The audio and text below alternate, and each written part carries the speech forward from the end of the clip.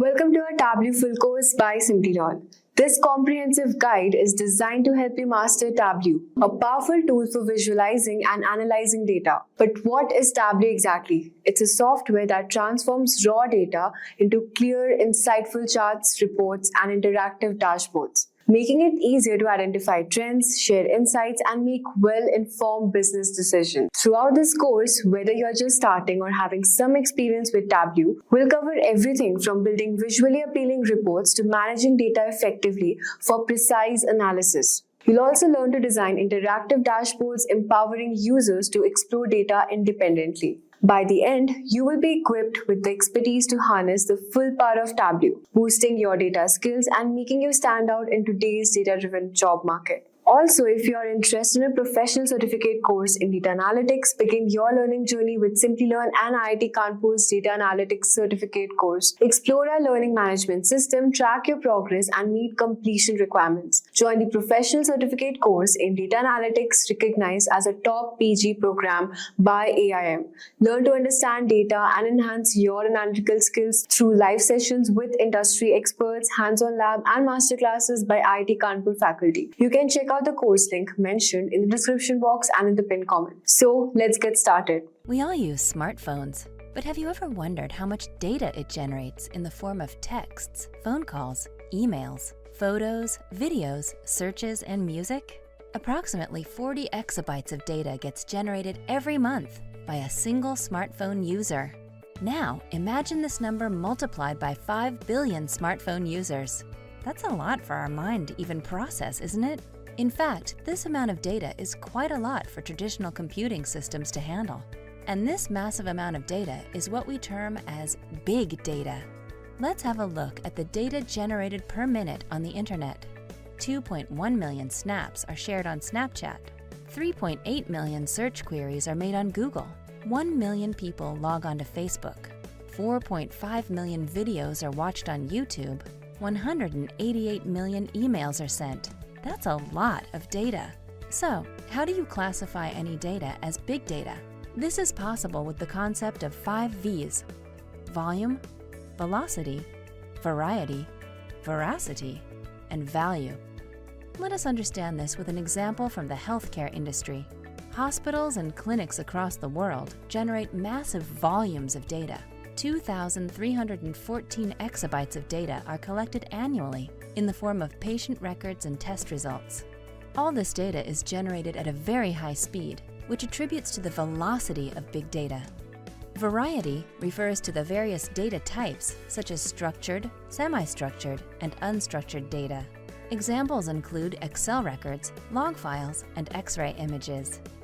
Accuracy and trustworthiness of the generated data is termed as veracity. Analyzing all this data will benefit the medical sector by enabling faster disease detection, better treatment, and reduced cost. This is known as the value of big data. But how do we store and process this big data? To do this job, we have various frameworks such as Cassandra, Hadoop, and Spark. Let us take Hadoop as an example and see how Hadoop stores and processes big data.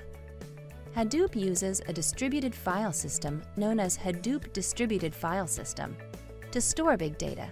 If you have a huge file, your file will be broken down into smaller chunks and stored in various machines. Not only that, when you break the file, you also make copies of it, which goes into different nodes. This way, you store your big data in a distributed way and make sure that even if one machine fails, your data is safe on another. MapReduce technique is used to process big data. A lengthy task A is broken into smaller tasks, B, C, and D. Now, instead of one machine, 3 machines take up each task and complete it in a parallel fashion and assemble the results at the end. Thanks to this, the processing becomes easy and fast. This is known as parallel processing. Now that we have stored and processed our big data, we can analyze this data for numerous applications. In games like Halo 3 and Call of Duty, designers analyze user data to understand at which stage most of the users pause, restart, or quit playing. This insight can help them rework on the storyline of the game and improve the user experience. which in turn reduces the customer churn rate. Similarly, big data also helped with disaster management during Hurricane Sandy in 2012. It was used to gain a better understanding of the storm's effect on the east coast of the U.S., and necessary measures were taken. It could predict the hurricane's landfall 5 days in advance, which wasn't possible earlier. These are some of the clear indications of how valuable big data can be once it is accurately processed and analyzed. This is Ben. Ben started a store that sells automobile parts like brakes, exhausts, tires, lubricants, and car interiors. He made a good start with his business and achieved profits. However, as days passed by, along with his growing business, he faced some business challenges. He received orders from a variety of customers with different needs and requirements. For example, the northern states had higher demand for performance parts than others, and the eastern states demanded farm truck parts and lubricants more. And apart from this, a few products weren't performing well in the market and remained unsold. So what is Tableau? So before we understand what exactly is Tableau, let us imagine a simple situation. Imagine that you are an office worker and you get some loads of data, maybe like millions of rows or billions of rows, and you are supposed to extract the insights of that particular data. So what do? You basically load that data into a database and try to write the SQL commands and then try to extract the insights of that particular data. So this kind of approach is basically time consuming and you get exhausted. Now, what if you had a tool which could write all the SQL commands for you in the background and all you had to do is just to drag and drop the data? Sounds interesting, right? So Tableau is just the same. All you have to do is just drag and drop the data and it will automatically write all the SQL commands you ever wanted to write on that particular data, and it will give you live data interactions and advices for the future. Now with this, let us understand the definition of Tableau. So basically Tableau is a business and analytical software tool developed in America. Tableau helps people to understand, visualize, and make data-driven decisions in real time with extreme agility and accuracy. Now with this, let us continue with the next topic, which will be about the various versions of Tableau. So at first, we have the Tableau Desktop. So Tableau Desktop is a data visualization application to facilitate you to examine virtually any kind of structured data and generate highly interactive, beautiful graphs, dashboards, and reports within minutes. Once a quick installation, you can tie to virtually any data source from spreadsheets to data warehouses and display information in several graphic perspectives. Designed to be easy to utilize, you'll be working more rapidly than ever before. Next, we have the Tableau Server. It is a business intelligence application that offers browser-based analytics anyone can utilize. It is a rapid-fire alternative to the slow pace of traditional business intelligence software. It is an online solution meant for sharing, distributing, and collaborating on content created in Tableau. What makes Tableau different? It is proposed to everyone. There is no scripting required, so everyone can grow to be an analytics expert. You can grow your deployment as you require it. Train online for free, find answers in minutes and not in months. That's the speciality of Tableau. Now followed by the Tableau Server, we have Tableau Online. So Tableau Online is a business intelligence application that offers browser-based analytics anyone can utilize. As discussed before, it is a rapid-fire alternative to slow-paced traditional business intelligence software. So Tableau Online is a secure cloud-based solution for sharing and collaborating on Tableau views and dashboards. Next up, we have the Tableau Public. So now I want to give you guys a serious heads up if you're a beginner in Tableau. Tableau Public is like an open source. Whatever the data you choose to work on using Tableau Public, it goes to public. So kind of like Tableau Public is not preferable if you want to work on your company's sensitive and confidential data. Tableau Public is a free software to facilitate anyone to get connected to a spreadsheet or a file and create interactive data visualizations for the web. It is delivered as a service that permits the user to be up to and running overnight. With Tableau Public, users can construct amazing interactive visuals and publish them quickly without the help of programmers or IT. It is designed for organizations to facilitate their websites with interactive data visualizations. There are higher limits on the size of data you can work with, and among other features, you can keep your underlying data hidden. And lastly, we have Tableau Reader. Tableau Reader is a free desktop application that you can use to open and interact with data visualizations built in Tableau Desktop. With Tableau Reader, you can filter, drill down, and discover humongous loads of data. Now moving ahead, we have the features of Tableau. So these are the few important features that you might want to consider. Those are the first one, robust security. Tableau takes special care of data and user security. It has a foolproof security-based authentication and permission systems for data connections and users access. Tableau also gives you the freedom to integrate with other security protocols such as Active Directory, Kerberos, etc. An important point to note here is that the Tableau practices low-level filtering, which helps in keeping the data secure. Followed by that, we have the collaboration and sharing feature. Tableau provides convenient options to collaborate with other users and instantly share data in the form of visualizations, sheets, dashboards, etc. in real time. It allows you to securely share data from various data sources such as on-premise, on-cloud, hybrid, etc. Instant and easy collaboration and data sharing helps in getting quick reviews or feedback on data, leading to a better overall analysis of it. Another extremely useful feature of Tableau is the use of time series and forecasting. Easy creation of trend lines and forecasting is possible due to Tableau's powerful backend and dynamic frontend. You can easily get data predictions such as a forecast or a trend line by simply selecting some options and drag and drop operations using your concerned fields. Next up, we have live and in-memory data. Tableau ensures connectivity with both live data sources and data extraction from external sources as in-memory data. This gives the user the flexibility to use the data from more than one type of data source without any restrictions. You can use data directly from data source by establishing live data connections, or keep that data in memory by extracting data from a data source as per their requirement. Tableau provides additional features to support data connectivity such as an automatic extract refreshes, notifying the user upon live connection fail, etc.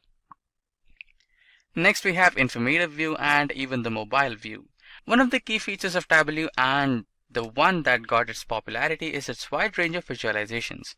In Tableau, you can make visualizations such as bar chart, pie chart, Gantt chart, bullet chart, motion chart, tree map, box plot, and many more. Like you name it, Tableau got it. You can select and create any kind of visualizations easily by selecting the visualization type from the Show Me tab. Apart from that, it is capable to represent data in mobile view as well. Tableau acknowledges the importance of mobile phones in today's world and provides the mobile versions of Tableau app. The next and the last feature is that being capable of accessing data from various kinds of data sources. Tableau offers a wide range of data source options where you can get connected and fetch data from data sources ranging from on-premise files, spreadsheets, relational databases, non-relational databases, online cloud data warehouses, and many more. So followed by the features, now we'll discuss about the advantages of Tableau. So following are the advantages of using Tableau. First one, it has remarkable visualization capabilities. Of course, the unparalleled capabilities of visualizing information is on top of the list of Tableau's software benefits. Followed by that, we have the ease of use. The tool's intuitive manner of creating graphics and a user-friendly interface allows non-developers to utilize the basic app's functionalities to the fullest. Users arrange raw data into catchy diagrams in a drag-and-drop way, which facilitates information analyzing and eliminates the need for the help of IT department and pattern building. Next, high performance. Apart from its high visualization functionality, users rates its overall performance as robust and reliable. The tool also operates fast on big data, which makes it powerful performance on an important point on the list of the advantages of Tableau. And next is the mobile friendliness. One of our best advantages out of the Tableau benefits is its efficient mobile application, which is available for both iOS and Android. It adds mobility to Tableau users and allows them to keep statistics at their fingertips, as well as supports their functionality that desktop and online versions have. And finally, we have the thriving community and forum. Tableau has a rich community. The number of Tableau fans who invest their expertise and skills in the community is increasing rapidly. Business users can beef up their knowledge on data processing and reporting and get many useful insights in this community. Also, forum visitors are ready to help settle any user issues and also share their experience. Next up, we have the disadvantages of Tableau. The first major disadvantage is the high cost. The Tableau is not the most expensive visualization software, especially compared to such business intelligence giants such as Oracle's and IBM solutions. All the same, the license is quite costly for small and medium companies, which makes it one of the considerable Tableau's disadvantages. Next is the inflexible pricing. Tableau's sales team is not flexible enough to provide case-by-case approach for their customers, ignoring the fact that each company has its own unique requirements for visualization tool package. The Tableau sales model requires clients to purchase and extend license from the start. As a result, a lot of companies that use Tableau arrive at the conclusion that they don't need all their licensed features. They would prefer to buying a set of requirements and scale them if necessary. Followed by that, the next disadvantage is poor after-sales support. On multiple message boards, users complain that Tableau software lacks proper after-sales maintenance. If customer has software performance problem, the support team does not settle the matter by investigating the problem's root and eliminating it. Next, we have the poor BI capability or the poor business intelligence capability. As previously mentioned, the tool provides best-in-class information visual interpretation. However, it lacks the functionality required for a fully fledged business intelligence tool such as large-scale reporting, the building of data tables, and statistic layouts. And lastly, the poor versioning. Only the recent Tableau versions support revision history, while for the older ones, software rolling back is impossible. Now, with the advantages and disadvantages discussed, let's move into the top companies hiring. The companies which are desperately looking for Tableau experts are Accenture, EY, PepsiCo, Deloitte, Wells Fargo, Capgemini, and many more. Now let's discuss the humongous and handsome salaries offered by these tech giants. So according to Glassdoor, the average salary of a Tableau expert in America is 82,000 grands, and for a beginner it is somewhere around $60,000 per annum, and at the highest rate it is $110,000 per annum. Similarly, the average salary of a Tableau expert in India is 5,06,000 per annum, and for a beginner it is somewhere around 3,60,000, and for a highly skilled, experienced Tableau expert, the salaries range from 8,75,000 per annum. So now you will be wondering, what does a data analyst do? So what does data analyst do? On huge dataset, data analysts gather, analyze, and run statistical studies to glean insights and spot trends. They use various methods and tools to transform complicated data into useful insights. They therefore provide insightful data that enables businesses to make informed decisions, and this is the answer of question what data analysts do. So moving forward, let's jump into roles and responsibilities of a data analyst. The roles and responsibilities of a data analyst often consist of the following. The first one is create and manage databases and data system, fixing coding mistakes and other data related problems as necessary.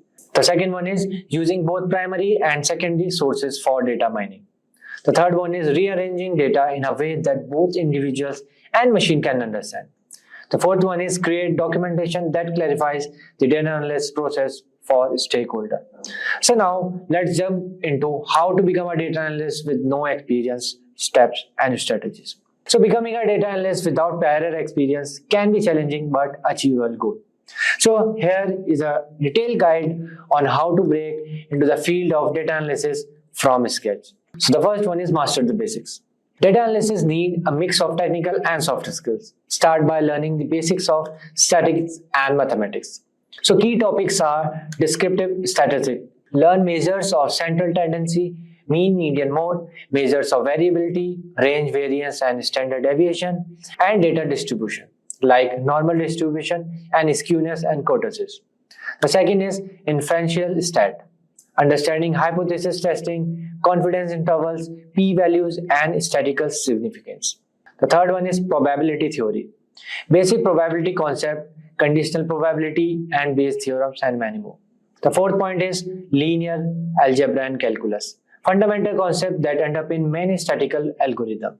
So you guys can learn these topics from our Simplilearn's YouTube channel, where each topic is explained in depth by our experts. The second point is programming languages and Python. In Python, learn the basic syntax, data types, and control structures like loops and condition. The second one is libraries for data analysis like NumPy, Pandas, and Matplotlib for data manipulation and visualization. The third one is library for statistical analysis like SciPy and stat models for performing statistical tests and modeling. And in R, like basic syntax like data types and structures. Data manipulation like dplyr, tidyr. The third point is statistical analysis, base R function, and package like ggplot2 for data visualization. So you guys can learn these topics from our Simplilearn's YouTube channel, where each topic is explained in depth by our expert. The third point is data visualization and reporting. So in this, we have first Tableau, creating and customizing various charts and types like bar charts, line graphs, scatter plots. The second is building interactive dashboards and stories. The third one is connecting to different data sources and data blending. The second one, we have Power BI, data modeling and creating relationship between data sets. The second point is designing reports with visuals, filters, and slicers. The third point is using DAX, data analysis expressions, for advanced calculation. In this category, third, we have Excel. So in this, you can learn advanced formulas like VLOOKUP, HLOOKUP, index, match, and arrays formulas. The second is pivot tables, summarizing, analyzing, and visualizing data.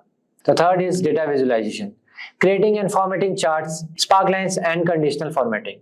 So you guys can learn these topics from our Simplilearn's YouTube channel, where each topic is explained in depth by our expert, or you can go through their official document websites.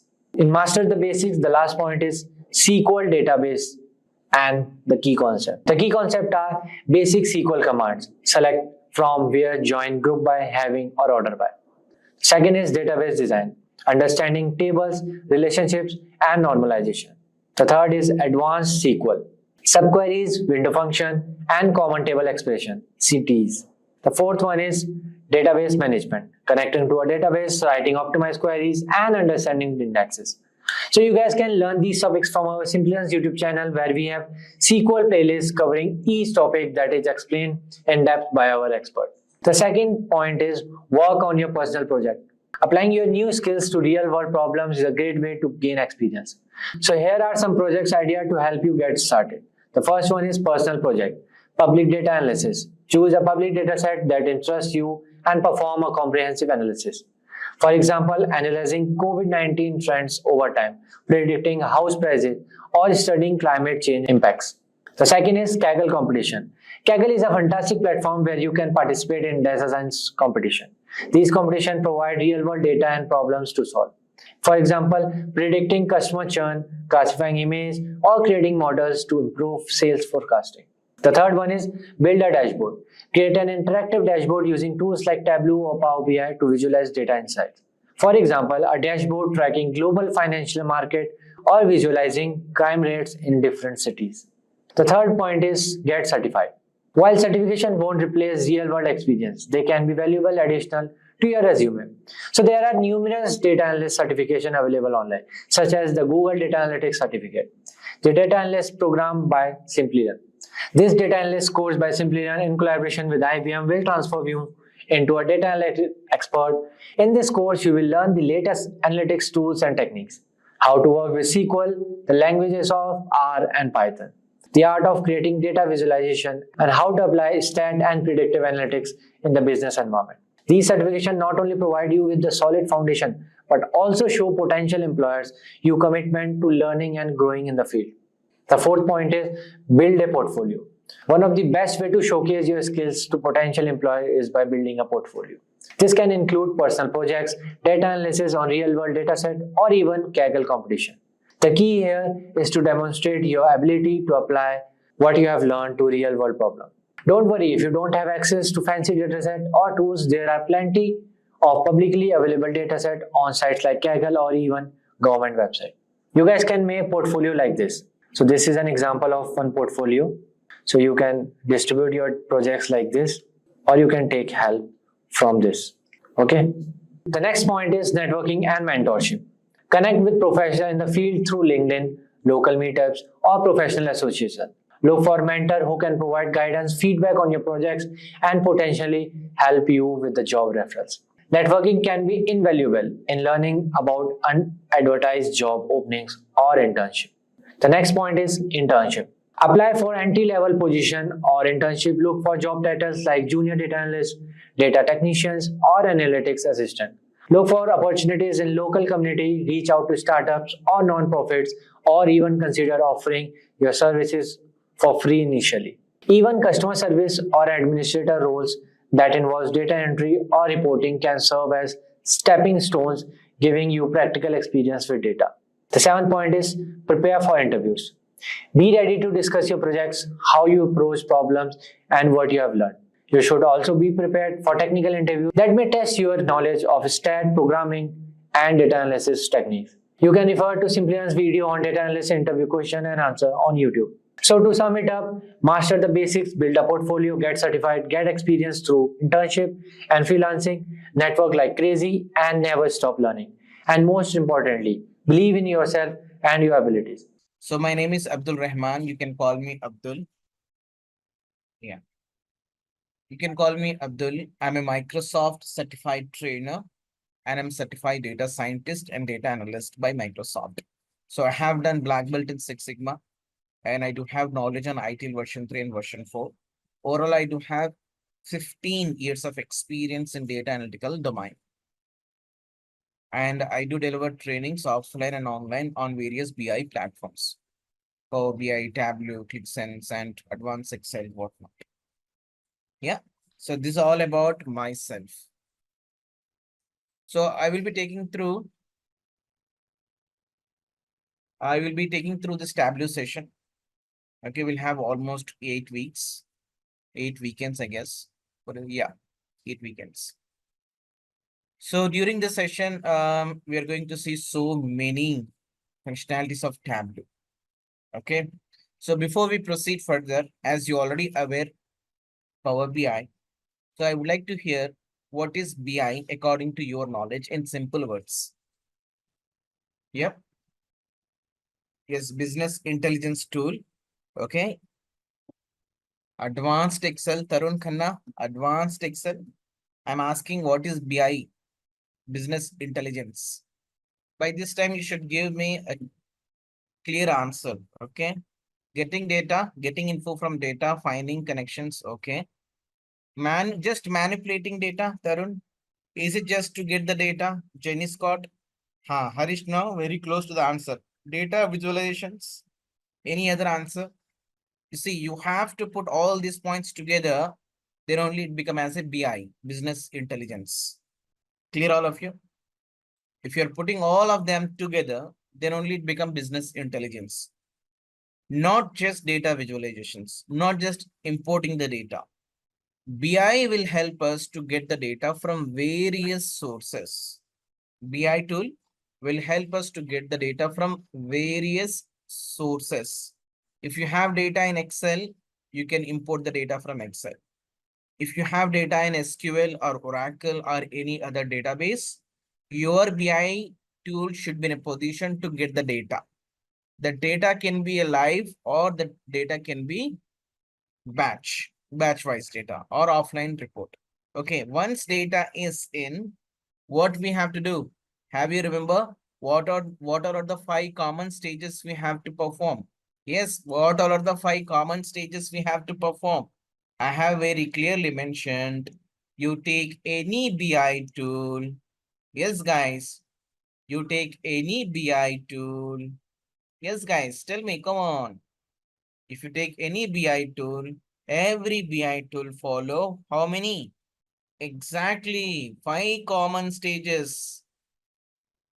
See, it is not mandatory to remember 5 common stages. Remember, it is not mandatory to remember 5 common stages, but it always good to know about them.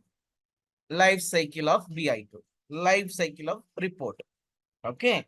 So first one is we have to collect the data, collection of the data. Right. Once we have data, We'll go for what? Hello, my dear friends. We'll go for transformation.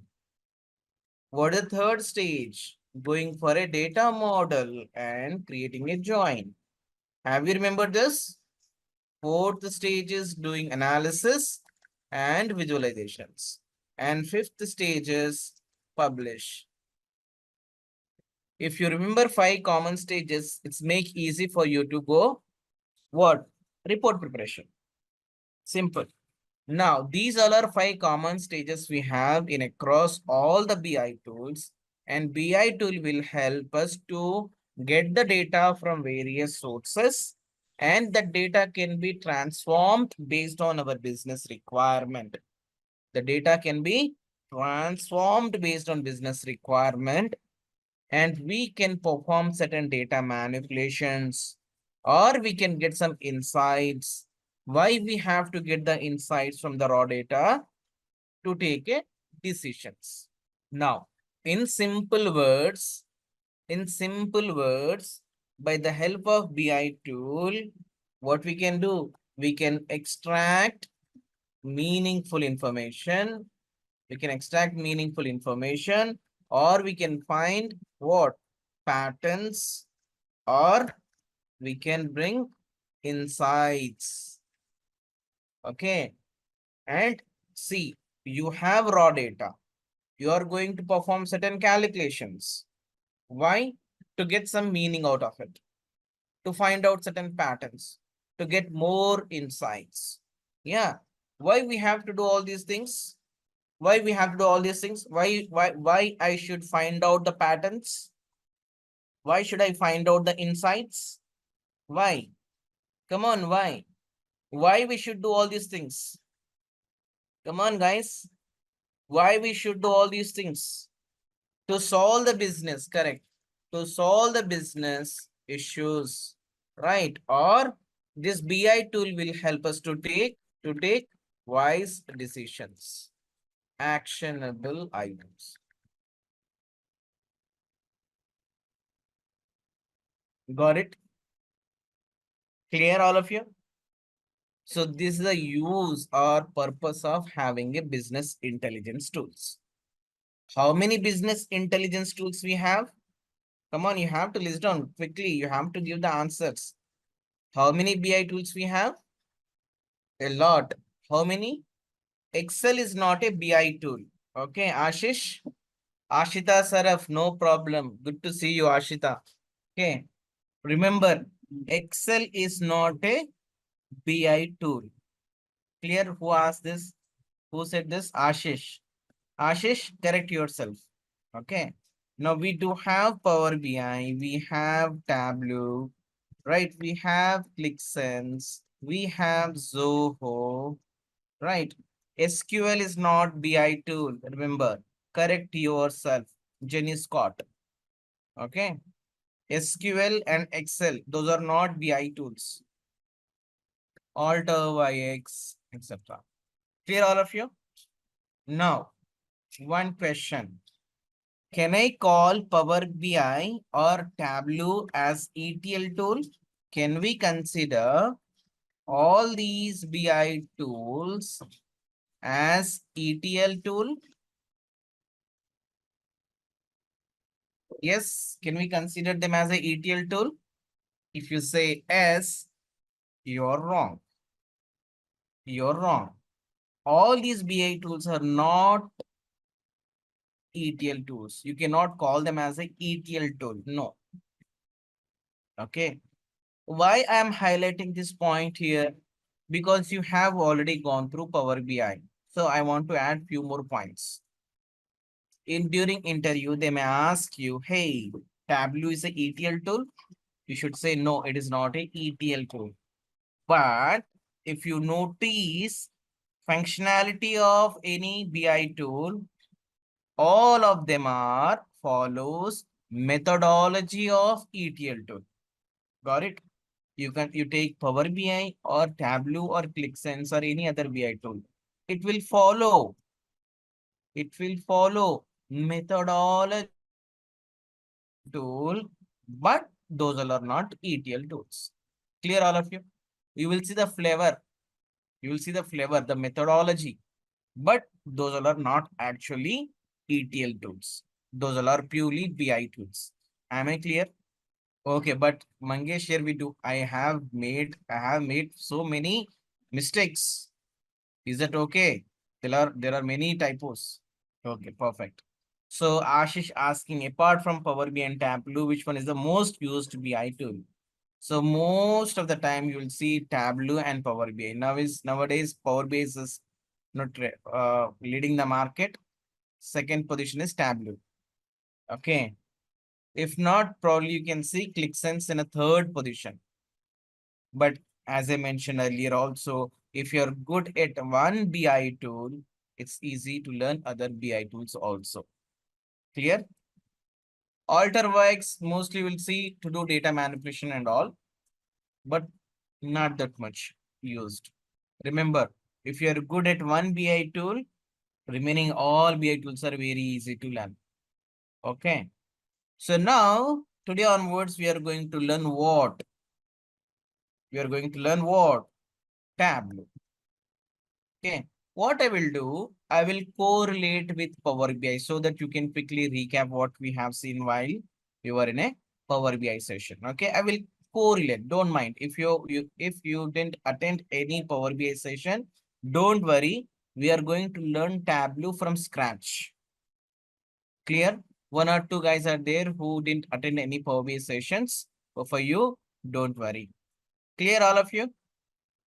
Okay, guys. Tableau is also one of the most famous and well-known BI tool. Okay. So in Tableau, we do have various products, different types of products we have in Tableau. What are those different products we have? Look at my screen. We do have something called Tableau Desktop. We have something called Tableau Desktop. What is the use of having Tableau Desktop? What is the use of having Tableau Desktop? In this Tableau Desktop, we are authorized to prepare a report. In simple words, to prepare a report, we'll use what? Tableau Desktop. Clear, all of you? To prepare a report, we'll use Tableau Desktop. This is like what? Power BI Desktop. This is like what? Power BI Desktop. Now, second point. Is Tableau Desktop free version? Answer is no.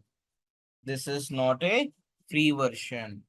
Not a free version. You have to buy. Power BI Desktop free version? Yes, it's a free version. Clear, all of you? But Tableau Desktop you'll get for 14 days as a trial version. 14 days as a trial version. Clear? Any questions here? You can make use of Tableau Desktop for only 14 days. You see, Tableau Desktop is used to prepare a report as Power BI Desktop. Okay. And it is not a free version. You have to pay. Okay, no, okay. You have to pay. Okay, no problem. But for 14 days, yes, you can use it. Okay, now wait a minute. Do we have any open sources for this Tableau? Answer is yes. What it is? We have something called Tableau Public. We have something called what? Tableau Public. What is the use of this? So this is also to prepare a report. This is also used for to prepare a report. Again, it's a free version. It's a free version. You see, something you are getting for money, something we have no paid version, and something you are getting for free. That means what? There must be some difference between these two. Correct? There must be few differences between these two. So you'll see Tableau Public with the limitations as it's a free. We'll have a Tableau Public, it's a free version, but we'll have few limitations. So what I will do, I will highlight those limitations also. And during our training, we are going to use Tableau Public only. Clear? But in real time, which one will use? In real time, we'll go for a Tableau desktop. We'll go for a Tableau desktop, but during training, we'll go for Tableau public. Clear all of you? Perfect. I have a question. Since Power BI, Tableau are programming to primarily make reports out of the given data, which is most preferred and why? Power BI is mostly used because it's a free version. Okay. It's a free version. Mostly nowadays, Power BI is being used. Beside the free version, last time I highlighted few points. Since Power BI is a Microsoft product, and we all are already using so many Microsoft products. Let's say operating system, Windows, yeah, and database, SQL, and you can see the email for sending emails. We'll use Outlook, and to have a chit chat with our colleagues, we'll use Teams. And when it comes to cloud, we'll have Azure, and we have a SharePoint from Microsoft, whatnot. So these many products we have been using. So when I use Power BI also, that will make us, yeah, to integrate without any challenges. Got it? Not more features, I would say. You'll not get any issues. You'll not see any compatibilities issues. And is easy to comparatively, it's very easy. If you compare Tableau and Power BI, Power BI is a bit easy because Power BI is an advanced version of Excel. But when it comes to Tableau, Tableau also very nice. We have very nice interface. Plus, when it comes to huge amount of data, Tableau is the best one. Okay, performance-wise, Tableau is the best one. And when it comes to map visuals, you have more scope to customize map visuals. And you have more scope to, customize dynamic visuals in Tableau. Got it? And Tableau is an older one. I would say the age of Tableau is around 15 years, almost 15 years. And Power BI is almost 7 years, 7 to 8 years. Got it? And which is oh, okay. Uma asking very good question. Using Power BI or Tableau, is this a personal choice or no, it's a organization choice, Uma. It's not our personal choice. But mostly both are almost same. Concept wise, same to same. You'll see different set terminologies. That's it. Interface is a bit different, but concept wise, all BI tools work in a similar way. Clear all of you? Any questions? And Tableau is very expensive. So we do have two different products here, Tableau Desktop and Tableau Public, correct? Now, we have something called what? Tableau Data Prep. So what is the use of having this Tableau Data Prep? Tableau Data Prep we have, right? This is used to perform what? Data cleaning activities. To perform data wrangling job. Got it, all of you? So anyone can correlate this with what in Power BI? Any correlation with Power BI? What do we have in Power BI to perform data cleaning jobs, data cleaning activity? Exactly. We have something called what? Power Query Editor, my dear friends. Okay, I'm just correlating. That's it. Okay, if you're not sure what is in Power BI, you don't need to worry. I'm just correlating. So we have something called Tableau Data Prep. Now, is it free version? No, this is also not a free version. It's a paid version. You'll get this for 14 days as a trial. Clear all of you? Do we have any free version here? As we have a Tableau public, answer is no. You don't have anything for free when it comes to data prep.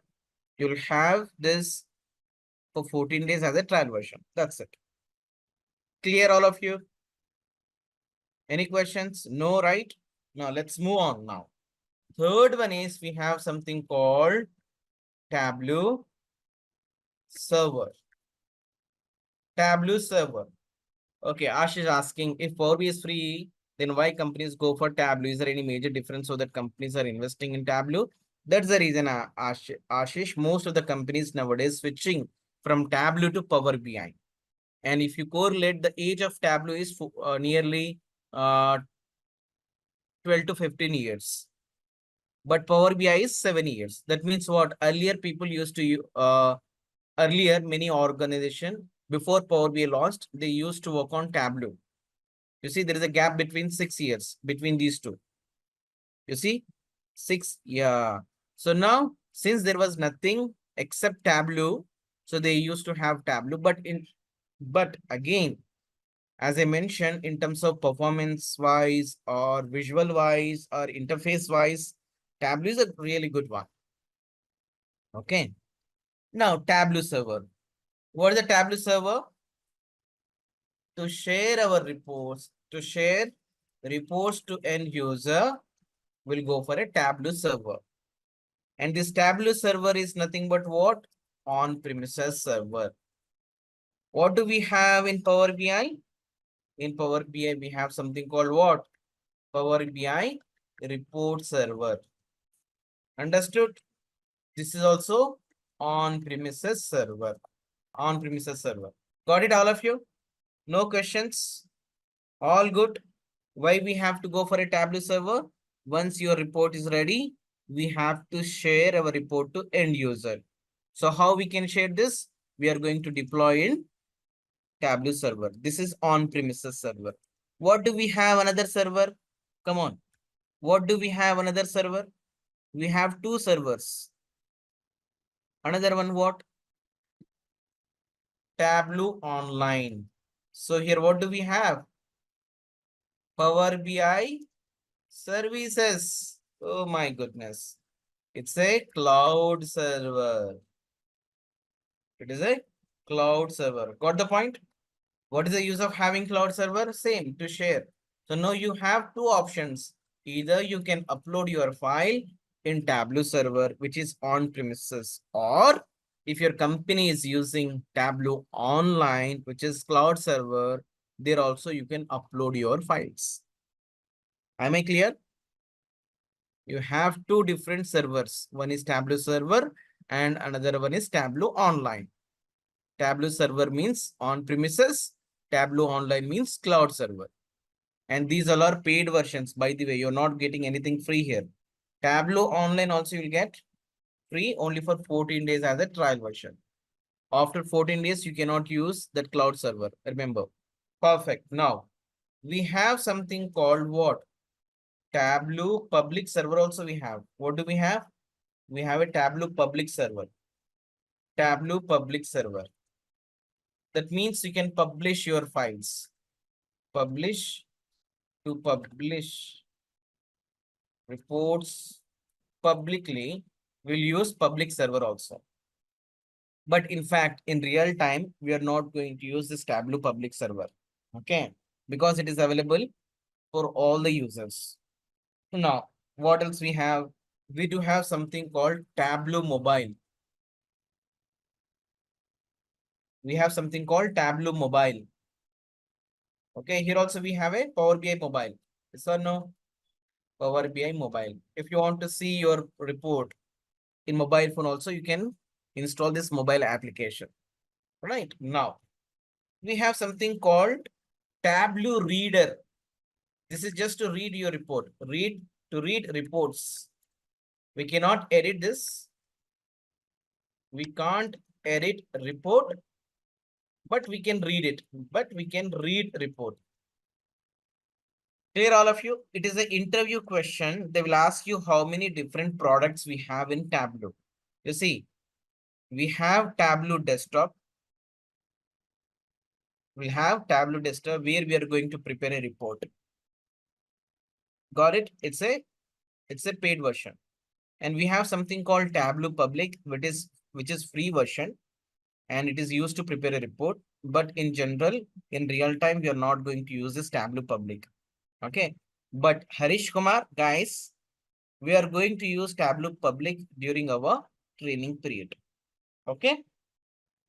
Now we have something called Tableau data prep. We'll use this Tableau data prep to perform the cleaning, data cleaning activity we can perform. and few data cleaning activity can be performed in Tableau desktop also.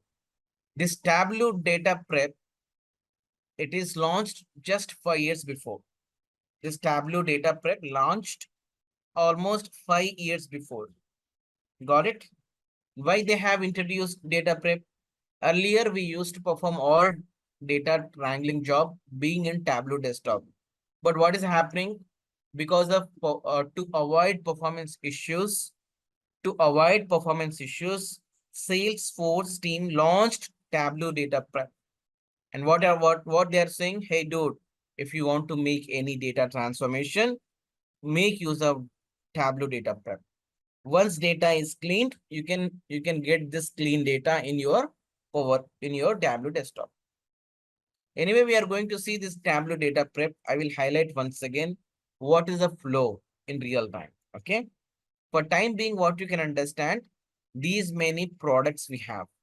We have something called Tableau server, which is on-premises server used to publish our files. And we have another server called Tableau Online. It is called cloud server. And this is also used to publish our files. And we have something called Tableau public server. And we have Tableau mobile phone. And finally, we have Tableau reader. Got it? Now, these many tools we have. Okay, let's see. We are going to use Tableau public. Okay. Okay, now, shall I go to next level? You see my screen. Tableau desktop is not a free version, but we are going to get 14 days trial version, right? So here, almost every quarter, Salesforce team will release new updates. They will release new versions. Okay, just look at my screen. We do have so many versions in Tableau. Yes, I have just given 3 Excel files in chat box. I request you all to download from chat box. Okay. So group and replace, pivot example, and sample superstore data set. Okay. Okay, just look at my screen for time being. So here we were talking about Tableau desktop, right? So this desktop is used to prepare a report. So here we do have many different versions. Okay, guys, there are many versions now. If you see here, I'm going to share this link very shortly. Just look at my screen. So these all are different types of versions. If I open this 2024, so here we do have 2 different versions. 2023 under this. So during interview, they will ask you definitely, what is the latest version of Tableau desktop?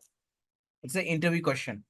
They will ask you, what is the latest version of Tableau? So before you go to interview, one day before, so you have to check what is the latest version. Clear? And they will ask you on what how they will put this question. Okay, what is the latest version you're working on?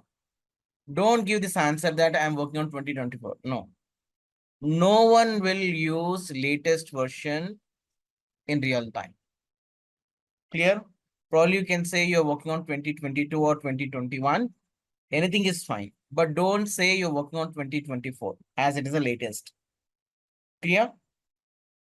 Now, you see, I said Tableau desktop you can use for 14 days as a trial version.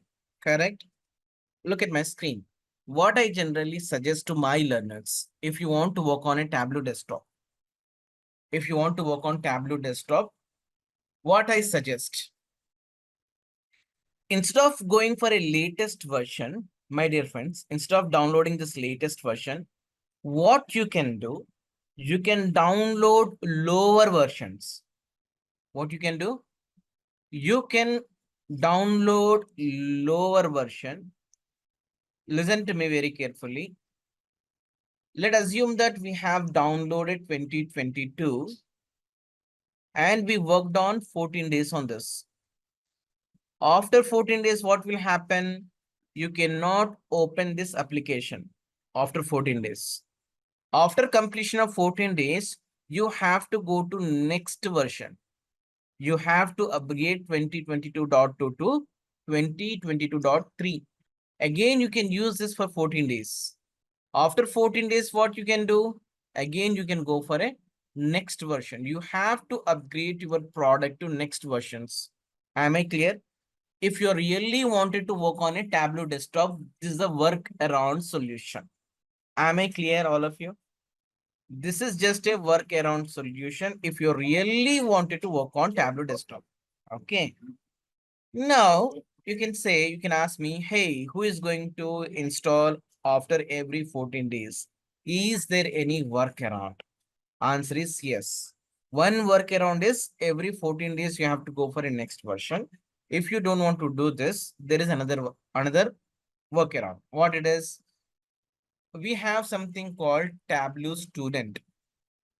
We have something called what? Tableau Student. So Tableau team is giving 1 year license. They are going to give you one product key. We would say license. Say license. You see, Tableau for students. In order to get license, you have to submit your student ID card. Okay, you say get Tableau for free. So here, we offer free 1 year Tableau license to students. What you need, you should have at least student ID card. And remember, student age must be greater than 16 years, 16 plus. Yeah. If you have your school email ID, college email ID, that is also fine. Within 4 hours, you are going to get a license. That license can be applied in Tableau desktop. You can use it for 1 year. Clear? Am I clear? You don't need to uninstall for every 14 days. Is it clear? Or you want me to repeat once again? This is another workaround solution. That license can be applied in 3 different laptops. Wow. I repeat, let's say you have applied for student license. You got one key. This key can be applied in 3 different laptops. Interesting? Yes. Now, plus, you can use this license not only on Tableau desktop, but also Tableau data prep. We have something called Tableau data prep, right? Same key can be used. Same key can be used in Tableau data prep also. Clear? Are you talking about email address? Email address also you don't have, right? You don't have such domain. tarun@simplilearn.com. No, you don't have it. It won't work. If you have something like this, let's say Leslie at oxforduniversity.com, oxford.com. Yes, for this, you will get it. Okay. Otherwise, let's say you have an ID card. Let's say this is your ID card. That ID card should have a validity. It should not be an expired state. That should be valid ID card. Okay. If you have siblings, you can take that ID card and you can upload it. No problem. You will receive license. Clear, Leslie? Is it clear, all of you? Any queries? No queries, right? So these all are work around solution to use Tableau desktop. If not, you can go for a Tableau public. That's it. Tableau public is sufficient. Yes. Tableau public is also a sufficient tool to do a practice. I will highlight few areas where you need Tableau desktop. Okay. Now, what we are trying to do now, we are about to download Tableau data prep. We'll install today Tableau data prep. We'll do certain data transformation. We'll get some hands on it. Later on, we'll install Tableau public. Okay. Now, how to install Tableau data prep? Okay. In order to download Tableau data prep, you see now, all of you download this Tableau data prep. It may ask you to enter it may ask you to sign in. So you have to sign in. Let's see first. All of you click on this. Perfect. Scroll it down. Scroll down. Don't go here and there. Just go to that URL. Yes. Guys, here we do have various versions. Okay. Just scroll up left hand side. You see, guys, product release. First one is a desktop. Second one is a prep. So I have already given prep link. Okay. Right hand side, these all are different versions what we have in this. So what we can do now, we are going to install Tableau Data Prep 2023.1 version. 2023.1. Yes, first one. Hold on, Mangesh, hold on. Slow, a bit slow. Guys, I request you all to go to 2023.1 section. So here, first one, 2023.1.3. This version you can download. Which version you have to go for? You see, you should not download latest version. What will happen if you download latest version? If you are downloading latest version, you cannot degrade your product. You have to wait for next version. Got it? Let's say after 14 days, you cannot use 2023.1.3 version. So after 14 days, you have to upgrade. Clear all of you? You can upgrade your product, but you cannot degrade your product. Now, here you can ask me one question. Sir, let's say today we worked on 2023 and I do have few files. Can I open these files in latest version? Answer is yes.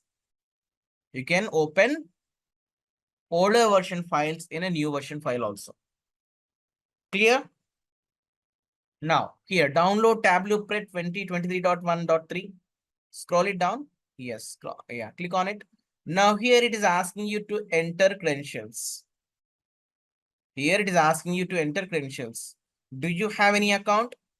No, we don't have any account as of now, right? So I request you all to create an account now. Anyway, we need this account to publish our files in Tableau Online.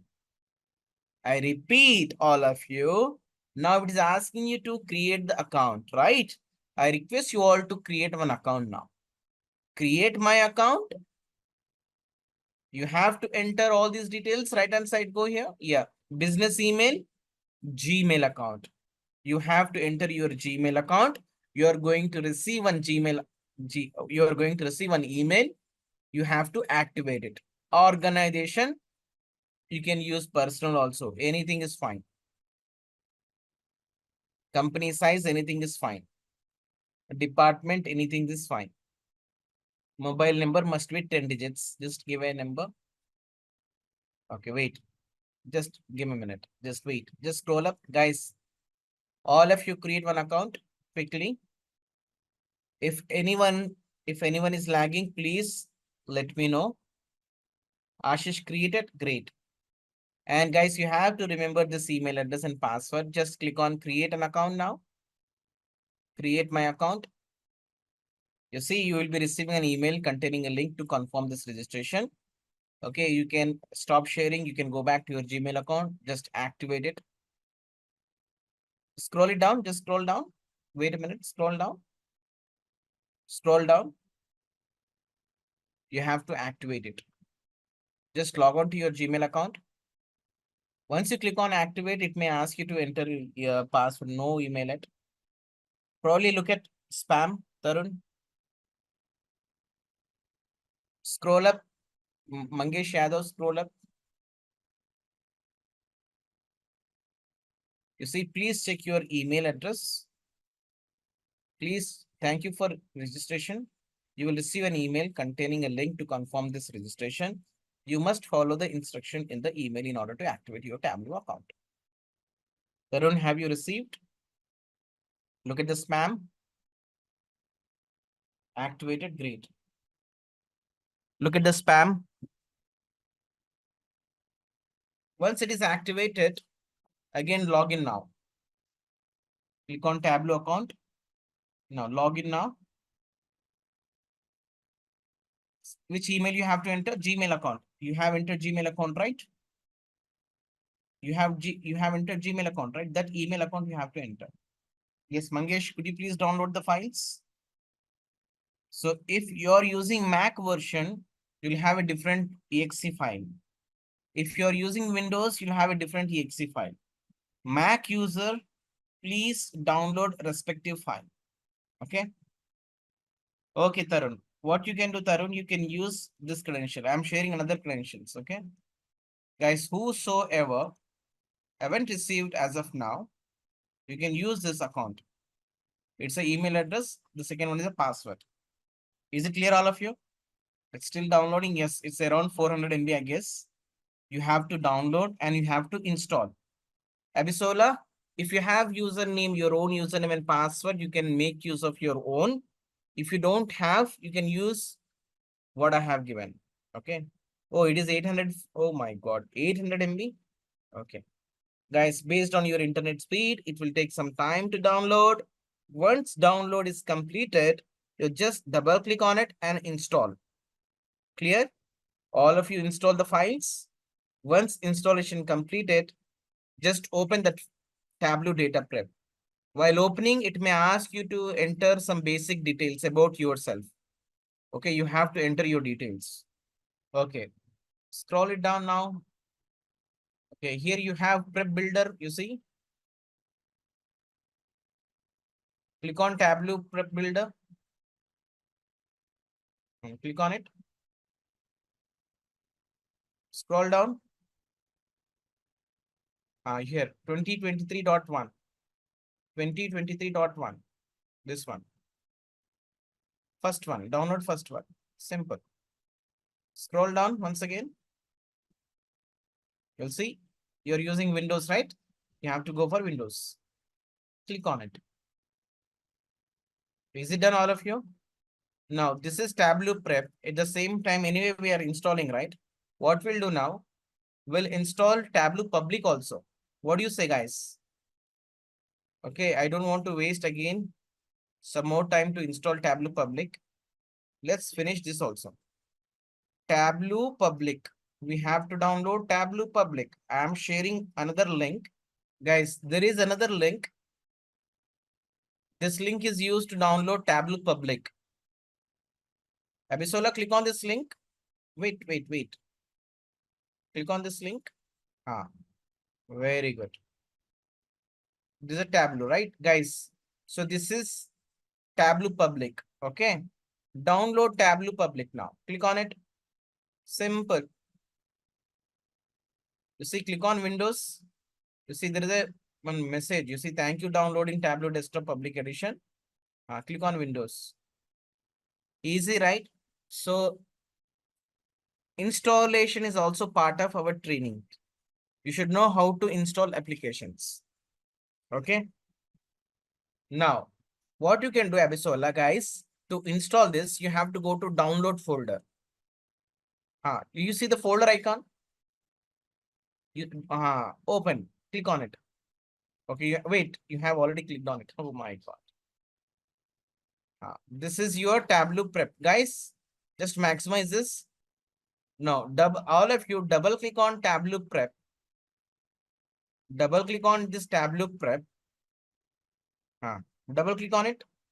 Wait. Now, do you all see this? Okay, Ashish, you see, it is not at all rocket science.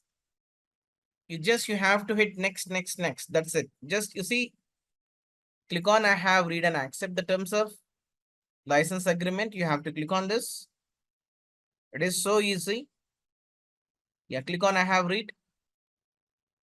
Abisola, click on this checkbox. All right. Now it's option don't send product usage data. It's your wish. Wait, no, let it be. All of you click on install. All of you click on install. That's it. Abisola, if you hit all tab, there is another window which is trying to download Tableau public desktop. Just close it. Okay, wait, let's finish this.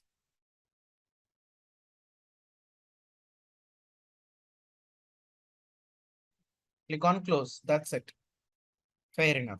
And there is another window also for Tableau public. Yes. Install this one also. Same way. I have read and install. That's it. Leslie, it's not required, guys. Don't restart your application. or your system. Okay. Don't restart your system. And actually, it's a good practice whenever you are installing any application, you have to go for a restart. But for time being, don't restart your PC. Okay. Now, close this. Abisola, close this. Very good. Stay here. Wait. Okay, no problem. We'll wait. All of you install Tableau Public and Tableau Data Prep. Okay. Install both. Very good. Mangesh will wait for you. Don't worry. Now, guys, whosoever installed Tableau Prep, I request you all to open that file. How you can open that file application? It's very easy. You see, there is a search box in Windows. Right, Abisola, left hand side, you have a search, Windows search. Left hand side. No. Windows search. Windows. On Windows bar, toolbar, status bar, you have a search button, right? On Windows toolbar, you have a search. Type window key, not on this, madam, not on a web page, not on a web page. On Windows. Type here Tableau. Just type Tableau here. Wait. You see, guys, if you search for Tableau through Windows search, you will see something like this. Which one we have to open? We have to open Tableau Prep Builder. Which one we have to open? Tableau Prep Builder. Got it? Now, Abisola, just open Tableau Prep Builder. Generally, we'll call it as a Tableau Prep. Okay. Click on it. Click on it. No. You see the arrow marks? Click on the arrow marks.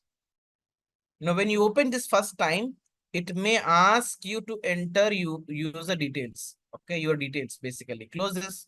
You have open Task Manager. You see now? Wait. First time, whenever you open this, it may ask you to enter your details. Basic details you have to enter. But I think anyway, we have downloaded by by our own credentials, right? It may not ask you, but if it is asking you to enter, please enter your basic details. Yes, Mangesh, you have to download Tableau Public separately. If you need a link, you see this is a link. All of you, look at screen now. Do we have any product key? We don't have any product key, right? You see, first one, start a trial version. Use Tableau Prep Builder for 14 days without any restrictions. So I request you all to go for a start a trial version. Same screen you're going to see when you open a Tableau desktop. Okay, if you're opening Tableau desktop also, you'll see the same screen. Yeah, click on start a trial version. You see now? Again, you have to enter your details. So this is only one-time activity. First time you have opened, right? Then you have to enter all these details, basic details, your first name, business email address, Gmail account. Yeah, you can stop sharing and you can start filling your details. Is it done, all of you? So this is a Tableau Public. You have opened Tableau Public. You have to open Tableau Data Prep. Okay.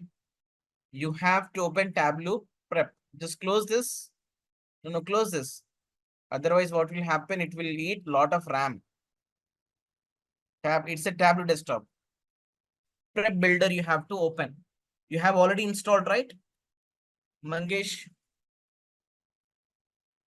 Okay. Wait. Scroll down. Wait. You see Tableau Prep. Yes. Click on Get Started.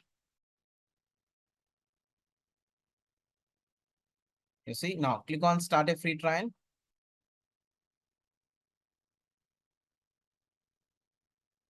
Click on Sign In. No. Sign in. Click on Sign In.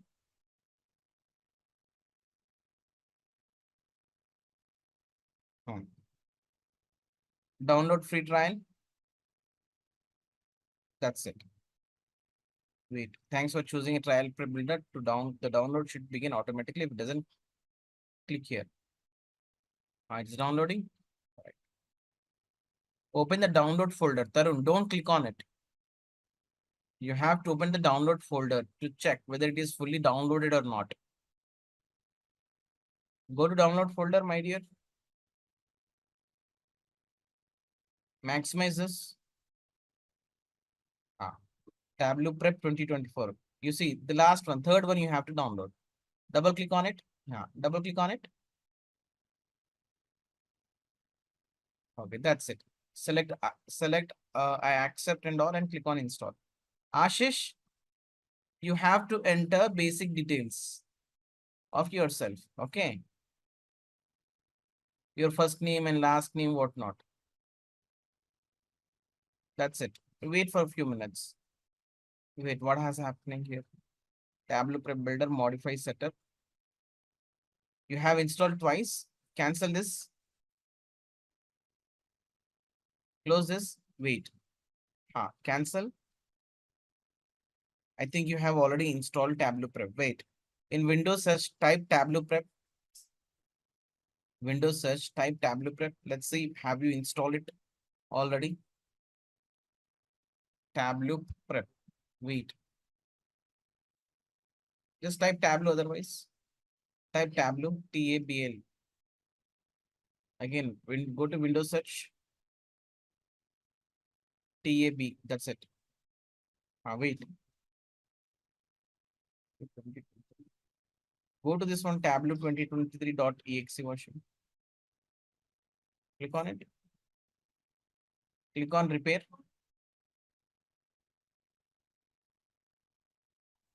All good, guys. So you have downloaded Tableau Public and you have downloaded Tableau Data Prep also, Prep Builder also. So you can do the Tableau Desktop also. You can download Tableau Desktop in the same way. Okay.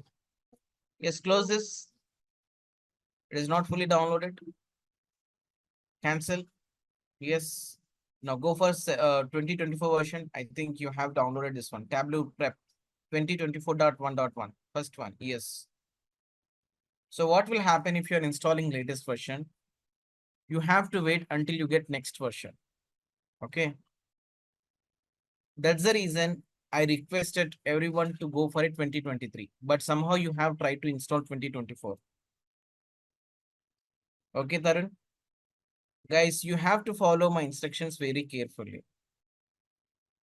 Okay. Tarun, is it installed? On toolbar, you have a Tableau icon. Okay, no problem. Ashish, you can close it. Wait, we don't rush here and there. You see? Setup. Successful. Close this. That's it. Now open Tableau Data Prep. Now go to search. Go to Windows search. Go to Windows search. Now type Tableau. So this is the easiest way to find out whether it is installed or not, or whether it is available in our system or not. Type Tableau. You see 2024. 2024. You have installed 2024. Yes, click on it.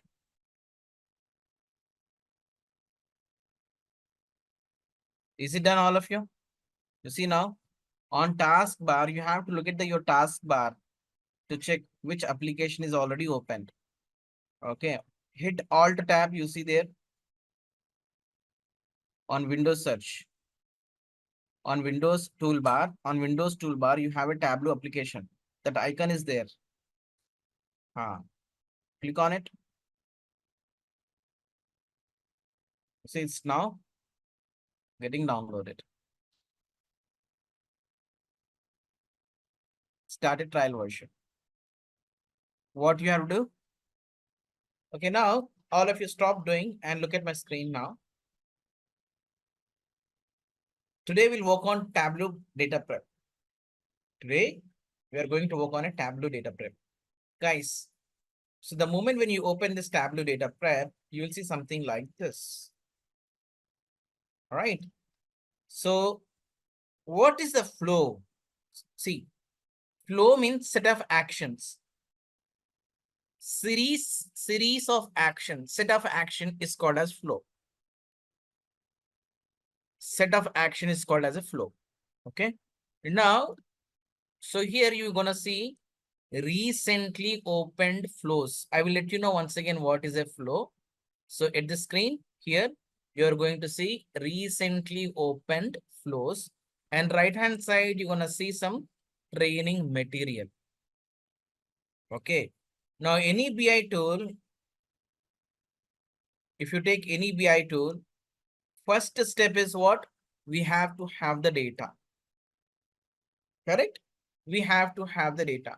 And Tableau prep is used to perform data wrangling job or data transformation job. Correct? Now we are going to perform few basic data transformation using Tableau prep so that you can understand beauty of prep builder. Okay. Before we proceed further, let me highlight one problem statement. Let me highlight problem statement so that you can understand how we can utilize Tableau data prep. Here, you see connect to data. You see this connect to data? You have to click on this connect to data and go to that folder where you placed Excel file. See, click on Microsoft Excel. Click on Microsoft Excel. Navigate to that folder. Navigate to that folder where you placed group and replace. What is the file name? Group and replace. This one. You have to take this Excel file. You have to take this Excel file and click on open. I'm holding my screen for your reference. Most of the time, what I will do, I will highlight with markers, correct? You have to follow my markers. Okay. Now, you see this Excel file. Yeah, in this Excel file, we do have one table, but the data contains so many errors. We have inconsistency data.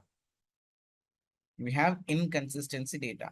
So we are trying to, we are trying to get rid of all those errors by using Tableau Prep Builder. It's still taking some time for me to load the data. Know why?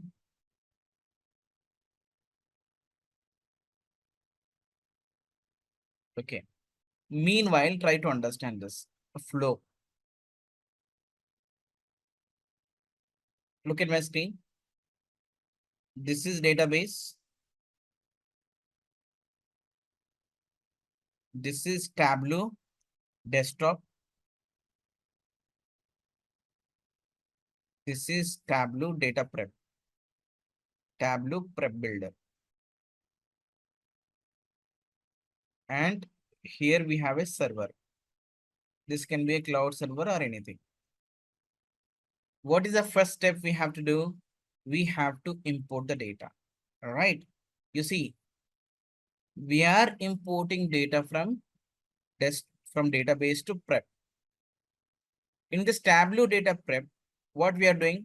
We are going to perform all data transformation. Right.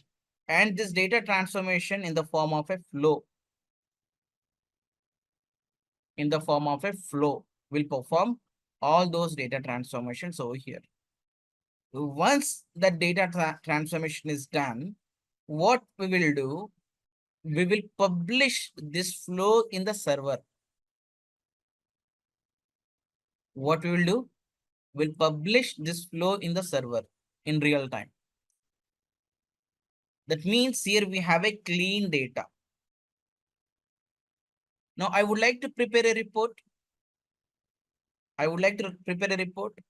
Now I do have two options to get the data. One is I can get the data from DB to Tableau desktop. But if I try to get the data from database to Tableau desktop, what I have to do here? I have to clean the data over here. This is one way. Instead of taking data from database, what I will do now, I will take this flow into my Tableau desktop because this is already cleaned. This is already clean. I'm going to perform or I'm going to prepare a report based on this clean data. Clear all of you? I have two options. One option is I can get the data from database. If I am taking data from database, I have to perform data transformation. Once again, being in Tableau desktop. This is one option. Otherwise, what we can do, we can take the data or we can take the flow from the server. This flow is nothing but a clean data. So where we clean this data? Being in Tableau prep. We'll get the data from database. We'll do data transformation. Once it is done, we'll publish in the server. From there, we are going to pick in Tableau desktop. Is it clear, all of you? The flow, what I highlighted, is it clear? You have to understand this flow. Okay. During interview, if someone is asking you to how to have, how Tableau data prep will work, you have to explain this flow. That's it. Okay. Now, let me erase all these things. Let me open this Excel file. You see this Excel file, my dear friends. You see this one. So here we do have something called, let's say, Airbnb listing. In this column, let me apply the filter on this table. See here, I just apply the filter on this. Data entry guy entered this data incorrectly. Yeah, you see, for bathroom, he entered bathrooms. Somewhere he just entered BATH. You see, for bedroom, it just typed bed somewhere, bed RM, bedrooms and bedroom. You see, data is now inconsistency here. Now, if you look at the second column, spelling mistake. Beautiful with single L, double L. Difficult spelling mistake. Pneumonia, whatnot. Oh my God. You see? Understood spelling mistakes? Now, naming format. What do you mean by naming format? Let's say my name is Abdul Rahman. First name, Abdul Rahman, something like this. What has happened in few record, my name is entered as Abdul Rahman. In few more records, my name is recorded or entered as Abdul Rahman. First name, last name, first name. Okay, Harish Kumar, just we started. In first column, we have typos here. And in second column also, we do have spelling mistakes. In third column, name formatting is mismatching. In fourth column, again, spelling mistake, typos. So at the end, we have inconsistency data. Agree, all of you? How to fine tune this data? If I want to do this in Excel, I have to do n number of find and replace. Agree? How easily we can perform fine tuning using Tableau data prep. There is a game here. Clear, all of you? Right? All good? Now, let's see now, all of you, let's go to Tableau Prep Builder. You see? Right, perfect. Now, my dear friends, you see, we have only one sheet in this file. Automatically, this one sheet is placed on the canvas. Automatically, this one sheet is placed on the canvas. So you see here, so if you look at this plus mark, here we have different options. If you see a bit difference, I think based on Mangesh Yadav, based on the versions. Okay, based on the version, probably you might have a different screen, but mostly you'll have the same thing. What we have done here, We just imported data from Excel. Abisola, clear? All of you see this Tableau Prep Builder? We have taken group and replace Excel file, and the sheet one already placed on this canvas. Clear, all of you? Now, if I click on this plus sign, you see, guys, so these many different actions we can perform. Just look at my screen. You can aggregate, almost we do have 7 to 8 actions to perform. New rows, if you want to do any aggregation, if you want to do any pivot and unpivot, if you want to join the tables, or if you want to write any script, whatnot, everything can be performed over here. Okay. Now, my dear friends, you see plus here, click on this plus, go for a first option, clean step. We are going to clean the data. What we are trying to do? We are trying to clean the data. Oh, do we have to follow step by step? No, you can do any action based on the requirement, right? You can, if you want to do directly pivot table, yes, you can do the pivot table. If you want to join the tables directly, you can join the tables. If you want to aggregate directly, you can go for aggregation. Got it? It is not compulsory. You have to execute step by step. No, it is not important. You can take any action, you can perform data transformation. So first option I'm going to take as a new clean step. All of you click on a clean step. All of you click on a clean step. Done? Perfect. Select this clean step.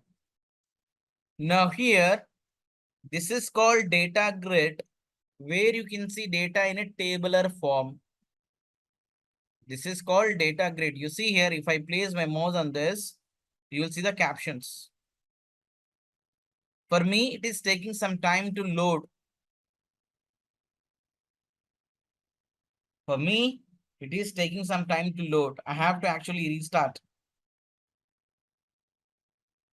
Remember, my dear friends, Tableau Desktop, Tableau Prep Builder.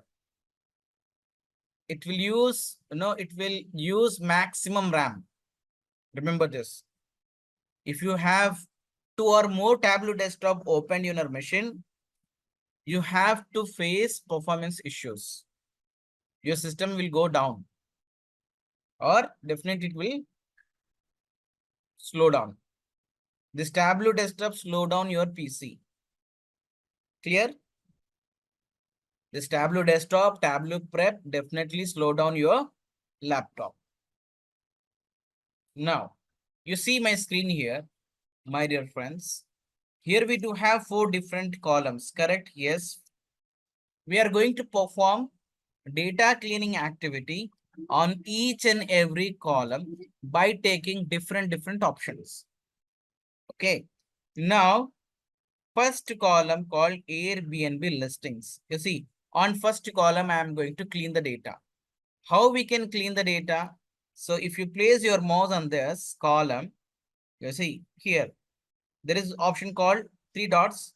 If you click on this, more options, click on more options. Yes. Group values. We have 4 different types of option to clean the data. Okay. Manual selection, through pronunciation, and through common characters and spellings. We are going to explore all these 4 options step by step. Okay, Abisola, just look at my screen. Guys, once again, look at my screen. How to get this option? First of all, you see, first of all, you have to click on this clean data. And you are going to see one divider, one partition over here. Okay. Abisola. So here we do have one column called Airbnb. Make sure to select this one. This one. Make sure to select this one. Data profiling. Yeah, this is a profile pane. The second one is data grid. So third one is list view.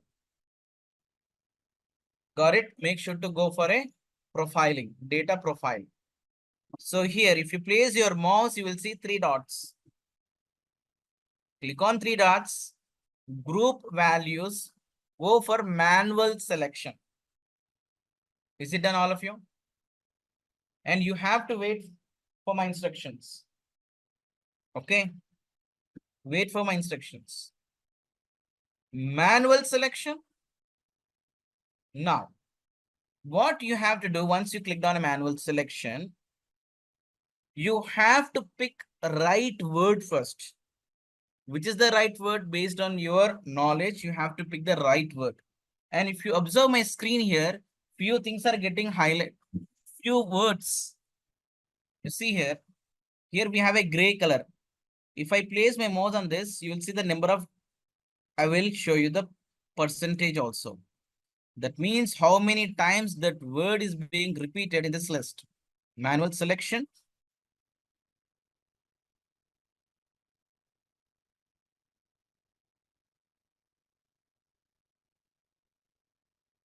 Just give me a second, guys. What's happening actually internally, few algorithms are running. You see here, my screen. If I over my mouse on this word called bathroom, right? So this word actually repeated 16 times, right? This bathrooms, you see, this word is actually repeated only once. Clear? So what we have to do actually, we have to pick right word. We have to pick the right word. How would I know? You see, if this word is repeated most of the time, so I assume this is the right word. So all of you click on this. Group values, manual selection. Manual selection. Select the first one, this one, bathroom, which is right word. Got it? You see now? So this is now become main word. Now what we have to do? We have to select relevant words. You see, BA. Look at my screen. I'm selecting this. So this BA will become as a bathroom. BATH. Select this one. Got it? Bathrooms. Select this one. Wait for a couple of seconds. Okay. TA. Is it clear, all of you? First, you have to select main word. Later on, you have to select relevant words. Actually, you're adding all these words. Okay, you're not getting this? You see here, three dots, Ashish and Abisola. Here, why? Okay. Share your screen, Abisola. Where you placed your mouse? Guys, all of you look at the screen now. It's taking some time to load. Wait. You see three dots there? Click on it. Group values. Don't you see group values? Don't you see manual selection? Actually, it is not yet fully loaded, due to which you got that error. Got it? It is not fully loaded, due to which you are getting that error. In fact, I am also having the same issue, right? You have to wait for some time. That's it. Okay. Now close this. You see clean one. Select the clean one and delete it. No problem, guys. It takes some time because in backend algorithms are running. Yes. You have to pick only relevant words. Once you pick relevant words, you have to click on done.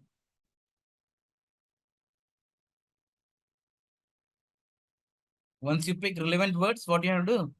You have to click on done. That's it. I am holding my screen. Values, manual selection. Yes, we have to select all relevant words. You don't need to restart, my dear friend. Don't restart anything, okay?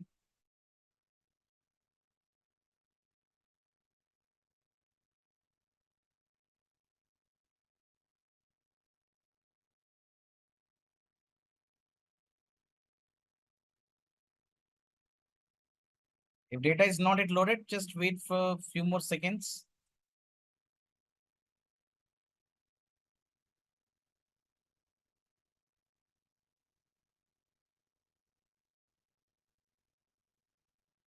Actually, it should not take this much time. Within a minute, we can see the data actually, okay?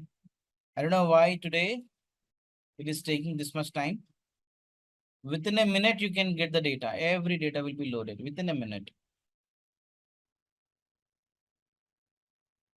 I think so because of the older version. No, in fact, I have worked on this 2023 also.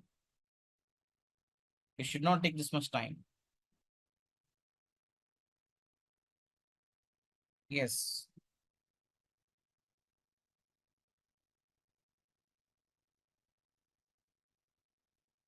Clean data.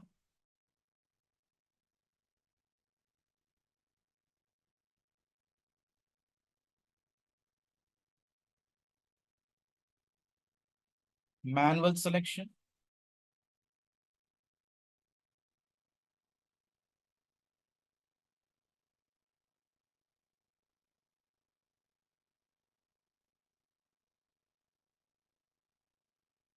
What about others? Okay. Oh, actually, it won't take such a long time. Shall we just close this application otherwise? Guys, quickly close this and just reopen the file. Don't save. Okay. I am also closing this file. All of you quickly reopen. Is it working, Harish? If you are installing any application, it is always good to restart. Yeah, the whole PC laptop should be restarted actually, but we didn't restart. Okay, we'll give it a try once again quickly. How to delete that action, that cleaning activity, what we performed. You have to select that and click on delete. Delete it once again. Delete, remove it, remove, remove it. That's it. Now give a try from scratch. Plus mark. Click on plus, click on clean step. Right. Now, first column, this is called data profiling. 3 dots we have, group values, manual selection. What we are trying to do now, we are trying to tune the data manually. So what we have to do over here, we have to pick the right word first. Click on right word. Click on it now. Wait. You see now right hand side, that bathroom is a main item. Under this, we are going to add relevant words. So first one, BA. I want to have BA as a bathroom, right? BATH. Click on it slowly.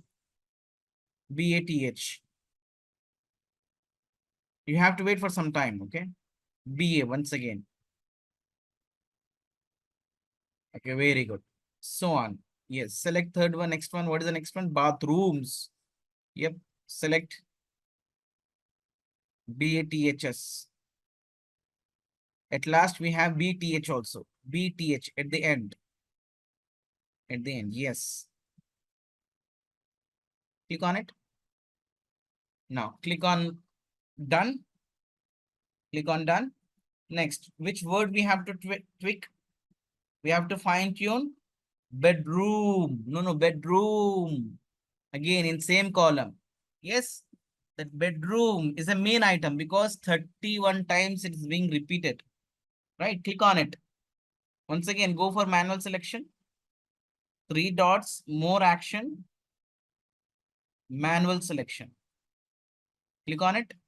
3 dots, group values, manual selection.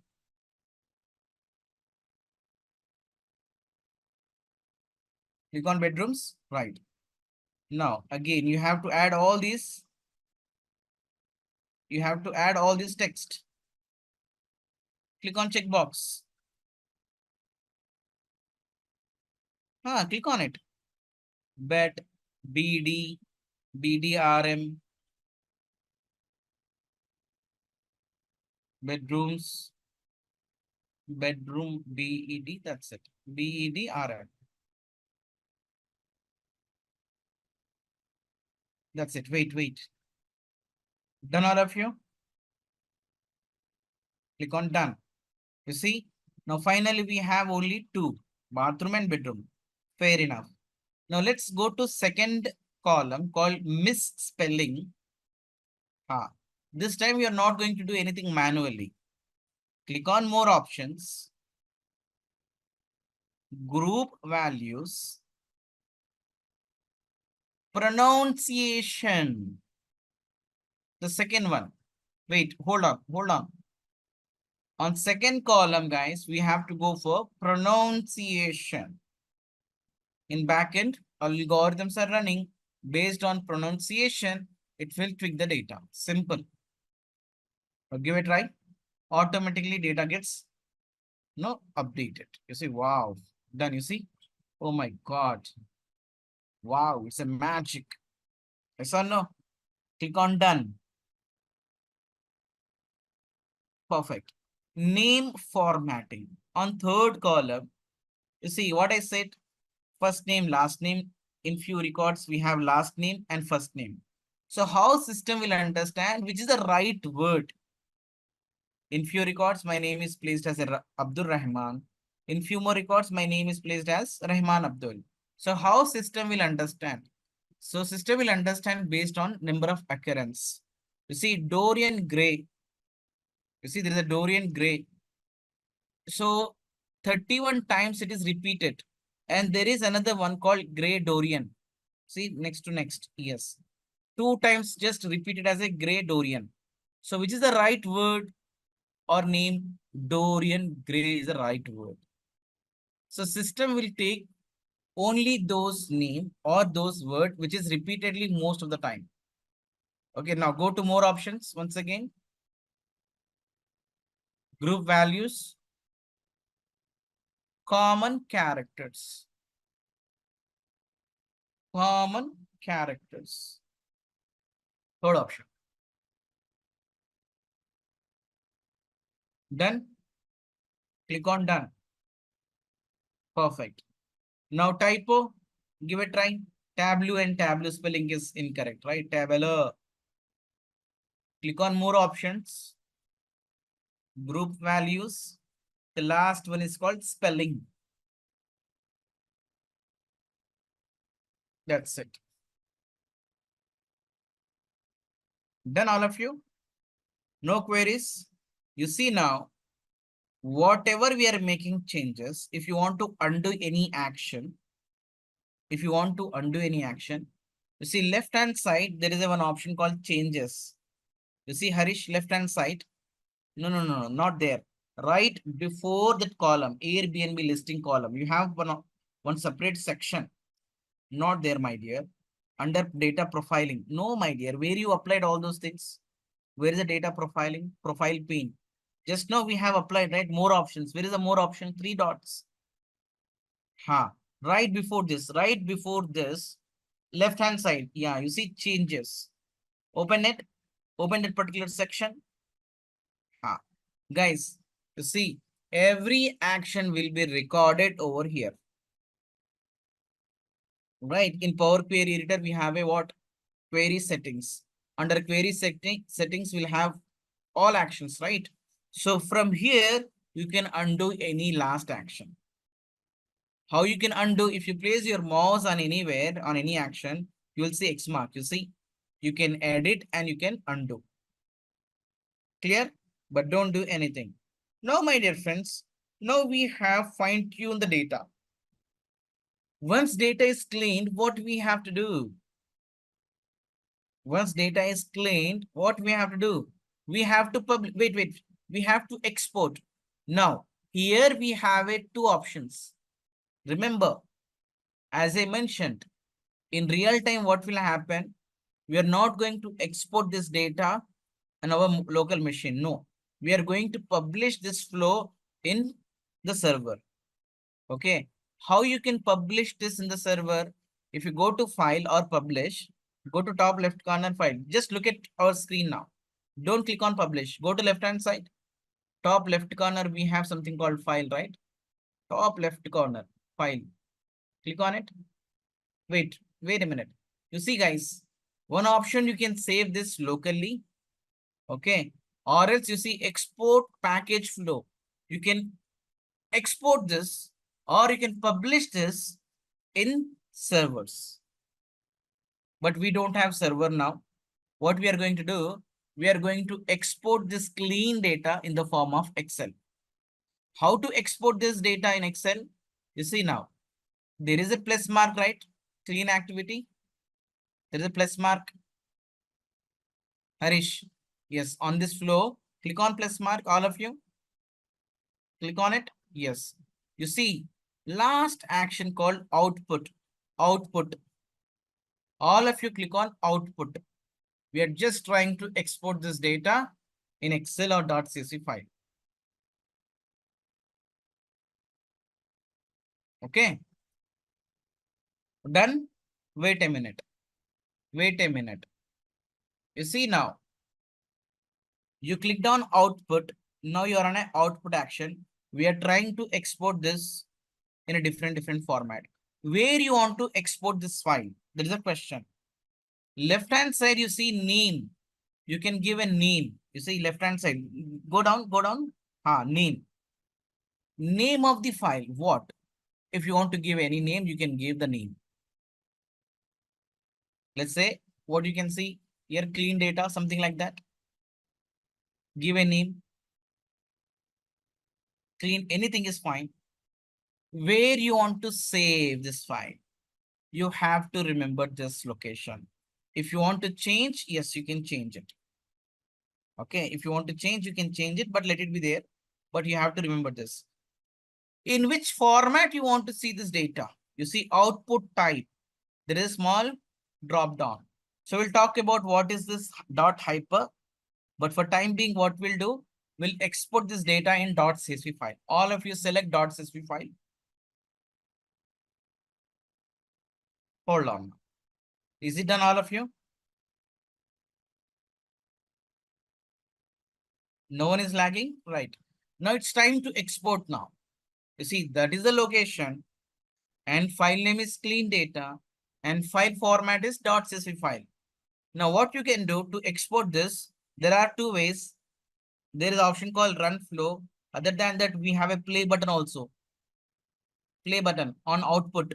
On output action, we have a play button. On canvas, flow canvas. You see, all of you click on this play button, run flow. That's it. All of you click on this. Done. So this fine-tuned data now exported in .csv file format. You see this series of action, this set of action is called what? Flow. Set of action is called what? It's a flow now. Now, if you don't mind, Harish, could you just open that file? Where it is saved? Under documents, my Tableau data prep. Under documents, my Tableau prep repository. There is a by default, I think prep, I guess. Over here, I don't think so. Go back. Go back. Yeah, Tableau prep repository. Okay. Here. So go back to that Tableau data prep. We'll see the location, exact location. Data sources. Under data sources, you have that file. Tableau prep repository. Under data sources, you have one folder called data sources. Tableau prep repository. No, my dear, under Tableau prep, yes. Under prep repository, here you have a data sources. You see now, clean data. Just open this. Just double click on this. Is it open? Yes, guys. You see, it's very easy, right? Just double click. Harish, you didn't double click, I guess.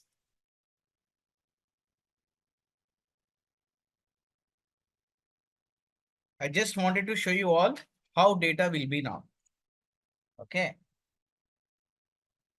You see how data is cleaned? It's very easy, right? Oh, wow. Good. Perfect. Thank you, Harish. Thank you for your demonstration. Great.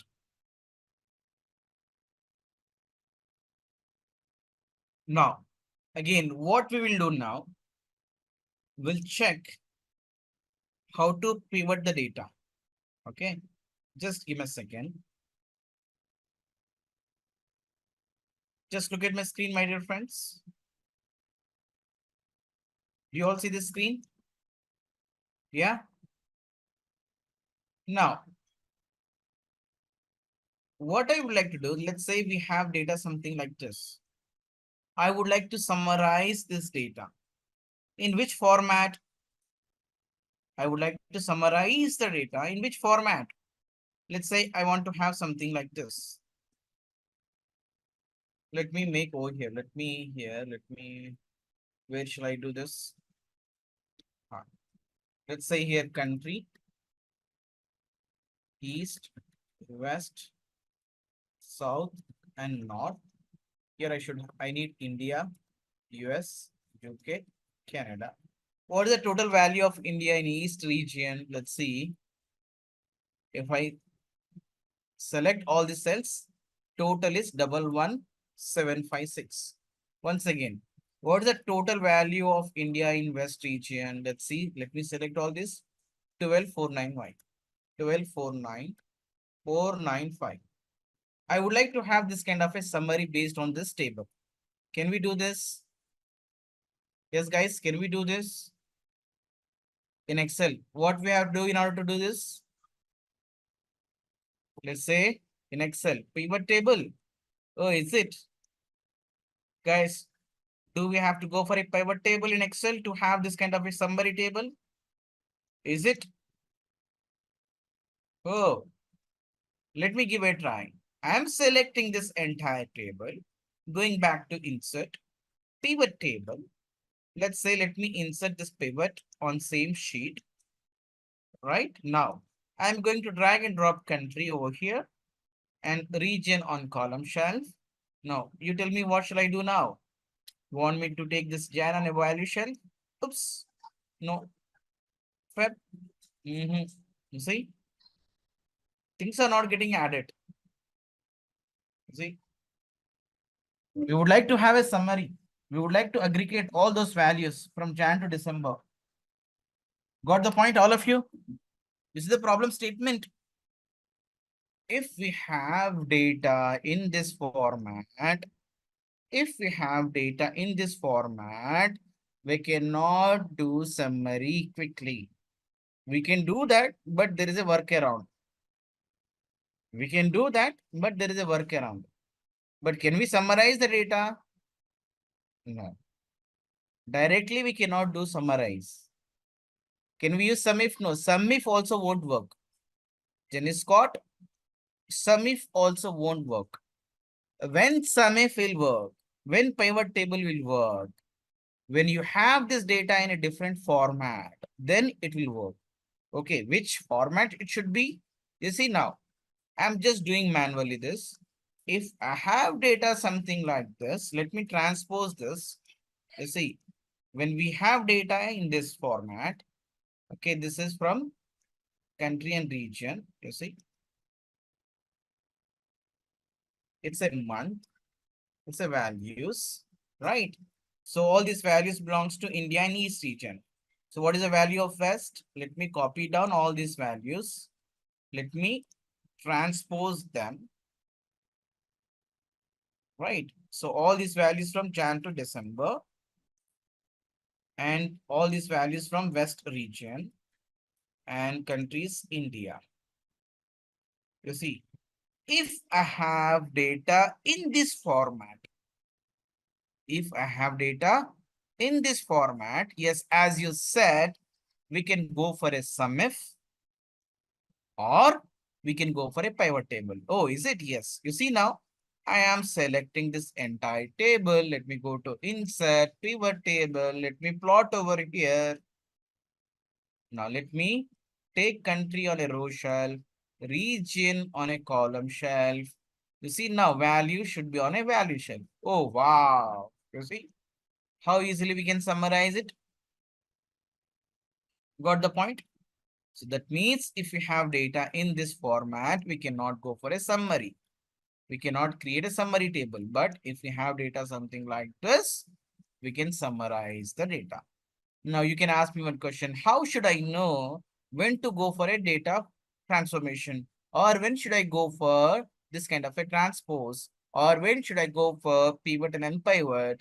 Answer is based on some experience or based on some, practice. You'll get to know how to or when to or where to go for pivot and unpivot the columns. Clear all of you? Is it clear all of you? Yeah, but if it is Excel, it really takes a lot of time to transpose all these things, right? If it is Excel, it takes a lot of time to convert them from column to rows. But you see, if you use Tableau data prep, you can do this very quickly. Oh, is it? Yes. So I request you all to load this pivot example file in Tableau prep. Now, question. Do we have to open a new Tableau prep? No, not required. You have already Tableau prep open, right? You have already opened Tableau prep, right? Again, go back to connect to data. See, go to connect to data. Pick Excel. Take the Excel. Go for pivot example and click on open.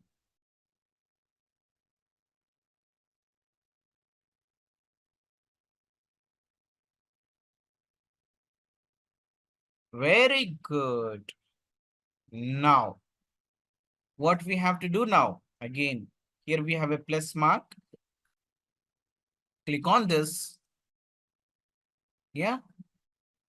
Go for a pivot.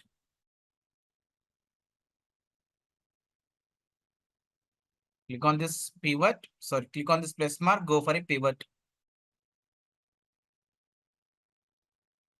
Done all of you?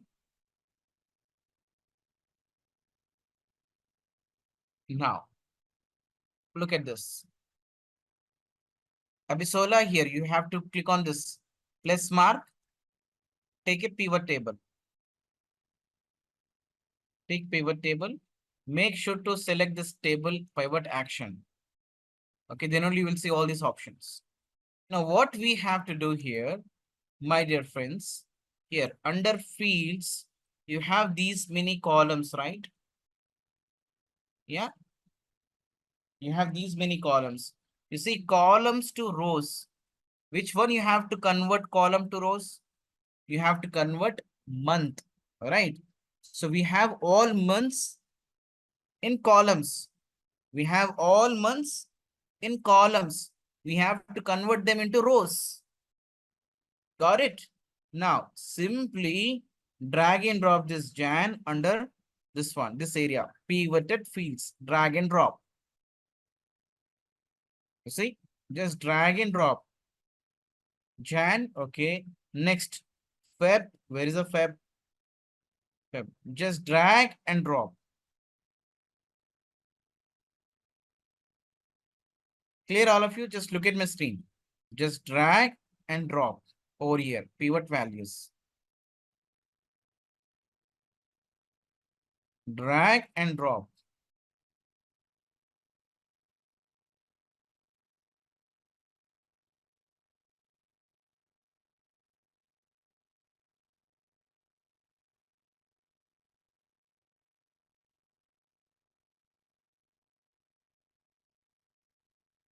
Is it done, all of you?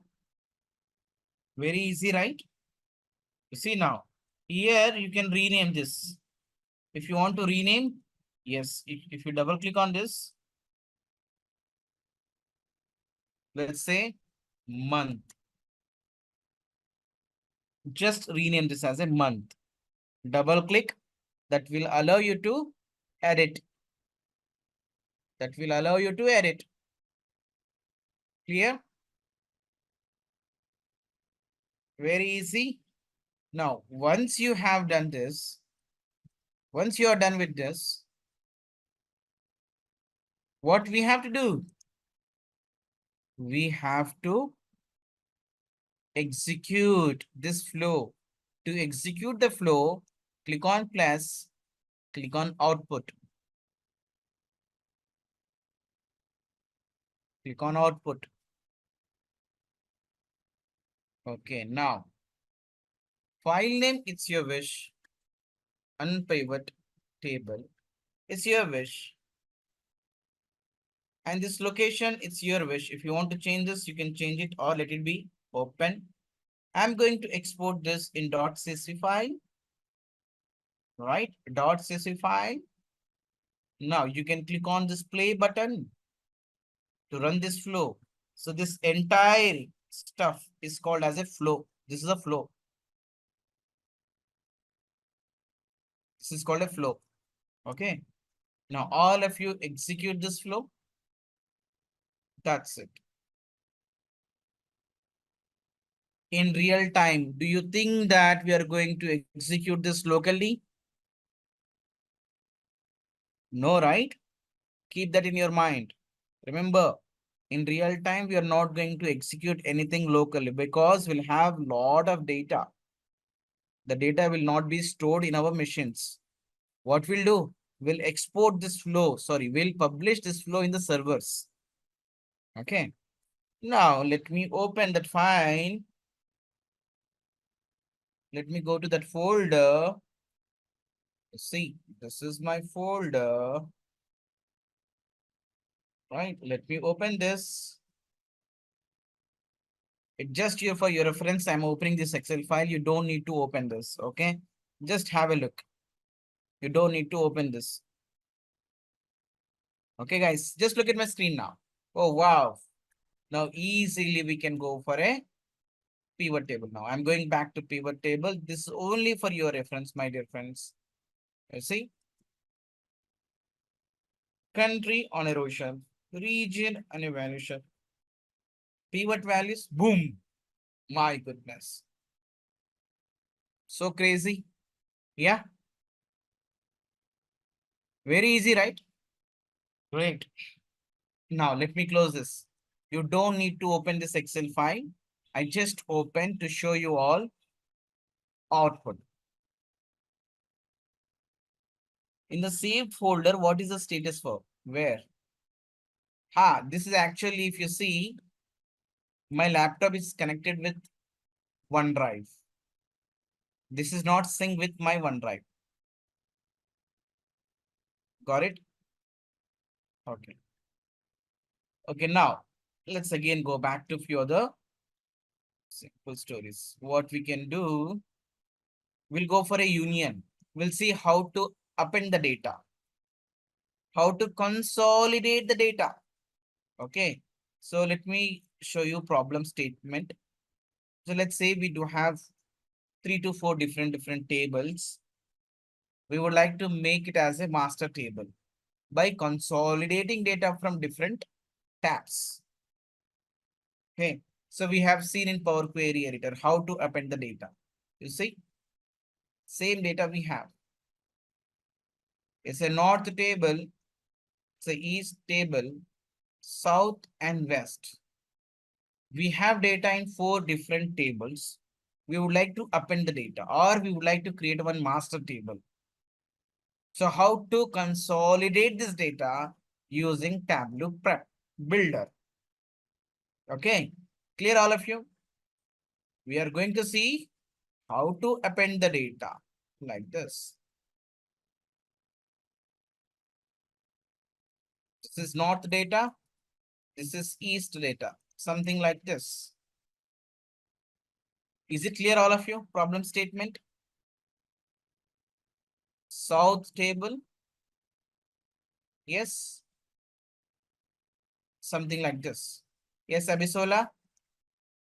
We are trying to consolidate data, something like this. West table. Consolidation. We are appending the data like this.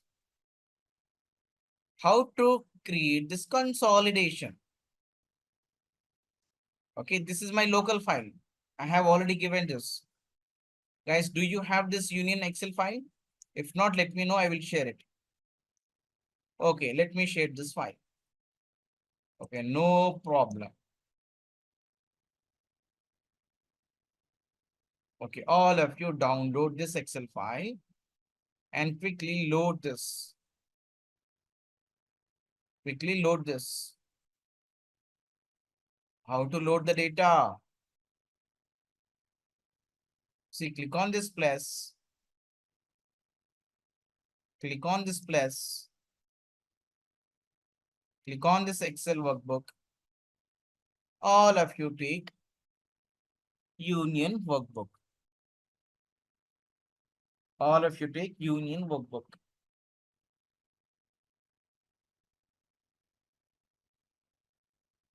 Click on Excel workbook. All of you take Union. Now this Excel workbook is contained, this Excel file contains 4 different tabs, 4 different sheets. So automatically you'll not see anything on the canvas. Earlier, when you imported pivot example or group and replace Excel file, automatically you might have seen or observed that particular sheet is already placed on flow canvas. Right? But this time, none of them are imported. You see, because we do have 4 different worksheet in this. This union file contains 4 different tabs, sheets. None of them imported on report canvas or flow canvas. Flow pane. What we have to do now? Manually, you have to drag and drop one table. That's your wish. Any table you can drag and drop manually. Drag and drop one table on the canvas. Done? Perfect. Now, so here we have a plus mark. Click on this. So this join, we can join the tables over here, but I'm parking this join here because we are going to see in Tableau desktop how we can join the tables in Tableau desktop. Okay. Now let's pick union. There are 2 ways to append the data. There are 2 ways to union the tables, but we'll go with this option. Click on union. Click on union. Now you have to drag and drop second table. You see, you have to move this close to this. You see here options. The moment when you place this second table close to east, you will see few options. Or if you place your table close to this union, again you will see few more options. Drop this over here, add like this. Abisola, you see my screen here. You'll have this flow pane. Right here, you have the table left hand side. First, drag and drop one table. You got an error message? Okay, wait a minute. Let me finish this. Guys, once again, take another table. Just move this to union and you have to drop over here. Can't I drop here? You can drop over here also. You can drop over here also. But to give you better clarity, better picture, it's better to add this new table under union like this. So you will see this good picture. You see, you will see a good picture here. That's it. No difference at all. You see, add. So how we can understand this?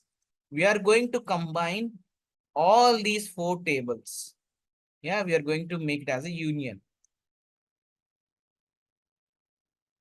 Clear? Now, once it is done, all of you generate. You have to do this a bit fast, okay? Okay, what you have done, you have taken join. Close it. Click on the join and delete. Click on it, delete, remove it. That's it. It's a union now. Now what you have to do, drag and drop that north. Left hand side here. Drag, wait, yeah. Please wait, madam. Where so rush? Delete it. Delete. Delete means you have to hit on remove. Delete. Yeah. On keyboard, you have a delete button, right? Delete is always easy, madam. Now drag and drop north. You have to place this north table close to union. And you'll see few options. You see, wait, why you're rushing? Why doing so fast? Slow. Just slow, politely, smoothly. You have to handle with care. Wait, you see add button. Don't drop it blindly. You see there is option called add. Drop it.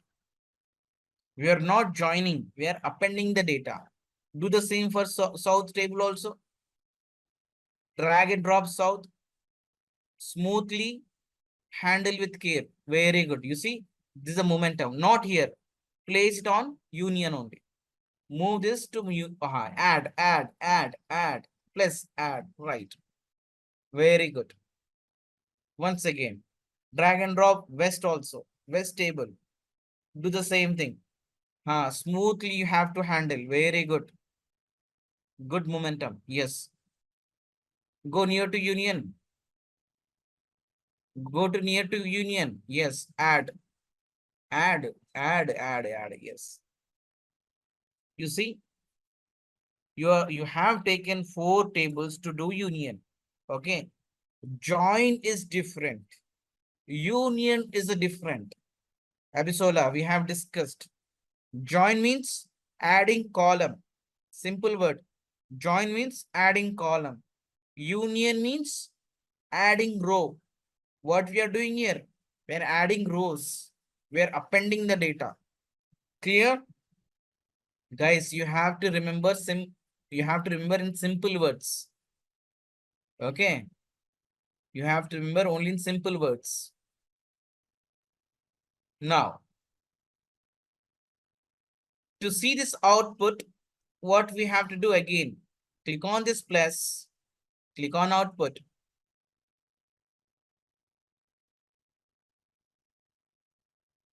Clear all of you?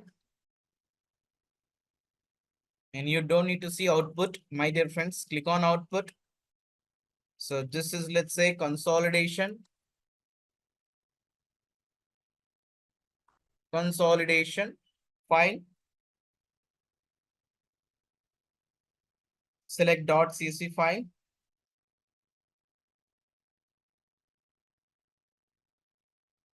Click on run flow. That's it. Okay. Perfect.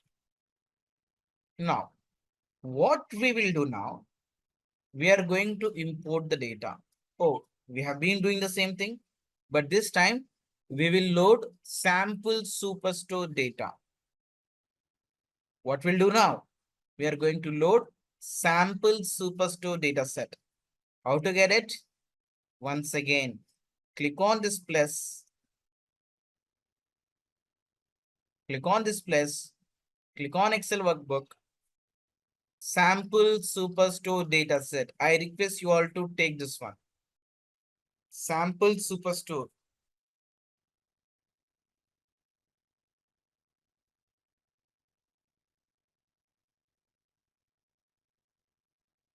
Is it done?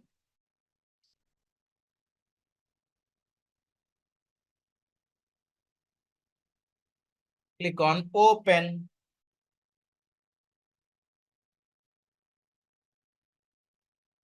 Click on open.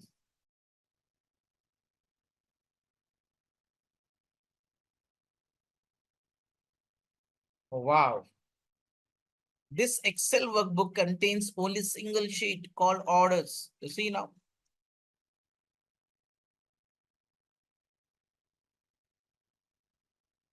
Got it? Now, what we'll do now, let's see now, take clean step first. Click on this plus, go for a clean step.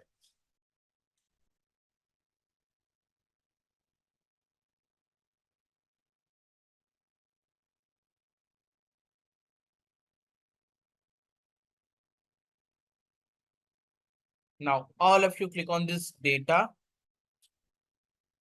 This one, data grid, where you can see data in a tabular form. Right? Clear? Now, stop doing, just look at my screen. Don't do anything, just look at my screen. Now here, you will see how your data is framed in this table. Here we do, it says you do have 22 fields, nothing but columns and 20,000 records. It's a table structure. Got it? Now each and every column is now representing with data type also. You see, it's a data type. It's a number. It's a text. It is a date. And it is also string or data type. And this is a date. Clear all of you? What is the data type? What is data type? So these are all data types. What is data type? Simple. Yes, guys, what is data type? It's basic and very, very important. You should understand you're dealing with what type of data. You're dealing with what type of data? Data type is nothing but format of data. In which format data is being stored? What is the format of the data? Is it string? Is it text? Is it number? Is it date? Is it Boolean? What type of data it is? Clear all of you? Right? Is it really important to understand data type? Last time we have discussed, right? Last time we have discussed. Have you remember? Let's say here we do have A10, B20. Yeah, can I sum up these two values? Can I do summation on these two values? No. Right? Now, for example, if I want to do sum on 10 plus 20, what I have to do? I have to extract values, right? 10. So in order to extract, I'm using write function, write comma 2. I'm extracting numbers only. Again, write function, right? I need two characters from right hand side. What I did, I have used a formula to extract digits from right hand side. 10, 20. Now, can I use some formula here to do summation on this? Can I use some formula to do summation on this? Can I use some? Okay, what is the output of this now? If I execute this formula, what could be the output? No, no if but cut. No. Tell me the answer. If I execute this formula, what could be the answer? Yes, guys. You should give the answer now, my dear friends. If I execute this formula, you see, why you're saying if they are numeric? You see, if I execute this, we got 0. Why we are getting 0? My dear friends, remember, these all are very basic things. At the same time, it's really, really important to understand. Okay, these all are really basics, but really, really important. Okay, in real time, we are going to face this kind of a challenges very frequently. Clear? Okay, actually here we have used write function. This write function has given output correctly, but format of this cell is text. It is not in a number format. You see, hey, are you text? I'm saying yes, it's true. I'm saying, hey, are you number? Say, no, I'm not a number. Say false. I'm not a number. I'm a text. So we have used some formula over here to do the addition. But since it's in a text format, it is giving 0 as the answer. And do remember, as I mentioned earlier, you'll have problem, especially when you have date. You're importing data from database. You have a date column. It sounds like a date, but it won't be in a date format. It would be in a text format. Due to which, if you're performing any analysis, you will end up with wrong numbers. Clear, all of you? Don't forget this. It is really, really important. Understanding data types. Okay, let's go back here. So now here, it is displaying data type of each column. Here we do have something called extra geographical data. You see here, recommendations. Okay, here, recommendation. Look at my screen. Region-wise column, it's a string. Of course, it's a string. There is no doubt. ABC is nothing but a string or text. If I click on this, you see here, region-wise column is saying change data role to state. Country, let me go back to, oops. Let me go to country column. So that country column itself is string. But if you look at the recommendations, it's saying, hey, this country is a geographical data type. You see, let me place over here. You see, ABC, it's a string. There is no doubt. But these are all geographical data. You see, now if I click on this recommendations, you see, country, change data role to country. It means we are trying to change data type. This bulb also recommendation. What it is recommending? It's saying, hey, dude, don't consider this column as just a string. Consider this column as a state or a country. That means geographical data type. What it is? Geographical data type. What is the benefit if I change this to geographical? What is the benefit in return? What will have in return? You see, Tableau is super smart. Whenever you drag this column called country, anyway, we are going to see this, but let me explain you why we have to change this from string to geographic. You see, if you drag and drop this country column under report canvas, by default, Tableau will generate map visual. Is it clear? I repeat, if you drag and drop this country field on report canvas, Tableau automatically pick map visual. Got it, all of you? That is the reason we have to convert this country column, state column, city column into geographic. It's just giving recommendations. Hey, dude, you have to change them as a geographic. Clear, all of you?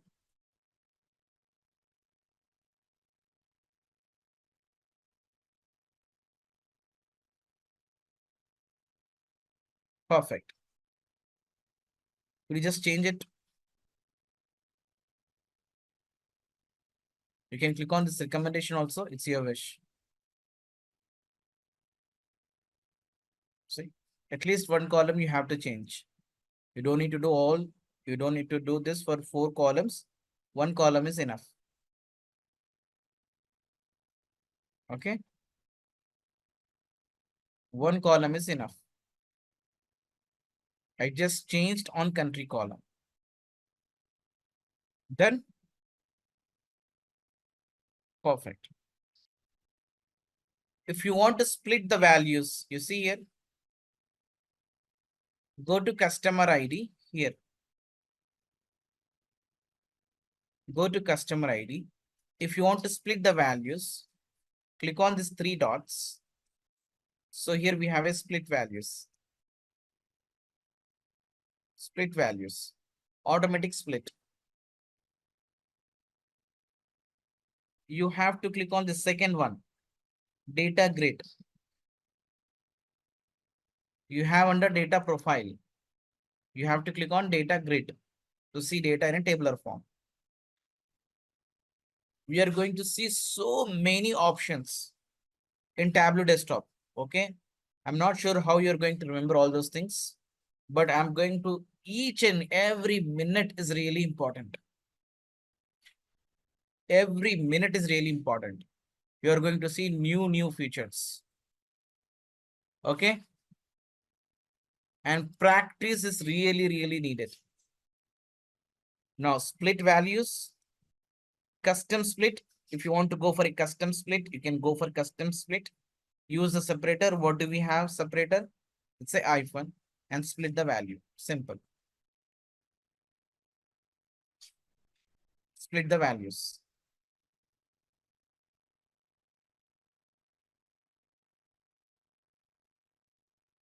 Done. For example, let's say you want to apply filter on this data set. For example, you want to apply the filter. You don't need whole this data set. You need only few records. Which records you need? Let us assume that. So here we do have a ship mode, right? You want to have only first class records. What you need? You need only first class records. How you can apply the filter on this? You see, select this ship mode. First class, we don't have first class. I think we do have same day. Or let's say, let's pick this one, region wise. I would like to take only US records. How to apply filter on this? You see, click on this. Go for create calculated field. Go for create calculated field. We are going to use this create calculated field probably in our upcoming sessions. Just wanted to show you how you can write this. Okay. Click on this create calculated field. Go for a custom calculations. Go for a custom calculations. You're going to see this field, this box now. We'll talk about this box later. Okay. Now, region wise is equal to what? We need US. In double quotes, just do mention US. And click on apply. Wait. No, just give me a second. We want to apply the filter, right? It is not right way. Let me remove this.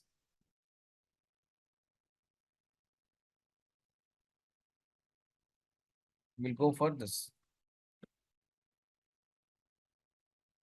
Click on this filter value.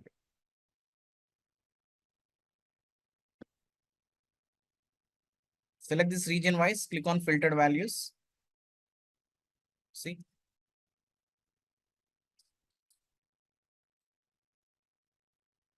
Region wise is equal to what? US.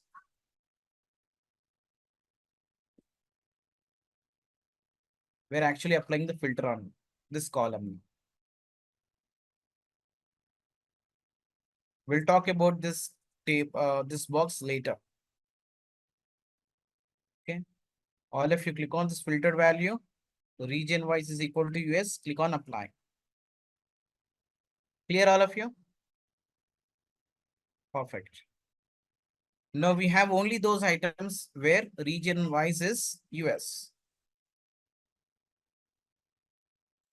We have only those items where we have US region. Then perfect. You see, any action you perform any action, you're going to see all those steps over here. Have you observed? Change data type. We apply the filter. Yes. So here we have done something else. We have removed, you see. I have removed. This is first one is changing data type. The second one is I have removed one column. So this is a filter one. This is split. All actions are recorded over here. If you want to undo any last action, left hand side we have changes. From here also you can do that. Right. Now, once again, click on this plus. You see, now you can export this data. If you're trying to export this data in the format of .csv, you will see only those records where region is US. And if you just observe this, earlier we used to have 20,000 records, but this time how many records we have? Only 3,000. That means it's already applied the filter. Okay. Now, do I have to export this in .csv file?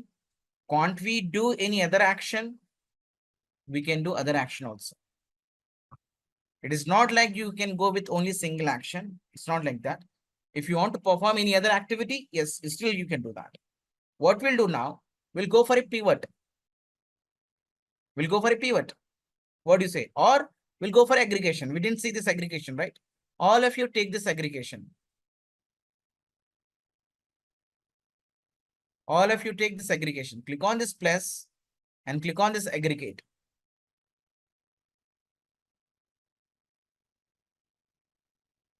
Now drag and drop this category under group field. And let's say we do have what?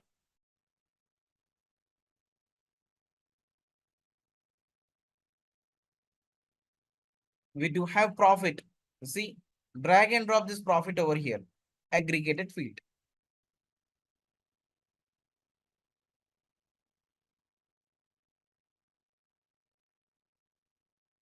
Can't we add one more dimension? No, you can add one more dimension also if you want.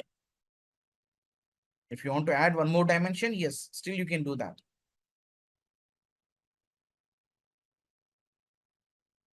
Now you see, now you tell me if I export this, am I going to see this summary or am I going to see the raw data? You tell me.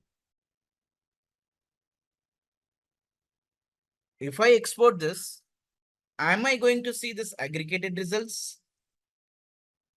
Or am I going to see this clean data?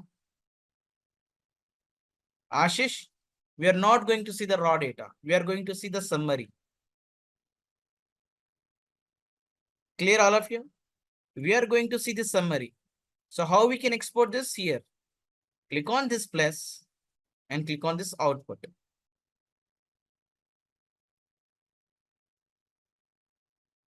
Click on this output. You see, you're going to see output something like this. Got it? And again, you can take this output file in .csv file, in .csv, and you can run this. You can execute this. Click on this play button. That's it.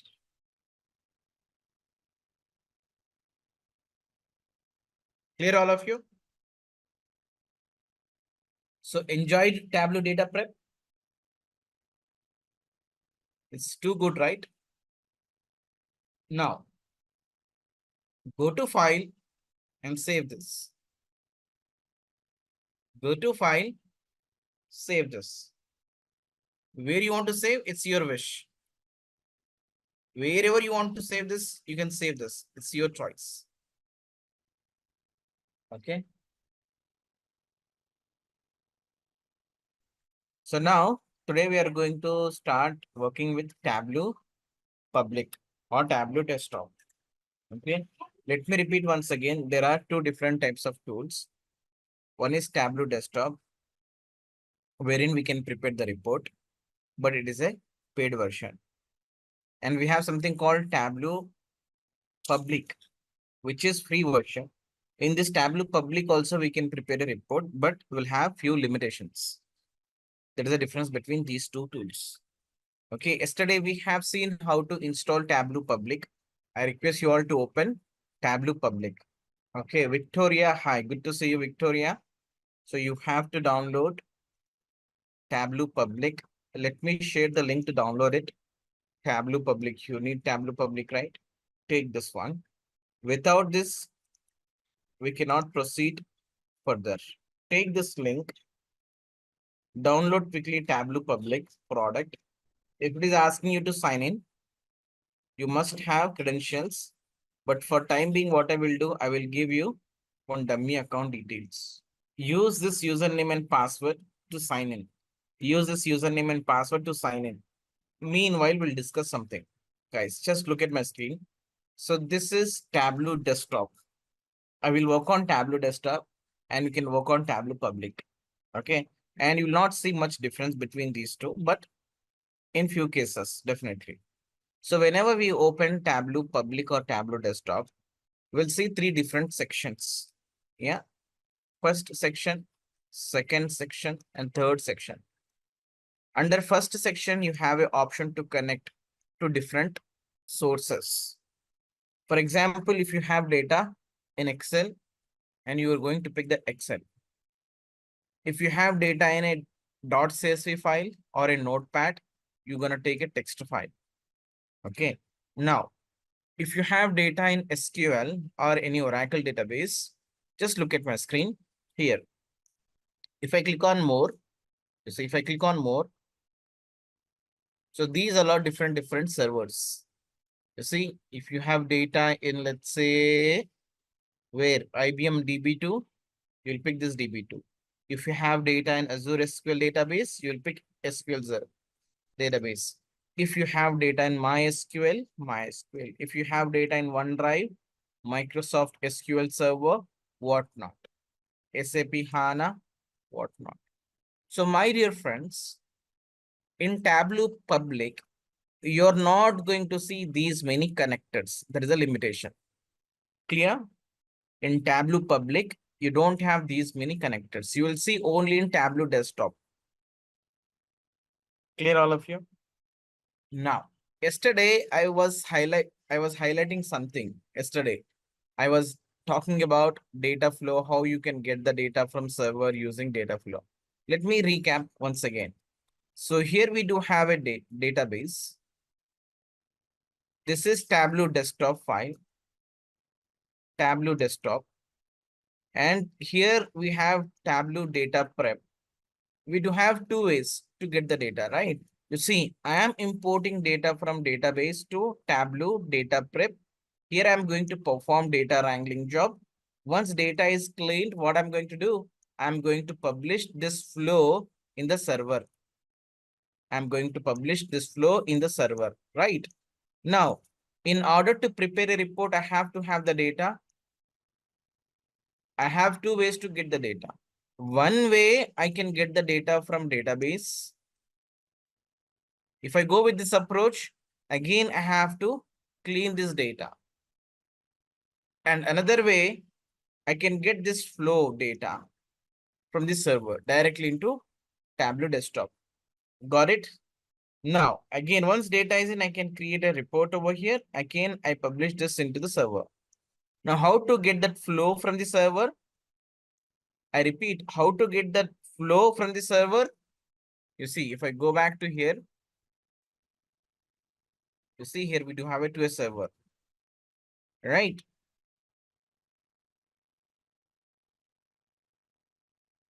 You can get the data from server also. You have to connect here. If I click on sign in, once I sign in, I can get the data from server as well. Got it? All of you see Tableau server. Clear? Clear the flow? Perfect. Now, what is the first step? We have to have the data, right? So all of you click on this Excel, connect to data, click on this Excel. Which file we have to import?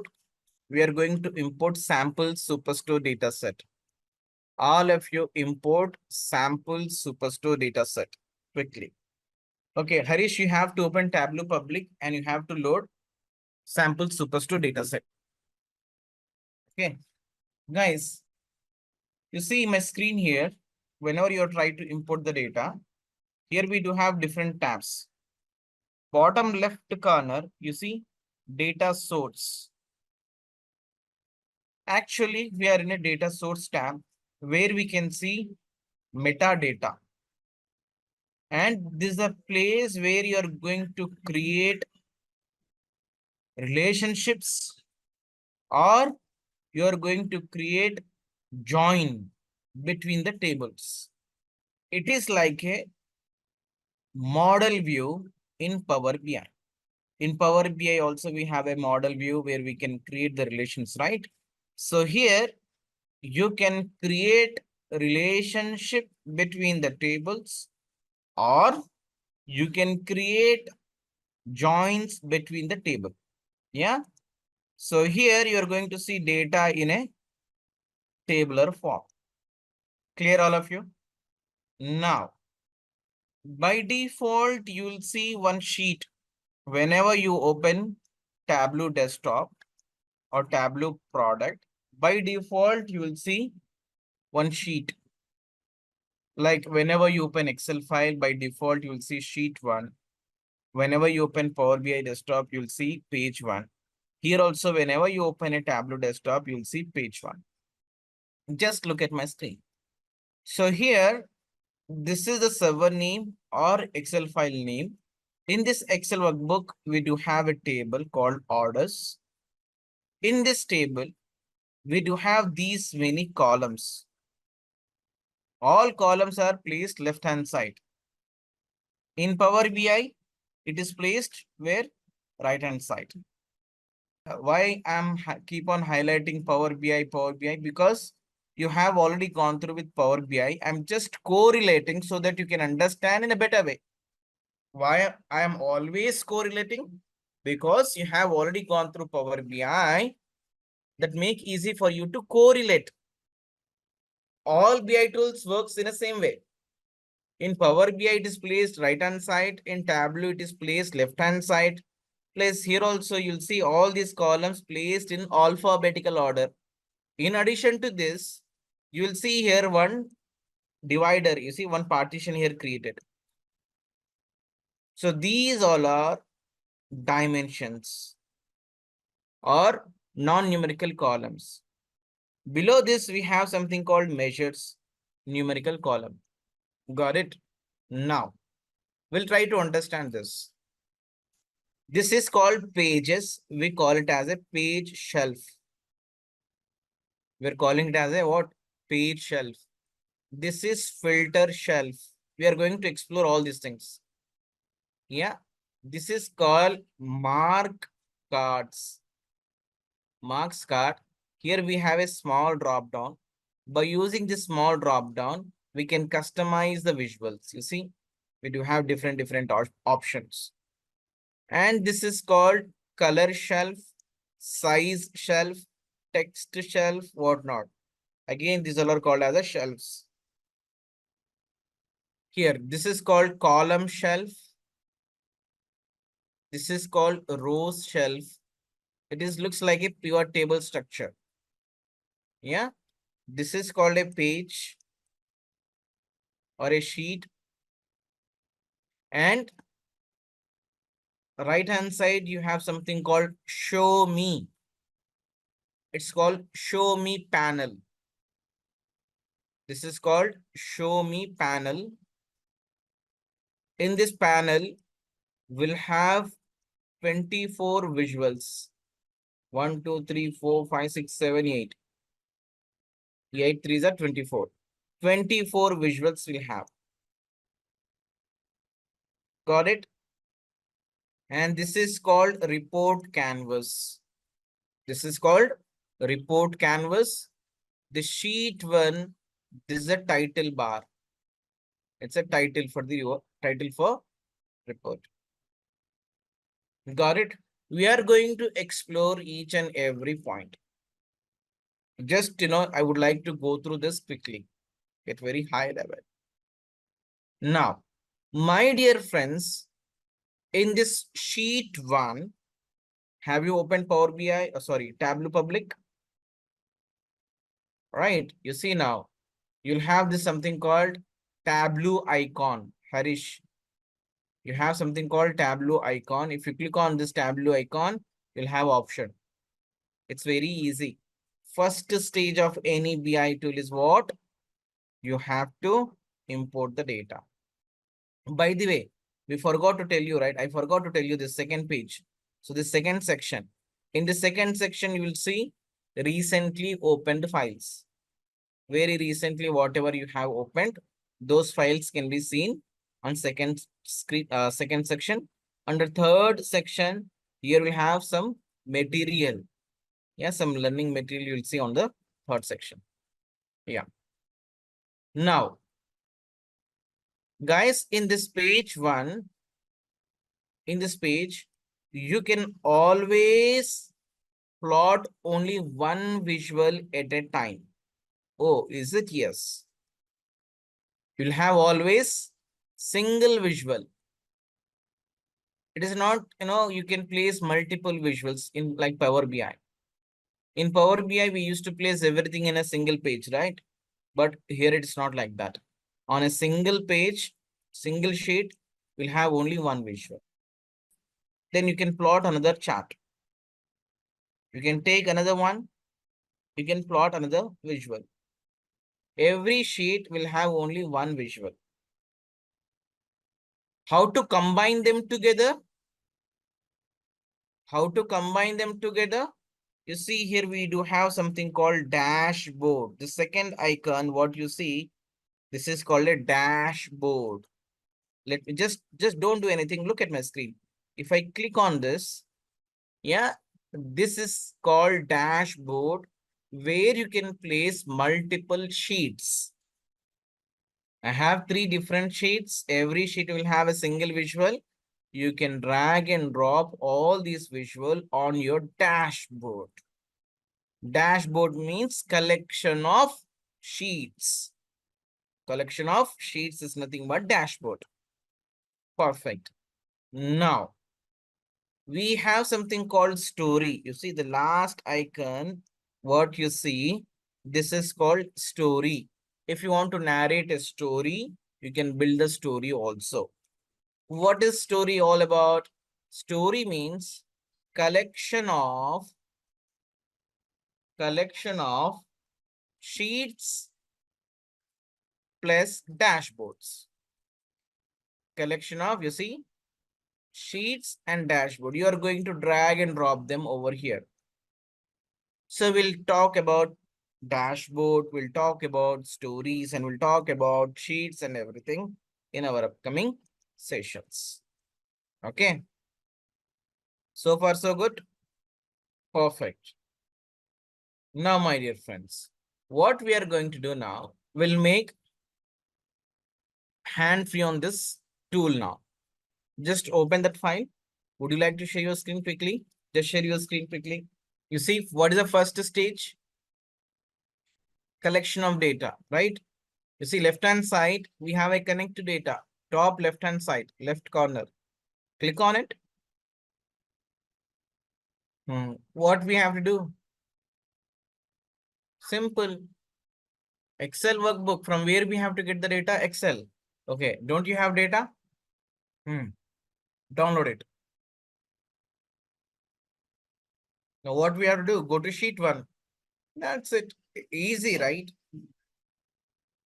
Okay. We have something called ClickSense. That is another BI tool. You have to learn ClickSense by yourself only. Perfect. Bottom left corner, you have sheet, right? You see? Bottom left corner. Left hand side. Click on sheet. Click on it, my dear. Click on it. Yes. Abisola, share your screen. Yeah, you can stop it now. Abisola, I think you have opened Tableau data prep. I think so. You see? You have opened Tableau prep builder. We are working on Tableau public. Open the Tableau public desktop. Wait, Tableau public. I think yesterday we have installed, right? Why you are installing once again? Close this. Close this. Cancel. Windows search. Go to Windows search. Windows search. Tableau. Type Tableau. You see public is there. You see Tableau public 2024.1. Click on it. Click on it. Wait. Clear? What you have to do now?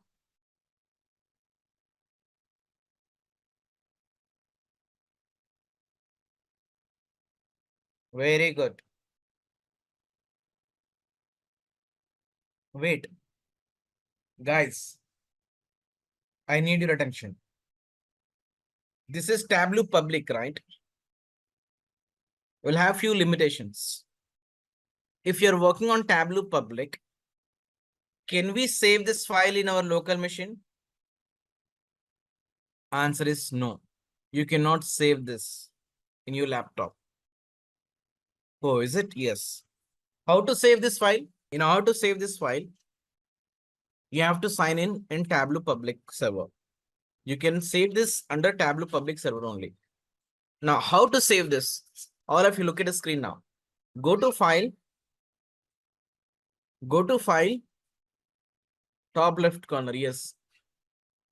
Okay. You see, save to Tableau public as 1, 2, 3, 4, 5, 6th one. Yeah. This is now grayed out. The moment when we have a visual, now we are going to see that is in enabled state. So what we'll do, let me give a try with 1 or 2 visuals. Then I will ask you to save this in server. Okay. Now all of you look at my screen now. Look at my screen. This is called column shelf and this is called row shelf. Right. We are going to place dimensions and measures based on our requirement. We do have 2 different set of data over here. One is dimensions and another one is measure. Dimension is means what? In layman language, non-numerical data. Non-numerical data called dimension. Measures are nothing but numerical data. Numerical data. Technically, qualitative and quantitative. Yeah, you can quantify this. This is qualitative data.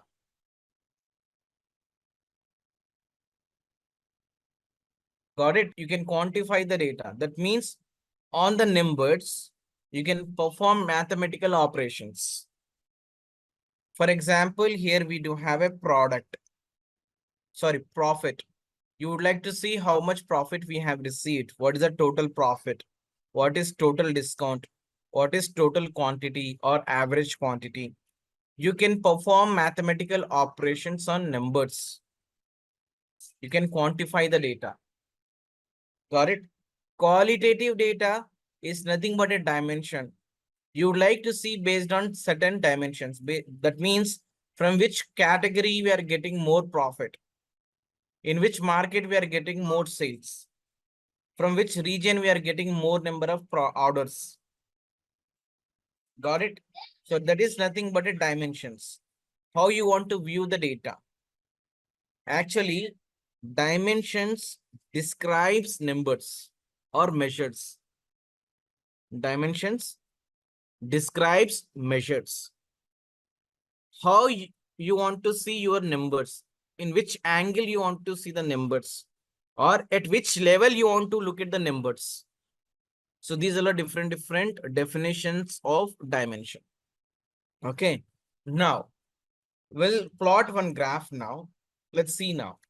What we can do, all of you just drag and drop this subcategory under row shelf like this. All of you drag and drop this subcategory under row shelf. . Clear? Now, It's very easy. Drag and drop sales under column shelf. Wow. You see now? Clear? Do you see now, bar? Remember, it's very easy to plot any graph in any BI tool. It's just a dead easy job. Yes or no? Now, we'll see how to sort this. But before we proceed further, we have to understand terminologies. You see this one under row shelf, we have subcategory, right? So this is called pill. This look like pills, right? These are called pills. Clear? Now, yes, we do have two pills, but one is in a blue color and another one is in a green color. What does it mean? You see, this color indicates this green pill is a measure. What it is? This green pill is a measure. And dimensions will be represented in a blue color. Got it, all of you? Green pills represents measures. Blue pills represents dimensions. Yeah. Clear, all of you? Perfect. Very good. It's an interview question, by the way. Now, I would like to enable data labels. How to enable data labels? There are multiple ways to enable the data labels, but we'll go with this option. Here we have a T for text. You can drag and drop any field under column shelf and row shelf. You're going to get one visual. Okay. How we can understand this, I will let you know once we are in a visuals. Okay. Now all of you click on this T for text to see data labels. Got it? Now we have a data labels for each and every bar. Yeah. This bar indicates the sales value, correct? Now, how to sort this visual based on sales value? Now, there are many ways to sort. If I hover my mouse on this area, mid of this canvas, we'll see one option. You see, if I hover my mouse on mid of this canvas, do you all see this? One click to sort largest to smallest. Another click, smallest to largest. Third click, sorting by ascending order. Sorting subcategory by ascending order. Got it? All of you sort easy. Very good.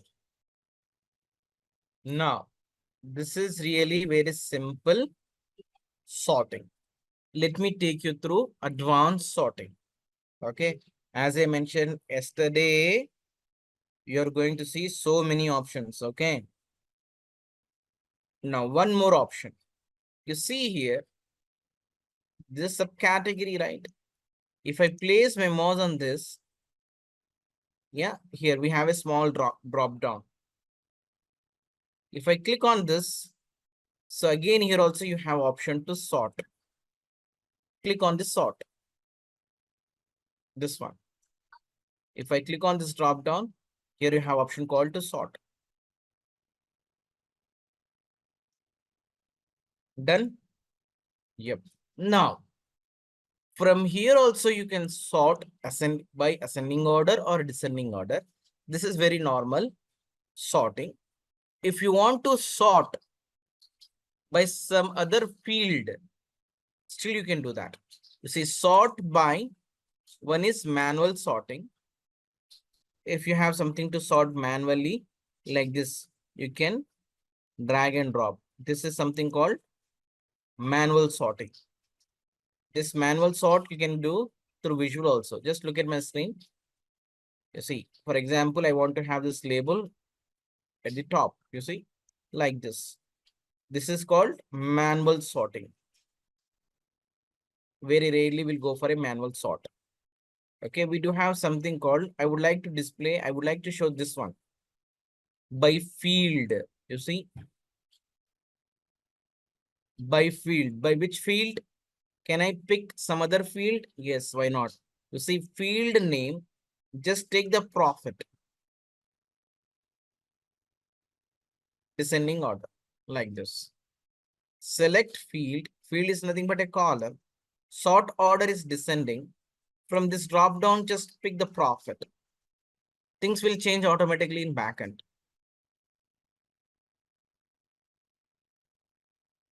Done? Perfect. Shall I close this? No one is lagging. Now what is happening here? Actually, we are sorting by the profit. You see now? Let me close this.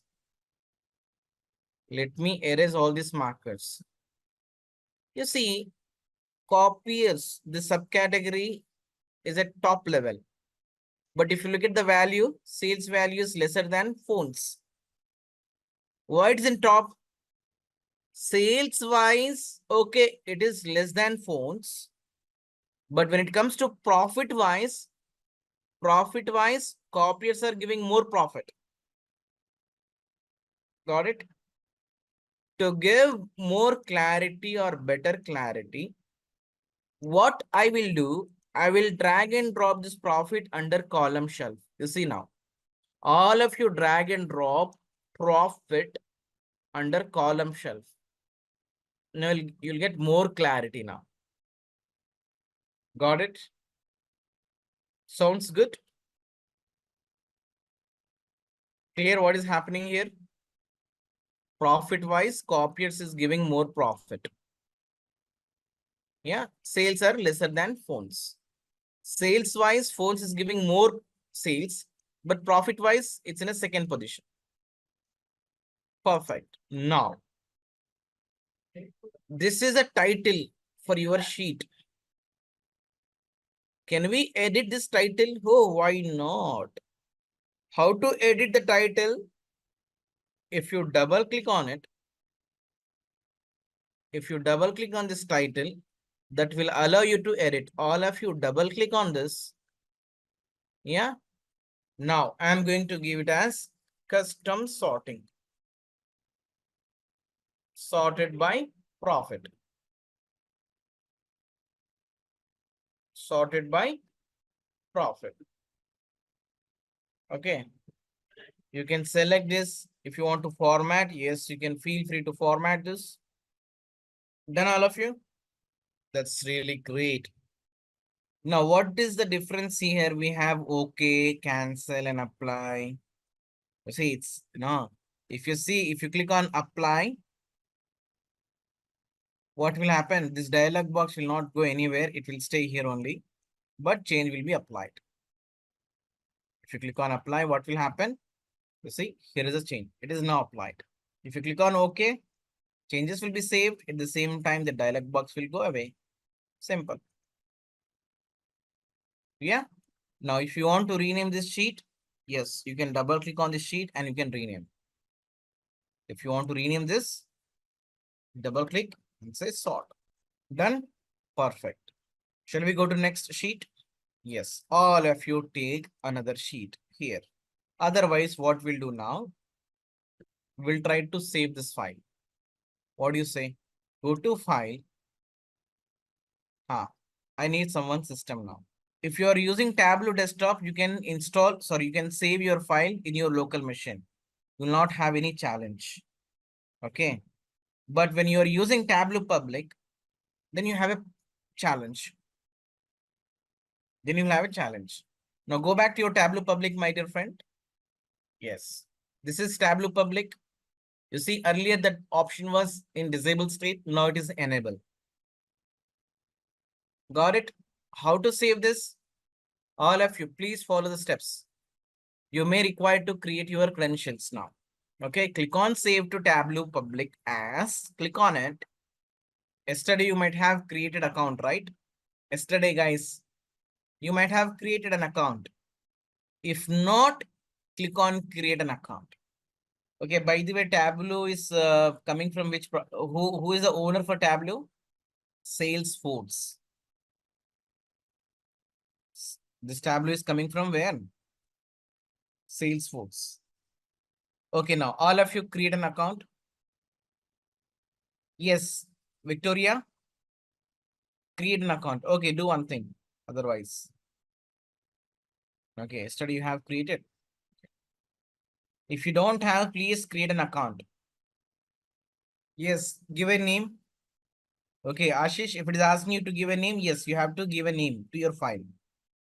Once you save it, where it will save? This file will be saving in cloud. Okay, that will take you to Tableau public cloud. All good, my dear friends. Any challenges? Abisola, give any name. File name is anything. That's your wish. Okay. Wait, cancel this. Where is the visual? Where is the visuals? Okay, go back to that server. Click on open. Okay, cancel this. Actually, what you have done, go back to file. Cancel this. You have to sign out from here actually. I think you're using my account, right? Go to server. I will tell you. Wait. Go to server tab. No, server. So not there, madam. There is another tab called server, right? Click on it. So here, create your own account. Create an account. Exactly. Click on create an account. Enter your details. Enter your Gmail account. Enter the password. All of you create an account, your own account. Create my account. That's it. Yes, you can stop sharing. Go back to your Gmail account and activate your account. You have to use this account whenever you are publishing your file. Okay.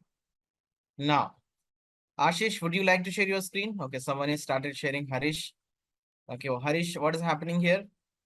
Yes. Have you published this file? Have you saved this in Tableau server? No, yes, no, yes. Guys, you see now, by default, the moment when you sign in, what will happen? That will be redirected to this website. You see the URL public.tableau.com. Clear? So whenever you want to save your Tableau public file, you have to save in this portal, in this website only. I repeat, you cannot save Tableau public in your local machine. Is it clear? Now, how you can download this file? You see now, top right hand side, we have a download option. You see? Click on it. Guys, I need your attention. If you click on this download, perfect. Minimize this. Let's go back to Tableau server. Again, you see, as it is a public, anyone can access your file. Oh, is it? Yes. Ashish can access Harish file. Harish can access Ashish file. And you can access Victoria file also as it is public. Got it? So here, right hand side, we have a settings. You see the option called settings. Yeah, settings, right hand side, where you have downloaded the file. You see the download option. Settings. Click on it. Guys, since we have only one sheet, so we'll not have any problem here. But when you have multiple sheets and you would like to see all the sheets, you see here, show sheets. If you enable this, you can see all the sheets, whatever you have. Enable this. You see, allow. If you don't want to allow others, you see, allow access. Let other download or make a copy of this visual. If you disable this, others cannot able to see this file. Clear, all of you? Yep. Okay, Victoria, what you can do, For time being, let it be there as it is. I will take up your screen once again. Only thing is you have to sign out from my account and you have to sign in with your account. Okay. Let it be there. No problem. Done all of you? All good? Okay, let's let's proceed now. All of you take new sheet. We'll talk about filters. We do have various filters. Oh, is it? Yes. We have something called dimension filter. We have something called measure filter. We have something called interactive filters. Interactive. We have something called data source filter. Data source filter. Whatnot. Context filter. We do have these many filters. Shall I make a note of all these filters? No, you don't really require to make a note of all these things, because if you go through LMS, you'll have one document on this topic. Okay, if you go through LMS, you'll have a document. I will not prefer to go through any PDF. Okay, but in PDF you have all this content. Clear, all of you? Now we'll see how to apply the filter using dimensions, measures, and how we can have a context filter, our interaction, whatnot. We'll talk about the filters in today's class. In order to do that, do one thing, all of you. Once again, drag and drop the subcategory under row shelf. Drag and drop subcategory under row shelf. And drag and drop profit under column shelf. Now onwards, what you have to do? Whenever you are doing this, you have to sort the values and you have to enable the data labels. Make a habit to do this, okay? So that it's, you can practice this. You have to sort them and you have to enable data labels. Perfect. Now we'll see what is dimension filter. We'll see what is dimension filter. Dimension means what? Non-numerical column. You see now, we have something called subcategory, right? I'm trying to place the subcategory under filter shelf. All of you just drag and drop this subcategory under filter shelf. The moment when you do this, you're going to see one pop up. Wow. Done. You see here, we do have four different tabs. Here, just look at my screen. Stop doing this one. General tab, wildcard, condition, and top. That means what? You can apply filter on this in four different ways. You can apply filter on this in four different ways. We'll explore each and every tab. Okay. For example, I'm in a general tab. I don't want to see first three subcategories. I'm going to uncheck them. You see, all of you uncheck first three subcategories. Once you do uncheck, don't click on OK. You have to click on apply. What will happen if I click on apply? This change will be applied, but this box will be written over here. Yeah. Apply. Done. Now, wildcard. Let's go to second one called wildcard. Match values. So I'm going to say S. That means you see. So I have entered S over here and I'm going to pick this ends with. That means if any subcategory is ending with S, I would like to see that. Got it? Go for a wildcard. Enter S. S for Singapore. End with. And click on apply. I would like to see only those subcategories which are ending with S.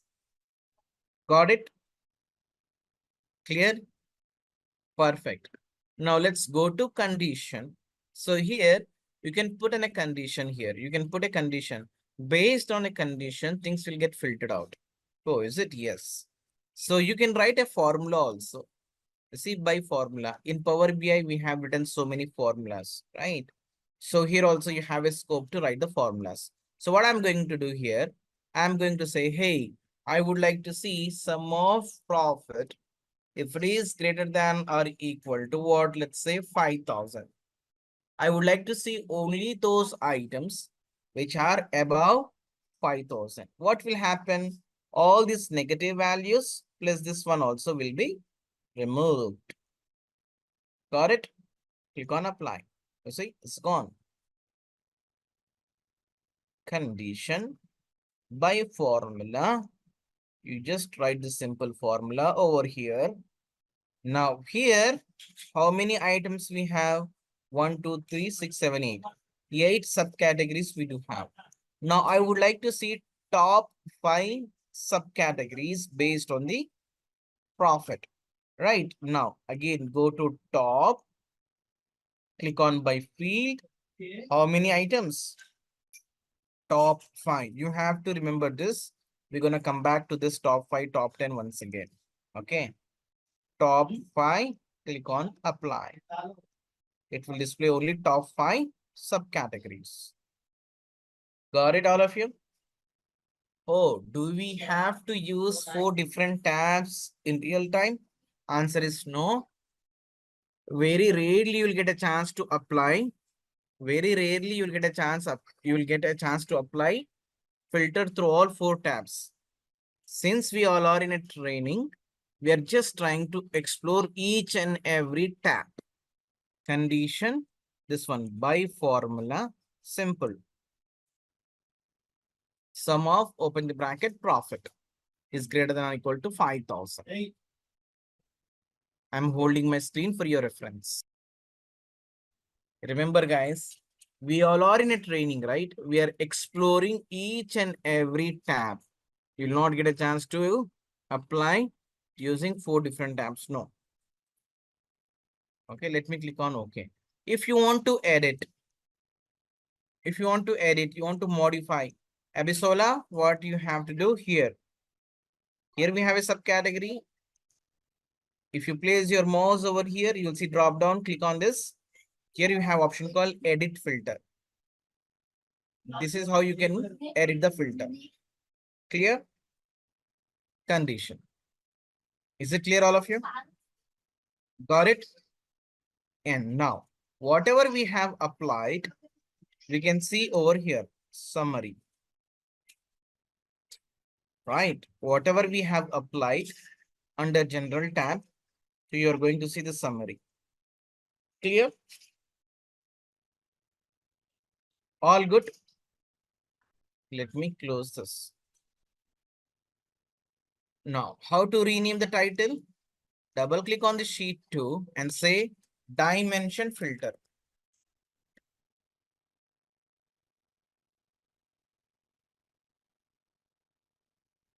Double click on the title and say dimension filter. Done? Easy, right? Formula. Oh my God. It's very easy. See, take this. Done? Now, let's go to next sheet, all of you. If you want to rename this sheet to, yes, you can feel free to rename it. Okay, why I'm using same naming convention? Because tomorrow, if you open this file, you should know what you have done on this. Okay, it's dimension filter. Now, all of you take a new sheet once again. All of you take a new sheet once again. Do the same thing. Drag and drop subcategory under row shelf and drag and drop profit under column shelf. Just do quick sort and enable data labels. Done, all of you? Just today, entire session just doing drag and drop, drag and drop, drag and drop only. Yep. Perfect. Now we are going to see how we can apply filter using a measure. Generally, we'll not do this filter, but since we have this in curriculum course, I'm just exploring this. What it is, you see, measure means what? A number, right? Here we do have a profit. What I will do, I will drag and drop this profit under filter shelf. You see, I'm going to drag and drop this under filter shelf. What will happen? Just look at my screen. The moment when I release, again we are going to see one pop-up. This time this pop-up is a different format. You see, it's asking me, hey, how you want to apply filter on this visual? Since it's a measure or it's a numerical column, we have option to apply filter using sum, average, median, count, whatnot. So these are our mathematical operations. Let me cancel this. If I drag and drop any other non-numerical column, yeah, we'll have a different options. You see, on non-numerical or on a dimension, you can apply filter using this. But it is a number. If I drag and drop this number column, you'll have a different format. Similarly, if I do drag and drop date, you'll have a different options. You see now, it's a date. So based on the column type, you're gonna see a different options, right? Now let me drag and drop profit over here. I would like to apply filter on this using sum. I request you all drag and drop profit under filter shelf. Yeah, take the sum, click on next. Click on next. What is happening here? If you notice this, from where we got this value, see now, this profit is being displayed based on the subcategories. So what is the least value here? You see, Tableau is very smart. You see, what is the least value? It is this, these all our profits are actually aggregated by subcategories. So least value is minus 35K, the least value. What is maximum value? 111 or 235. You see 111K. Got it? So this is how it is shown, lowest value and highest value.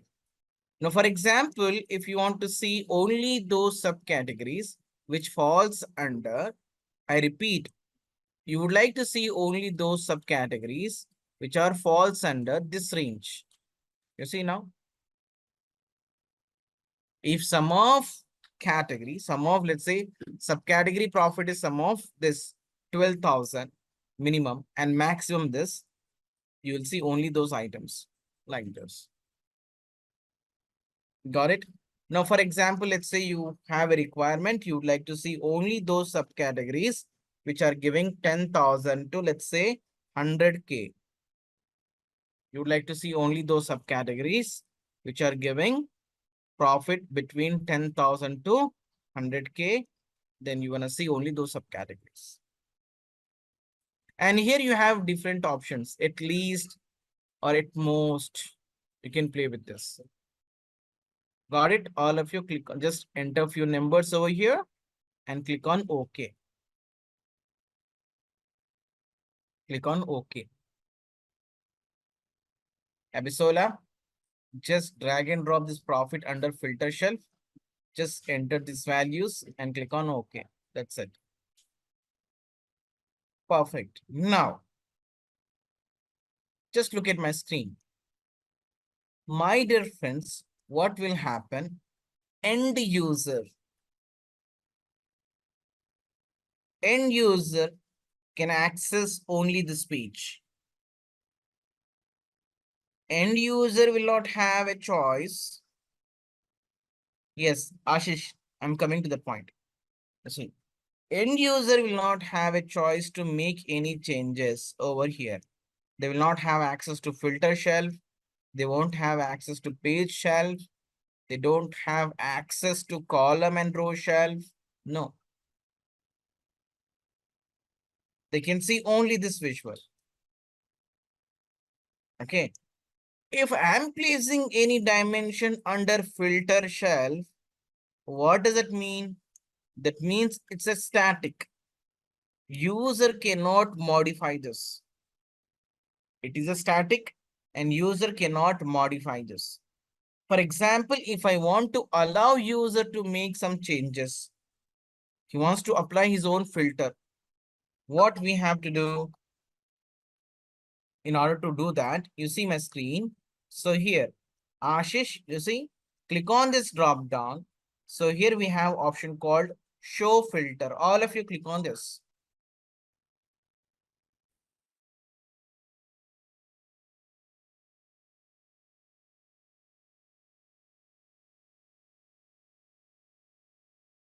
Okay, what is happening over here? Just clear the canvas, remove profit and category. Abisola, just look at our screen now. Remove it. Yes. Yeah, remove it. Yeah, remove this also. Remove profit from filter shelf. Okay, now drag and drop subcategory under row shelf. Subcategory under row shelf. These are all the subcategories what we have. Drag and drop profit under column shelf.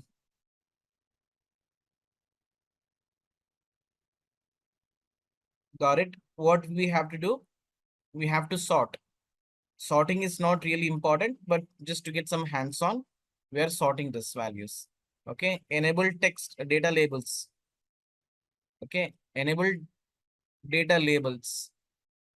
How you will enable data labels? You see, on top of sum of profit, there is a caption called T. We have to click on T. T. Where are you going? Right hand side. That's it. Now drag and drop profit under filter shelf. Drag and drop profit under filter shelf. The moment when you drag and drop, here you will see few values by default. Again, drag and drop correctly. Drag and drop. You see, click on sum.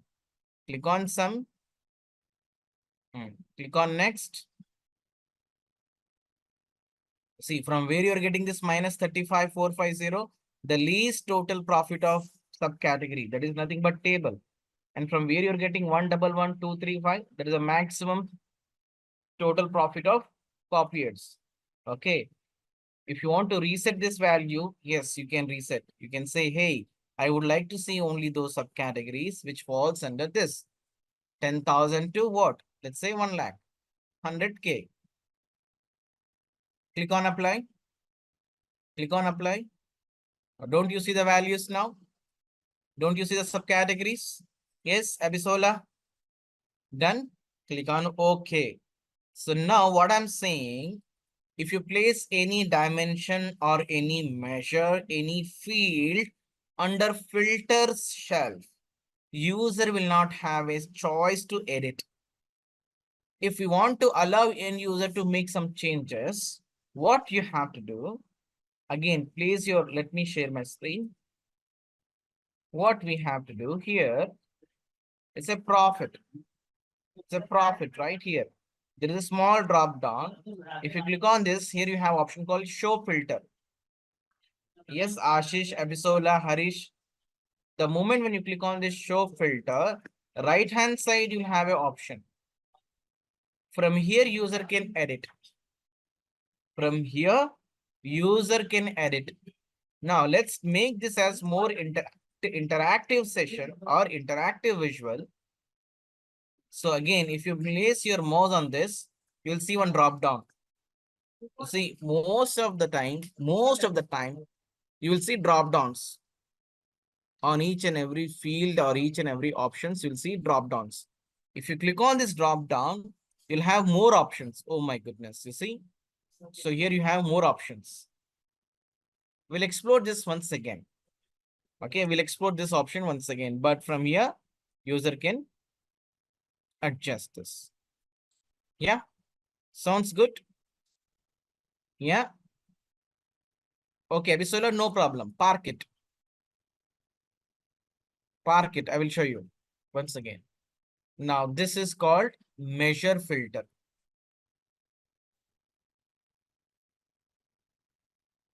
What it is, it's a measure filters.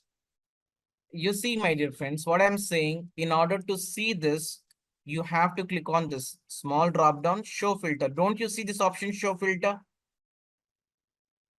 So without enabling this show filter, you guys are expecting to have over here. How will you see this without enabling it? Got it? To see this option,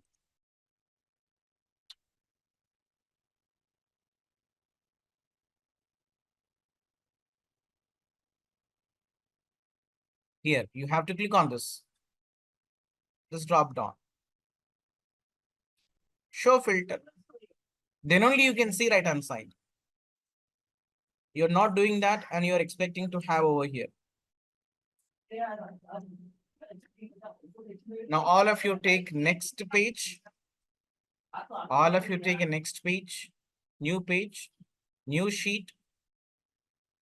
You could not able to see because of this.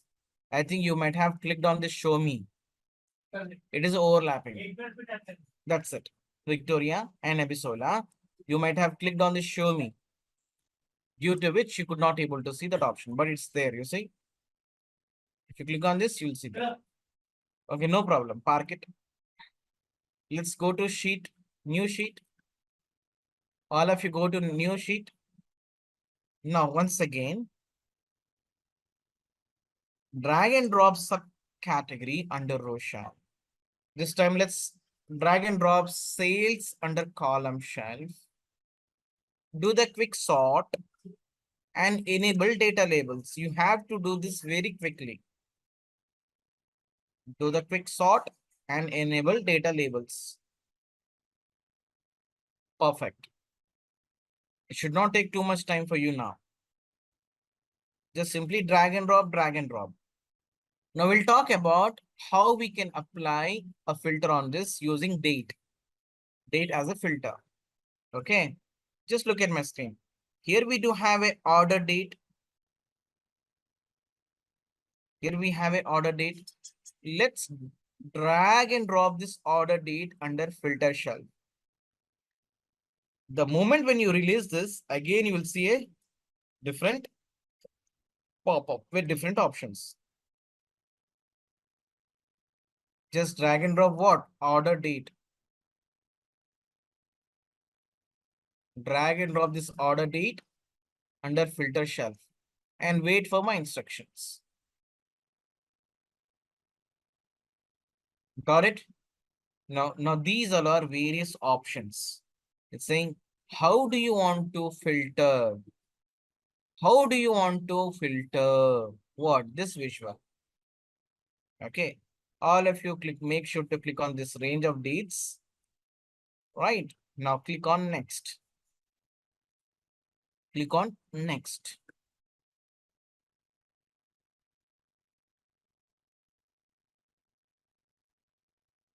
Got it?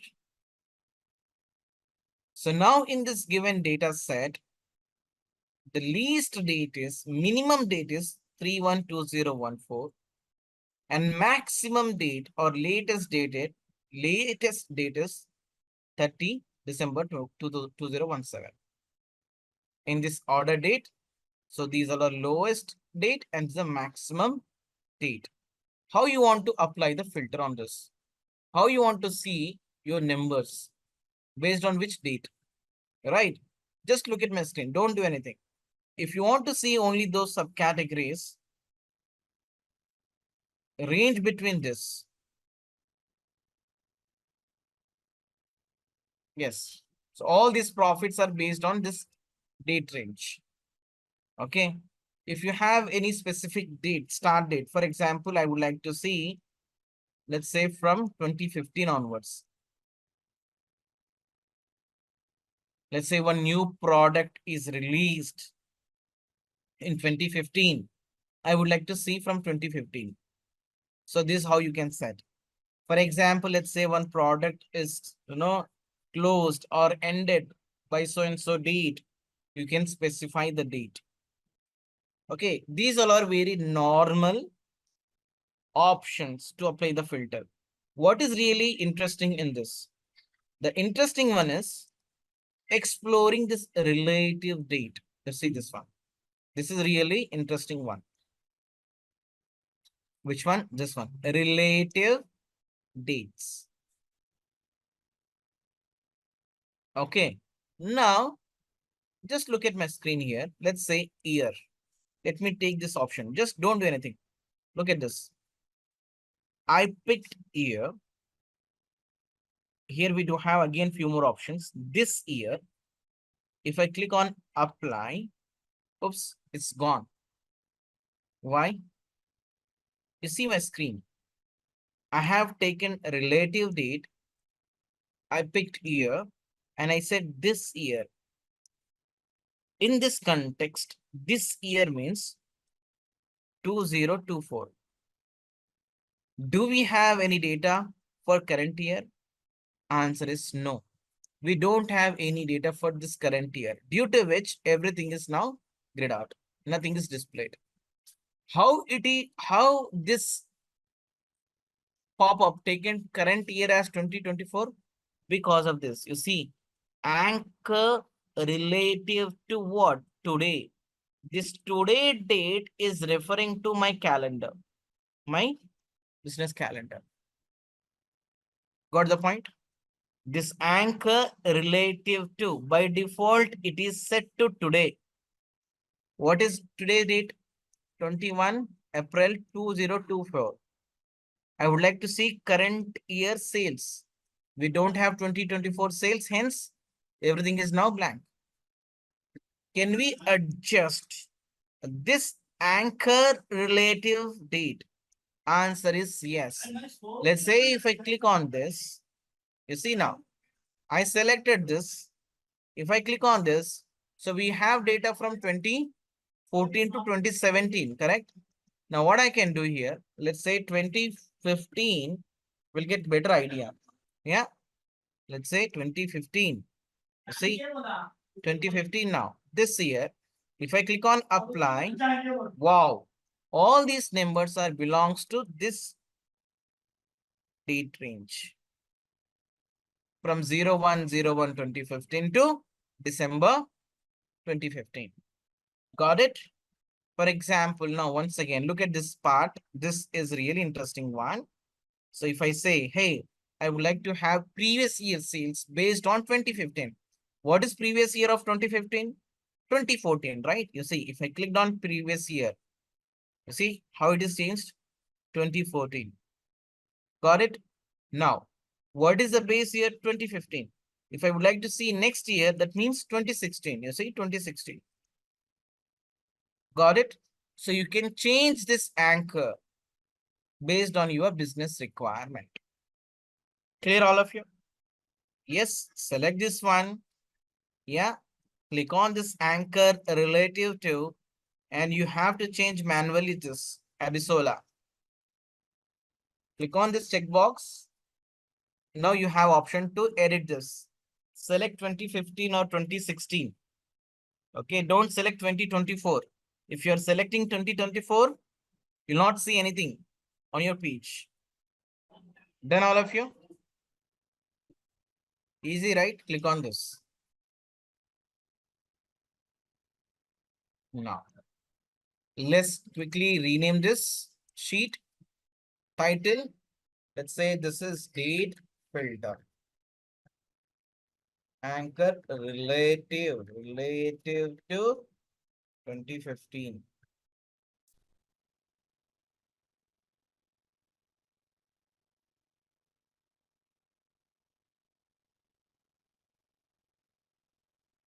Shall we proceed further?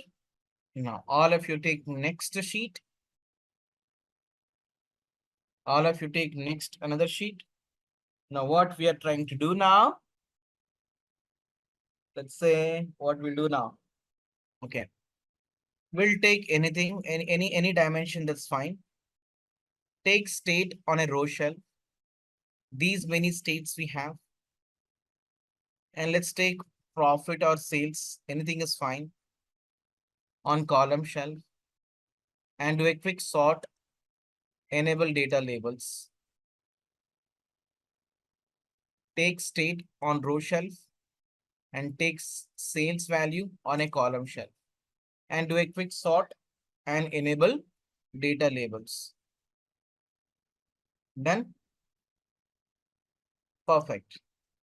Now, what we have to do now, just look at my screen. I'm going to place this category as a filter. What I would like to do, I would like to place or I would like to use this category as a filter. Here on category column, here left hand side, if you keep your mouse over here, you will see drop down. Click on this drop down and click on show filter. I repeat once again, left hand side we have a category column. If you hover your mouse on this, you will see a drop down. Click on this and click on show filter. What will happen the moment when you click on show filter? The right hand side, you'll see this option. Now, Victoria, do you see this? Avisola, do you see this option now here? Right hand side. Right hand side, what do you see? Tell me. Right hand side, what do you have? Extremely right hand side. You have a visuals? Do you have a visual? So what I'm saying, listen to me very carefully. You're not listening. You might have clicked on this show me. You see now, if I click on show me, you see it is now covering my filters. Click on once again on show me. Last time I said the same thing. You said, no, I didn't click on show me. Click on this show me now. It's now hidden. Got it now? Very good. Now, what is happening now? So we can enable interaction. User will have a scope now to make some changes using these filters. Oh, is it? Yes. You see now, let's say, suppose if I want to see only technology sub values, I can uncheck this too. You see, these are not just these values are belongs to technology. If I click on office supplies, you see all these values are belongs to office supplies. Furniture. Now it is now interactive. Got it? Can we change this layout? Can we change this layout, style of this slicer or style of this filter? Answer is yes. How we can change this layout? Look at my screen.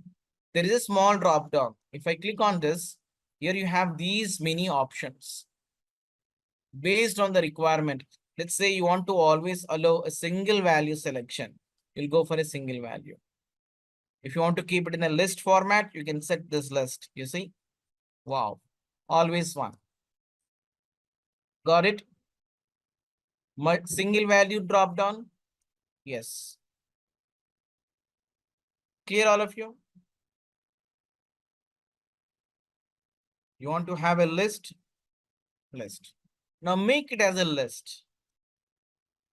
Make it as a list only. I will tell you what. Can we have another dimension as a filter? Oh, why not? Why can't we have it? Sure. Now, what I will do now, all of you bring subcategories. You see here we do have a subcategories. Click on this and click on show filter once again. All of you bring subcategory as a filter. Is it done? Just show this subcategory as a show filter. Now, you see, I'm just rearranging them. You can drag and drop like this. You see, on the top, I'm placing category. Next to this, below to this, I'm placing subcategory. Let's say I'm a user.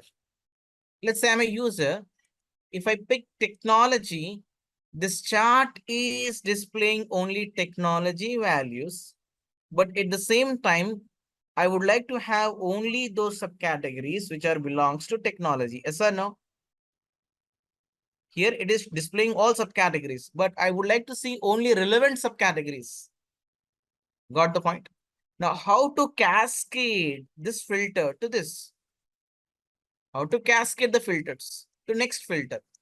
To do that, you see here on subcategory, we do have a small drop down. Click on this.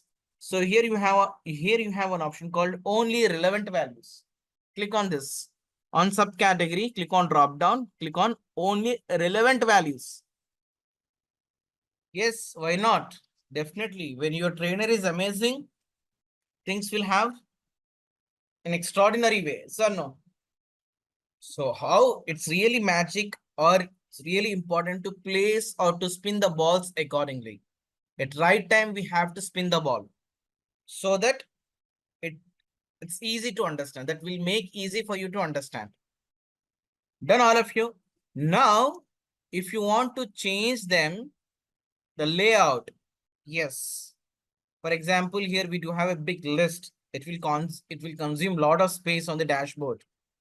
You see, this is a list. It's a very big list.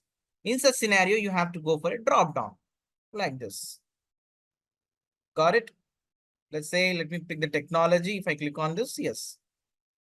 To save some space on the canvas, you have to change them accordingly. Clear? This is called interactive filters. Interactive filters.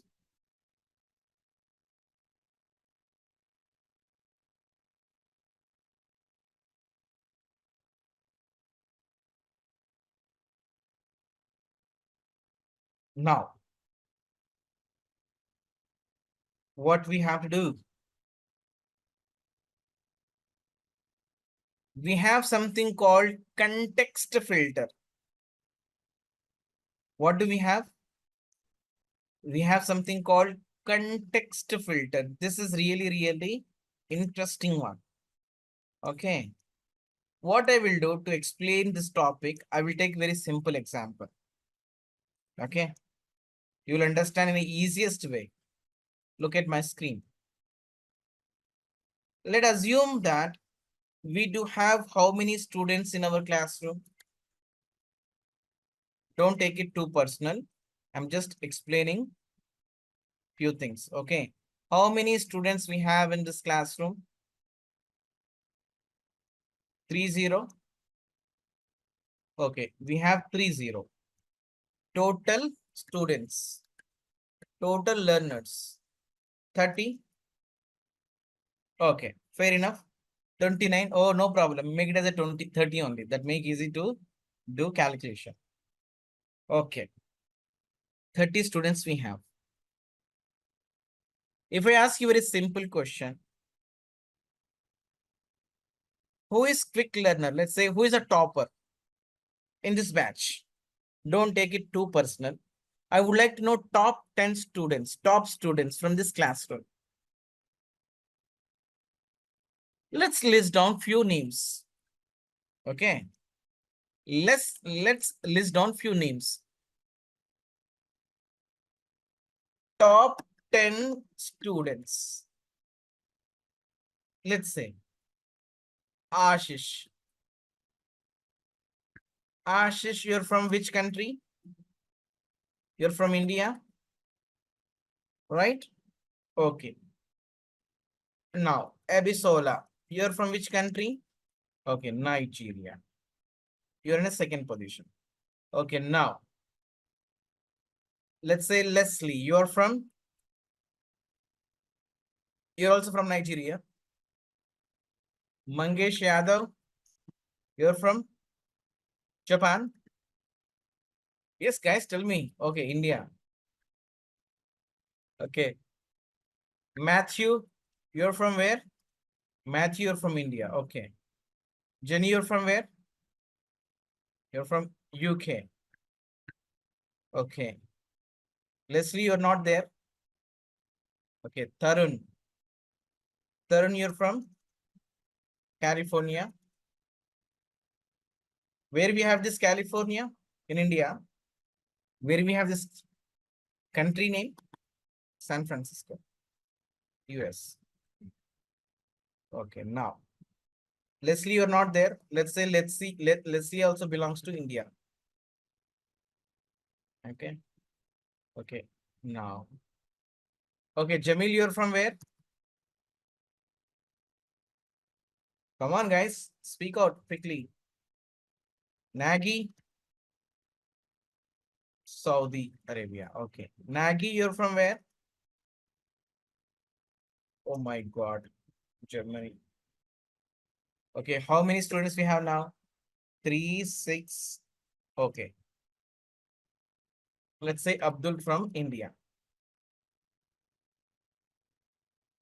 Got it? I would like to see top 10 students irrespective of their country. Simple.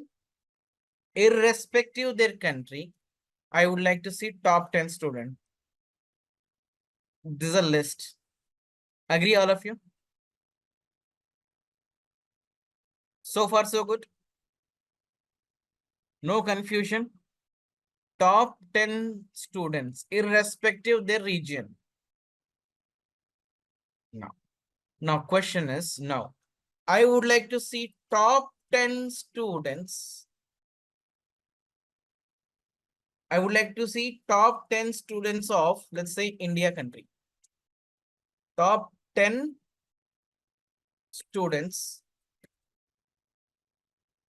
in India. Now, context is now changed. What has happened now? Context is now changed. I would like to see only those top 10 students who belongs to India. You got the point? Now, you see, who will come first? Ashish. He's from India. Now, can we have Abisola here? No, right? Can we have Abisola here? No. Who will come next? Leslie. Yeah? Is from India. Now, who is third? Mangesh is India. Matthew from India. Can we accept Jenny Scott here? No. Can we expect Tarun? No. Jamil? No. Nagy? No. Abdul? Yes. Yes. Now, Harish. Let's say Harish also we have. Now, India. Right. Now, Jabur. Let's say India. You see now how filter is now changed based on the requirement. You got the point? You got the point now? So now context filter means what? It will apply, it will create one logical table. It will create one logical table internally. Okay. So any filter you apply on the visual, it is actually by default context filter only. Any visual you take, you're applying anything, what will happen? Okay, we'll do one thing. We'll give it a try. Then only you can understand. Let me go back to Tableau. What I would like to see, I would like to see top 10 products based on profit or based on sales. Let's take the profit only. What I would like to see? I would like to see top 10 products. Now you tell me how we can check top 10 products. We have already seen that. Don't say no. We have already seen. Right? You see, while applying this dimension filter, we have seen. What we have to do, you see, first drag and drop this product name under row shelf and drag and drop profit under column shelf. Let's do a quick sort. Done? Is it done now? Now you tell me what we have to do in order to see top 10 products. In order to see top 10 products, what we have to do now? Victoria, what is the error message? Okay, wait, give me a minute. Let me finish this. Yes, guys, we have to place this product name under filter shelf. All of you drag and drop this product name under filter shelf. Now you're going to see this pop up. Go to top. Yeah. By field here. Top. By field. Top 10 products based on the profit. Click on apply. Done, all of you? Easy. No one is lagging. Very good. No one is lagging. Excellent. Let me click on this. Victoria, yes, you got an error, right? Yes. Park it. Now, let me go back to this notepad. You see, We have addressed this one. Top 10 students, top 10 products, irrespective their country. Top 10 products. There is no such filter now. Now requirement is, I would like to see top 10 products with regards to each and every state. With regards to state. Let's say in California. From California, what are those top 10 products? Got it? Now what we'll do now? Take the state and click on show filter. Take this state here and click on show filter. Done. Right hand side will have a one separate section where you can see list of states. Yeah. California, Florida, oh my goodness, what not, Maryland, MD, yeah, Texas. So these are different states we have. Now look at my screen carefully. I would like to see top 10 from California. If I click on this California, oh my goodness, how many products are displaying this now? I clicked on California. I could see only 4 items. Why not 10 items? By the way, why it has shown 4 items? You see, try to understand the concept. First of all, we have displayed 10 items. On top of it, I applied filter using state. Out of 10 product, 4 products are belongs to California. Understood? We have taken 10 products, top 10 products, out of which 4 products are belongs to California. Hence, we could see top 4. Clear? Now, let's say I am removing this California. Let me select Florida. Oh, my goodness. Do we have any product? No. That means what? None of them falls under Florida state. We have taken top 10 items. None of them belongs to Florida state. Hence, everything is blank. Am I making sense? Yes. Am I making sense? Now, requirement is what? When I select Florida, definitely the state will have certain products. The state will have definitely a few products. I would like to see top 10 from Florida only. When I select Florida, I would like to see top 10 items. Similarly, when I select California, I would like to see 10, not 4. What we have to do in order to see with regards to the state, I have to change the context. You see how to do that? Here we have a state, right? Click on this small drop down. Click on this, add to context. Add to context, simple. Add to context, done.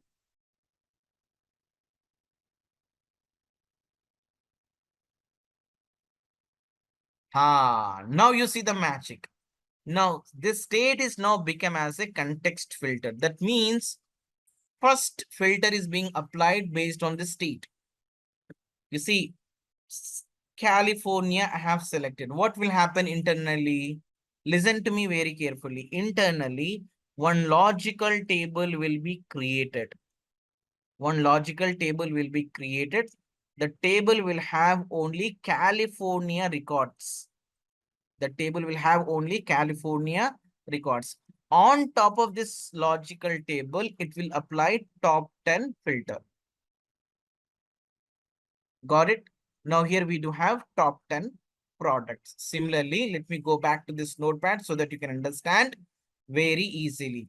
First question was, irrespective region, we have seen top 10 students.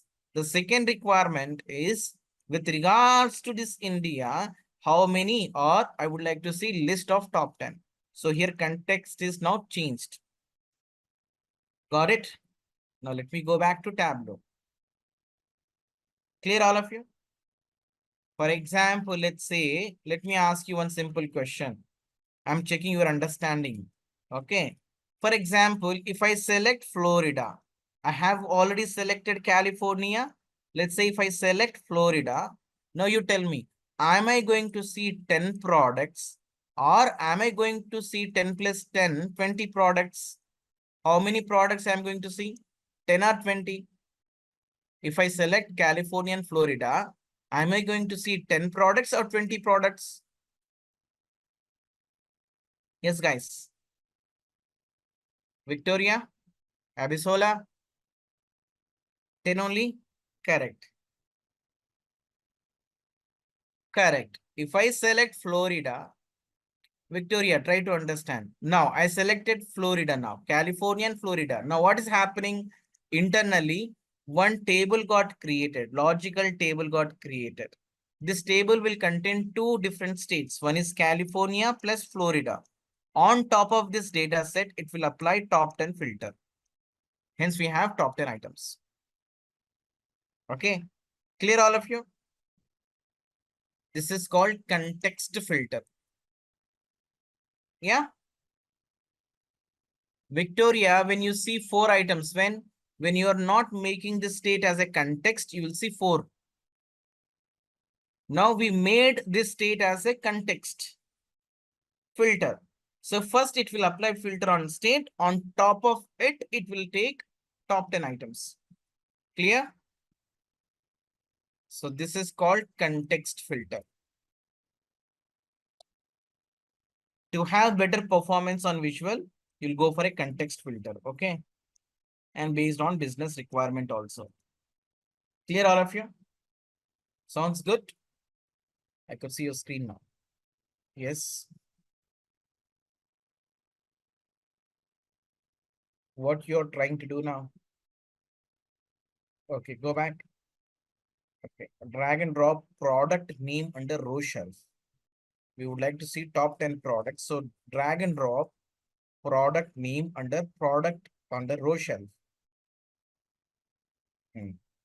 Add all members. Add all the members. Drag and drop now profit under column shelf. Profit under column shelf.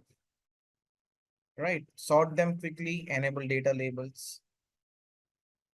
We have to do this bit fast. Yes. Enable data labels. How will you enable the data labels? Correct. Now, how we can check top 10 items? Very good. Go to top. By field. Click on apply. Click on OK. Done. Now, we would like to see based on the states, right? Now, drag and drop state under filter shelf. Make it as context filter. Click on all, check all the items. Check all the items. You see they're all option. Click on apply. Okay. Now make it as context. Add to context. That's it. Now show this filter. Show state as a filter. How will you display this as a filter? Yes. Click on it. Show filter. That's it. Now if you select any one state based on your selection, it will display top 10 products. You see? Got it? Very easy, right? Now we'll talk about groups. We'll talk about group. All of you take a new sheet. All of you take a new sheet. Now drag and drop subcategory under row shelf and drag and drop profit under column shelf. And you have to quickly sort this. Sort it down. Plus, you have to turn on data labels. You have to turn on data labels. Done? Perfect. Very easy, right? Just you have to do drag and drop, drag and drop, drag and drop. In fact, we are not going too fast. There is nothing called, coding. We are not writing any code. We are not writing any formula. We are just doing drag and drop, drag and drop. Okay. Now, my dear friends, if you look at the subcategories, we do have two different, let's say, if I categorize them based on the profit, I can say two different groups we have. One set of subcategories are giving positive profit, and another set of subcategories are giving negative profits. You see now? Got it? If you see three different subcategories over here, so these all are giving negative profit. And remaining all other subcategories are giving positive profit. So what I would like to do, I would like to create a group based on the profit value. I would like to put all subcategories, all positive subcategories under one bucket and all negative subcategories under different bucket. Basically, I would like to create a group on this. In order to group them, we do have multiple options. I would say different ways we have to group. We have different ways to group them. Now, we'll go with visuals. How we can group using a visual. It's very easy. Just look at my screen first. What I would like to do, I would like to bring all these three subcategories under one bucket, all this negative. How to select this negative subcategories? Look at my screen. If I place my mouse over here, you see, click and hold and drag. Basically, you have to select these three negative bars. Basically, what you have to do, you have to select these three negative bars like this. If you select and release now, you're going to see this option called group. You see now? Again, look at my screen. Click somewhere over here and drag, hold it and drag it. Now, here you will see one attachment icon called group. We are going to create a group by considering these three subcategories. Click on group. Got it? Done? Once again, you see. So here we have supplies. You have to click over here, hold it and drag it. What we are trying to do here, we are trying to select these three negative bars and release. And you will see over here one option called attachment group member. If you click on this, now it is now grouped. Got it? Right hand side will have two different groups. Clear all of you? Yes, perfect. Now, how to edit these names? Yeah, how to edit this alias? You see now, it's an easy way to change this. If you double click on this, see. Okay, Ashish, look at my screen once again.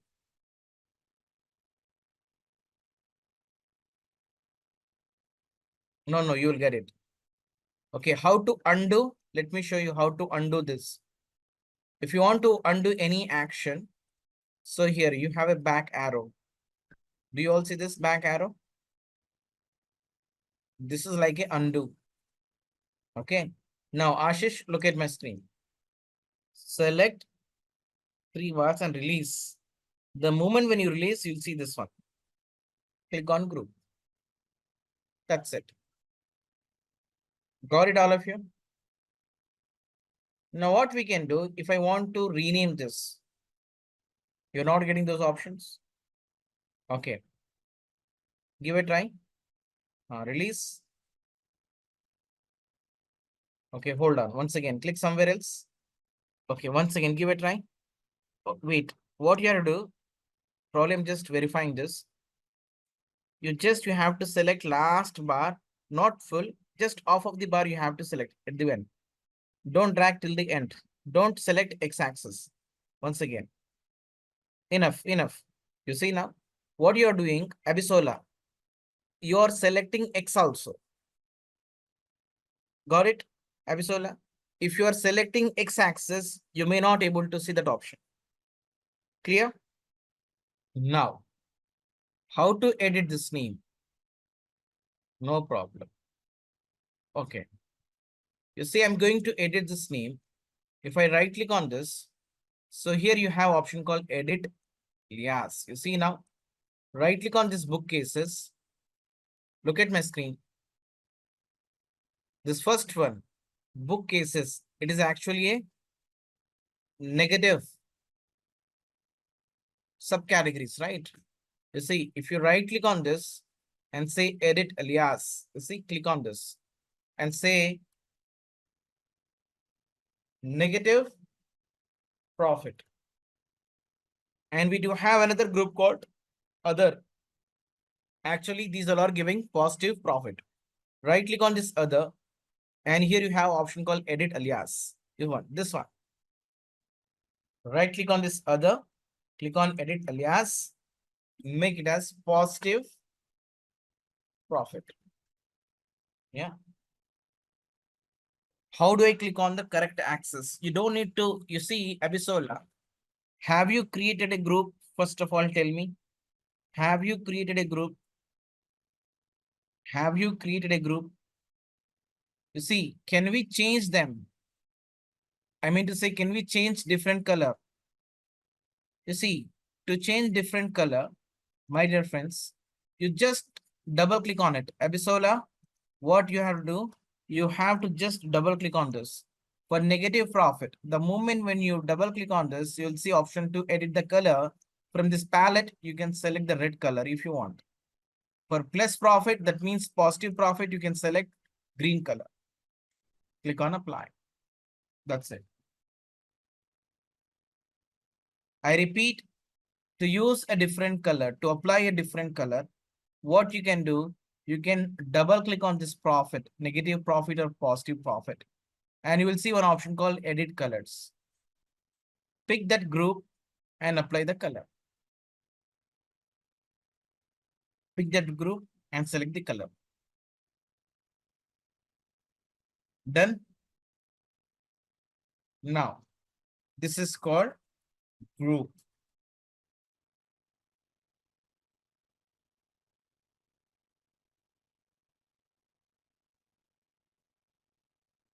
This is called group. There is another way to create a group. Oh, is it? Yes. There is another way to create a group. How we can create the group? How we can create the bins? Let's see now. For example, guys, for example, let's see. Let me take a new sheet. All of you take a new sheet. All of you take a new sheet. Yeah. So here we do have, let's say, what do we have? Let's see which one will pick. Shall we take the country?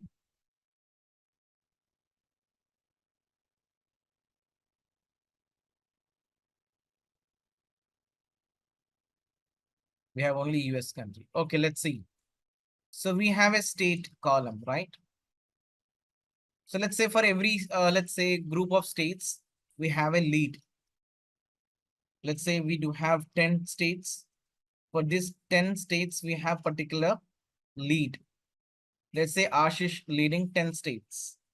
And we do have 10 more states. Those states are leading by whom? Let's say Leslie. How we can create this kind of a group?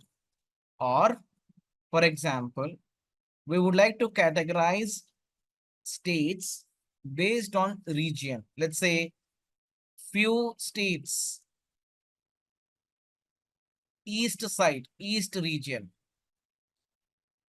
And we do have 20 more states. Those are north side, north region. We do have few more states. Those are belongs to west region. Got the point?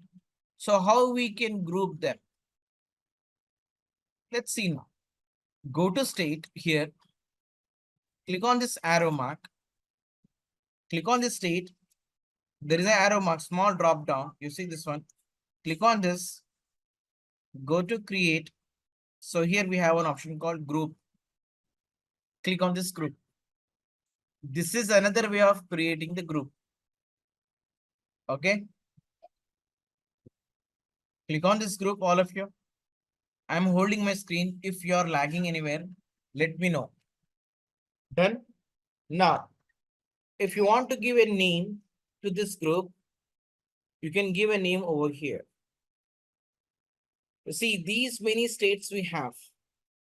What you can do, randomly you can pick one state, scroll down and hold shift key and select. I repeat, select one state, hold shift key and randomly pick one state. That means we are creating one group by considering all these states. Now, once you select these many states, simply click on what? Group. Click on group. Once you click on a group, by default, you will see states names. You have to give a name to this. Let's say East region. All these states belongs to East. Got it? If you missed any point, let me show you once again. Select one state and hold shift key.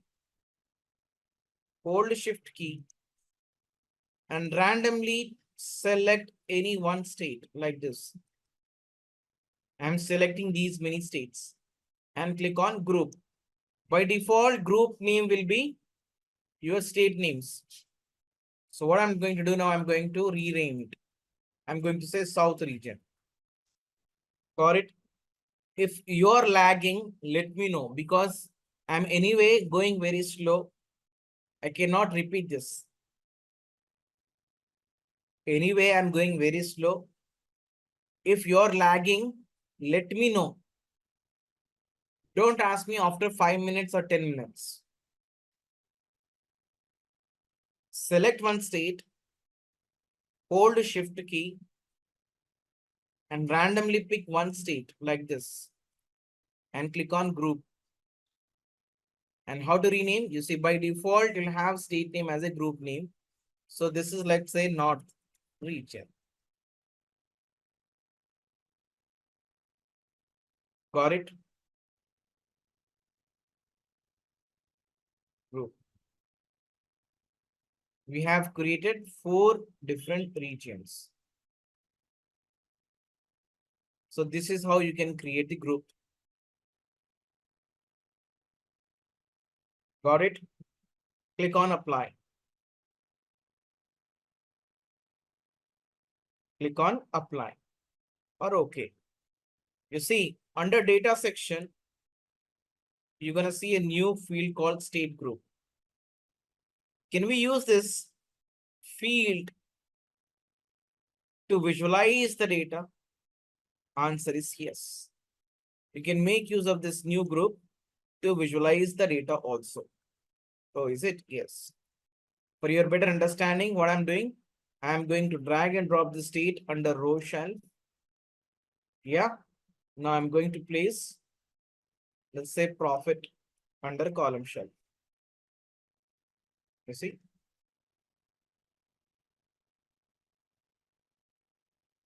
This is also another way of creating the group.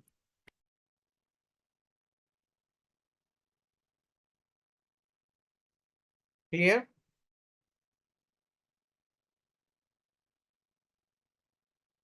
Now, all of you take a new sheet. Once again, all of you take a new sheet. Okay, what do you mean by hierarchy?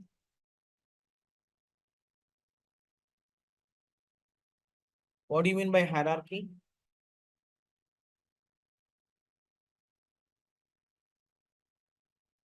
What is hierarchy? Yes, guys, any idea what is hierarchy?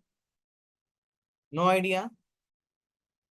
Like trees, like a flow of pathway, hierarchy, like trees, going in the flow, different values. Okay, it's kind of a grouping. Okay, we are going to put relevant values under one roof. Right, let's say a simple example is, let's say, we have a team lead Under team lead, we have a team members, right? All these team members reports to team lead, and team lead reports to what? Whom? He will report to managers. And this manager reports to whom? They will report to senior manager. And the senior manager reports to whom? Let's say directors or VPs. Yeah. So this is called hierarchy. This is called hierarchy. Got it? Now we are going to place actually relevant, dimensions, relevant categories under one roof. That will make us, that will help us to drill down further. You can drill up or you can drill down. You can drill down or you can drill up based on your business requirement. Okay. Now, if you see this order date or ship date, most of the time, date field in across all the BI tools will have the hierarchy by default. You don't need to create any hierarchy when you have a date column. You see now, if I drag and drop this order date under column shelf, look at my screen. What I did, I just drag and drop this order ID under column shelf. You see my screen here. By default, it has created a hierarchy. Under this year, actually, this date is now rolled up by year. If I want to drill down further, I can see now quarter level data. You see now, I clicked on this plus mark. We'll have this again. Can we go further? Can we do drill down? Yes. If I click on this plus mark, again, we can see data at month wise. You see month wise data. Again, if I click on this plus mark, again, I can see day level. Got it? So this is called what? This is called hierarchy. By default, on top of date column, we'll have a hierarchy. For example, if I want to have my own hierarchy, how we can create the hierarchy? Let's see now. You see, let me clear the sheet. How you can clear the sheet? People are removing like this manually. You guys are removing like this. Okay. Instead of removing one by one, what you can do, you can clear this worksheet. So here we have one option called clear. Clear the sheet. You see, if I click on this, gone. So this is how you can clear the sheet. Okay. Now what I'm going to do, I'm going to create a hierarchy. Okay. So hierarchy means, putting all dimensions under one roof or relevant items. We have a country, right? Yes, we have a country. Under this country, we can place state. Yes. Under this state, we can place city. Yes. These all are, geographical data. Correct. These are all relevant dimensions. Can I create hierarchy on top of this? Yes.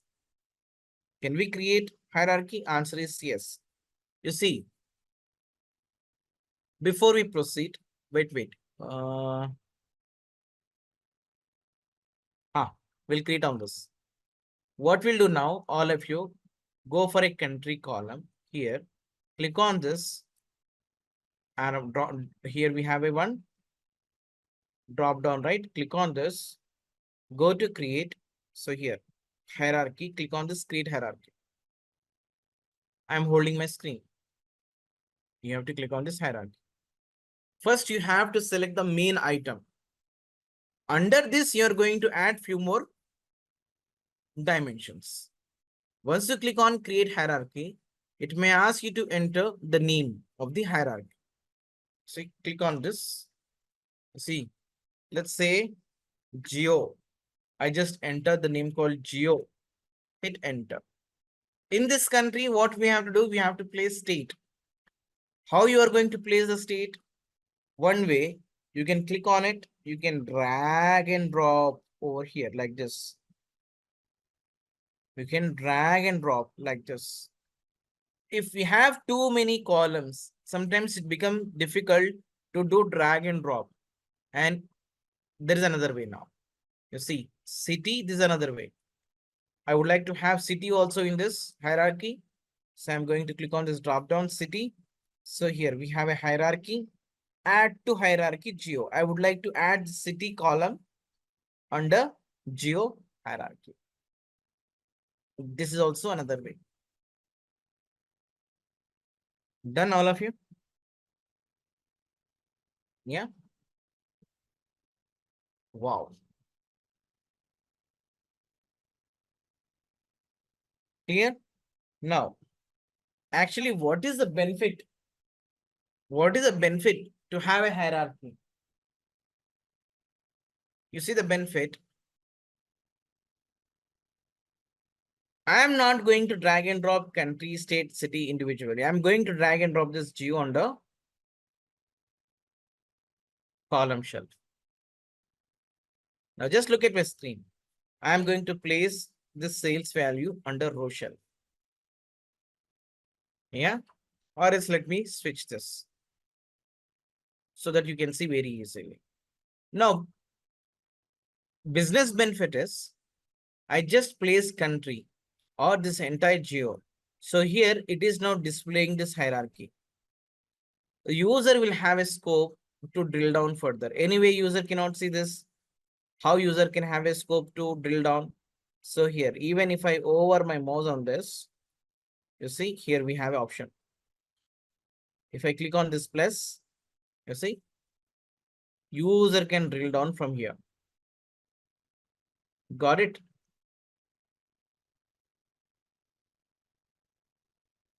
So this is the benefit of having a hierarchy. This is the benefit of having hierarchy. Clear, all of you? Instead of placing 4 or 3 columns, what I will do? I will take only hierarchy field on column shelf or a row shelf. As and when needed, user is going to drill down and drill up further. Clear, all of you? Perfect. Okay. We'll talk about alias. We'll talk about alias. You see now, for example, let's say, let me check the data. So here we have the data, right? Data in a tabular form. So here we do have a ship mode. We do have different types of ship modes. We have a standard class, first class, second class, yeah, whatnot. 4 different types of ship modes we have. What I would like to do for our business requirement, based on business requirement, we have to have different names for this ship mode. Let's say first class.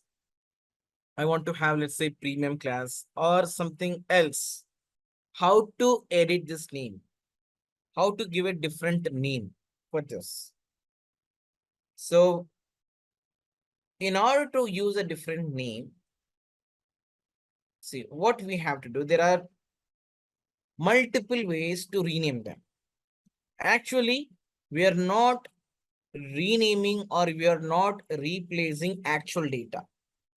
As main name suggests, alias will have actual data as it is, but we are going to replicate with some other words. Okay, we are not changing actual data. You see now, we have multiple ways. If I go to data source, but let's not go to data source because we are already working on a sheet, right? We'll see everything over here only.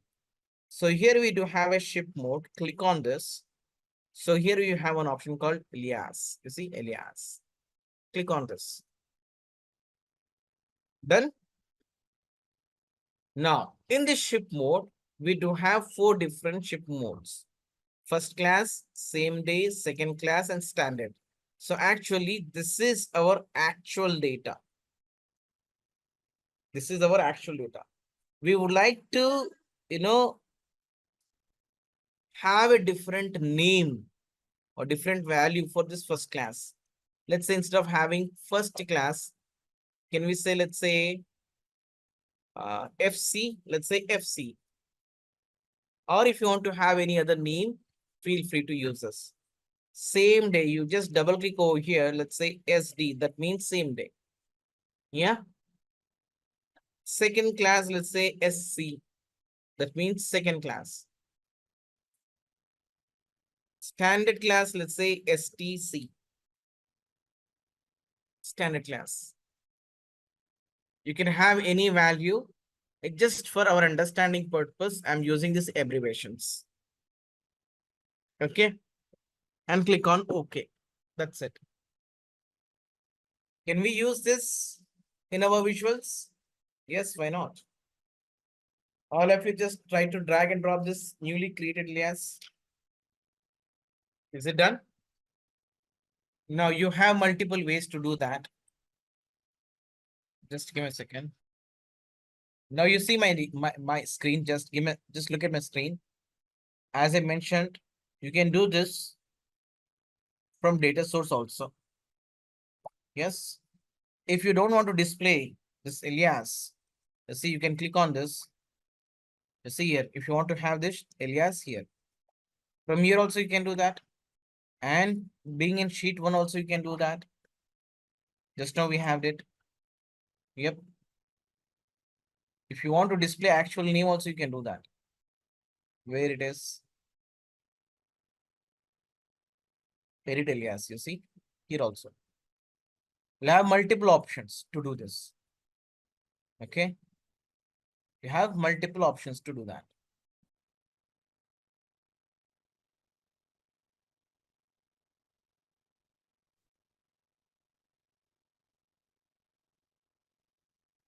Now, what we'll do now, we'll talk about again. Let's go back to group. You see, we have created a group, right? So especially this one, we have created two different groups. One is for negative subcategories and another one is a positive subcategories. Fair enough. Now let's assume that, let's say we have one subcategory called table. As of now, this table is now giving negative profit. As of now, this table is giving negative profit. Hence, it is in a negative bucket. Let's say tomorrow onwards, this table's subcategory started giving positive profit. Do you think that this table automatically falls under positive bucket? Do you think that this table is now placed under positive bucket? Yes. Yes, guys. As of now, this table subcategory is giving negative profit. Let's say tomorrow onwards, this table subcategory started giving positive. Now, can you expect this table under positive bucket?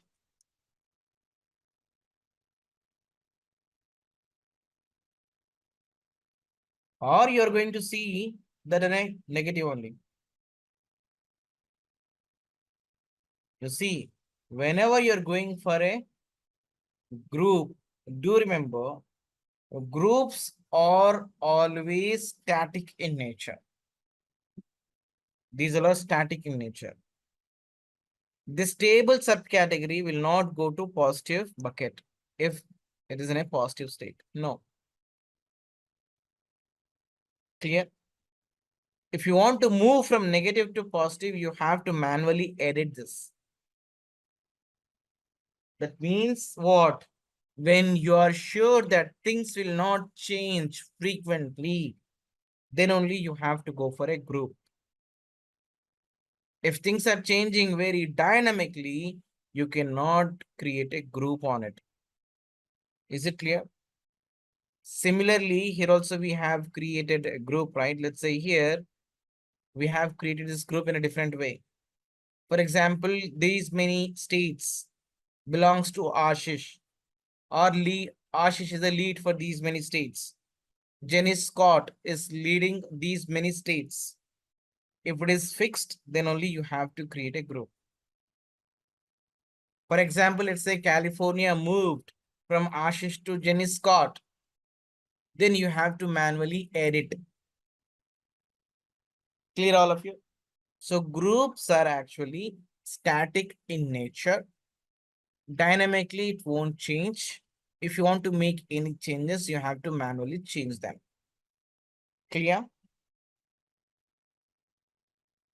Yeah.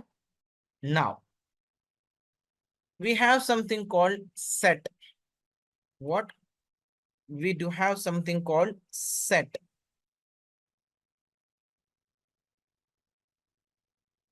What is the set? Based on the condition, you can create a group. Based on a condition, you can create a group. Let me take a new page. Let's try to understand. Whenever you are creating a set based on a condition, you see set based on a condition, you can create a set. Actually, data will be divided into two parts based on a condition. Whenever you have a condition, at the end you will see two things. One is true or false. If condition is met, that means it's a true statement. If condition is false, that means we'll see false statement. Clear? Now you can create this set based on a condition. That means we have true or false, two things. Now set will create two groups always. How many groups? Two groups. One group is called in, another group is called out. You will see all those items in group which met the condition true. If condition is true, you will see all those items under in group. If condition is not satisfied, you will see all those items under out group. For example, you have 100 products. You would like to see top 10 products. What will happen? Top 10 products you would like to see. Top 10 products you would like to see. 10 product will be placed under in group.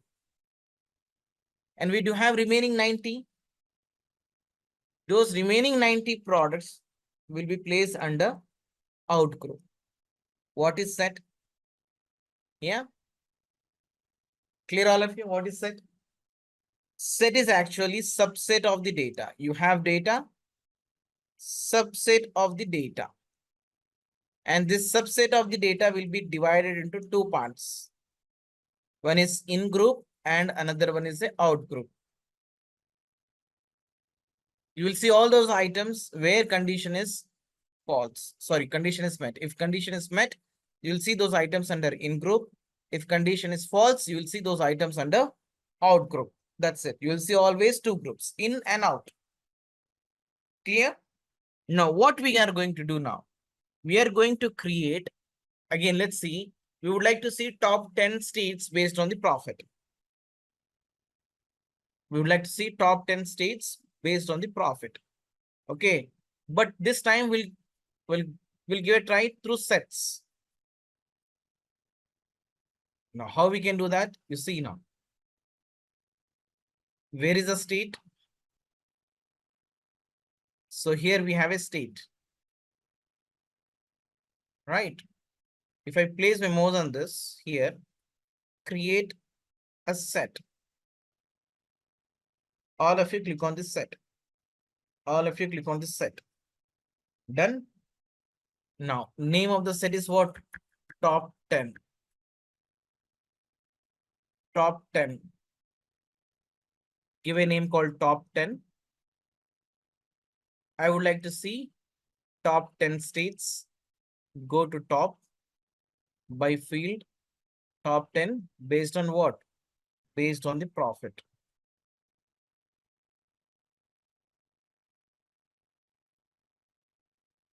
Click on OK. All of you click on OK. Let me click on OK. Done. The moment when you click on OK, You see somewhere over under data section, you will see top 10 set. An icon for set is different. You'll see something like this, circles. You see, you'll have different icons. For set, you'll have this kind of an icon. For group, you will see attachment, right? For hierarchy, you will see different one like this. For calculated field, you will see something like this, equal to ABC for calculated field. Yeah. By looking at this icons, you can understand what is for parameter, you'll see something else. We're ready to discuss parameter. So you have to look at these icons, right? Now, top 10 set is now created. Fantastic. Now, just look at my screen. What I will do, I will drag and drop the state. Don't do anything. Just look at my screen. I'm placing the state under row shelf. So these are all states. And I'm going to place profit under column shelf. Fair enough. I'm just doing quick sort and I'm going to enable data labels. So far, so good. Okay. So these are our different states, all the states. Okay. Now we have a set. Just look at my screen. This is only for your understanding purpose. Top 10 states, just look at my screen. When I move, when I drag this top 10 set, you see, the moment when I started dragging, it's showing in and out. You see, in and out, in and out. You see. Now just look at my screen. If I place this under row shelf right before the state, just look at my screen. Now it has created two groups. One is in group where you will see 10 states and remaining states you're going to see under out group. Got it? Clear, all of you? Now what I will do now, let me clear this. Let me clear the sheet. I am going to place top 10 under row shelf. You see, once again, let me place profit under column shelf. You see now what is happening? You'll have two groups, in and out. In means top 10 value and remaining state value is in under out group. Yeah. So this is also another way of visualizing it. Now let me clear this. Now let's give a try. All of you drag and drop state under row shelf and drag and drop profit under column shelf. Do the quick sort and enable data labels. Now, drag and drop this top 10 set under filter shelf. Finally, drag and drop this top 10 set under filter shelf. By default, it will take in group. Sometimes if it is throw in pop-up stating which one you want to pick, you just take the in. Most of the time by default, it will pick in only.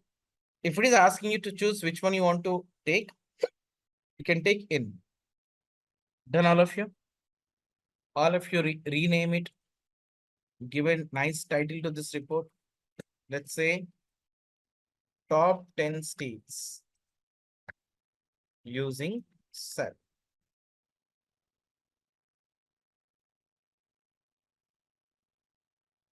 Can we have bottom 10 states? Can we have bottom 10 states? Yeah. All of you create bottom 10 states. All of you create a set. How you can create a set? See now. Go to state once again. Click on create and set. This one. Then all of you. Let's create another set to bring bottom 10. State, create set, name it as bottom 10. Now to have a bottom 10, again you have to click on top only. Okay. Name it as bottom 10. Click on this. by field over here. From this drop down, you have to select the bottom. From this drop down, you pick bottom, type 10, profit, and click on OK. Done, all of you? Once it is done, again, take new sheet and display bottom 10 states. Once it is done, all of you take a new sheet and display bottom 10 states. I'm taking new sheet. Let me drag and drop state under row shelf, profit under column shelf, do a quick sort and enable data labels.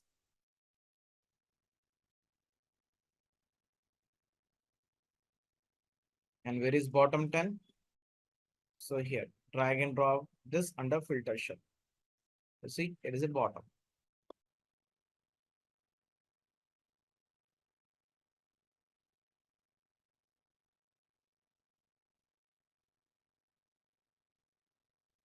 Very easy. Perfect. Now, one interview question. We can create set only on dimensions. Make a note. We can create a set only on dimensions. Got it? Only on non-numerical column. Clear? You see product name, it's a dimension. You see, we have option called set. Segment is a dimension. Create a set. Perfect. Ship mode is a dimension. We can create a set. But if I go to a measure, discount, profit, sales, and quantity. So these are all numerical columns. So here we don't have that option called set. Here we don't have any option called set. What do we have here? We have something called bins. What do we have? We have something called bins. We'll see this bin, how to create a bin also very shortly. But before we proceed, you see, we have created two sets. One is top and another one is bottom. Yes or no? So we have created two sets, top 10 and bottom 10. Can we combine these two sets?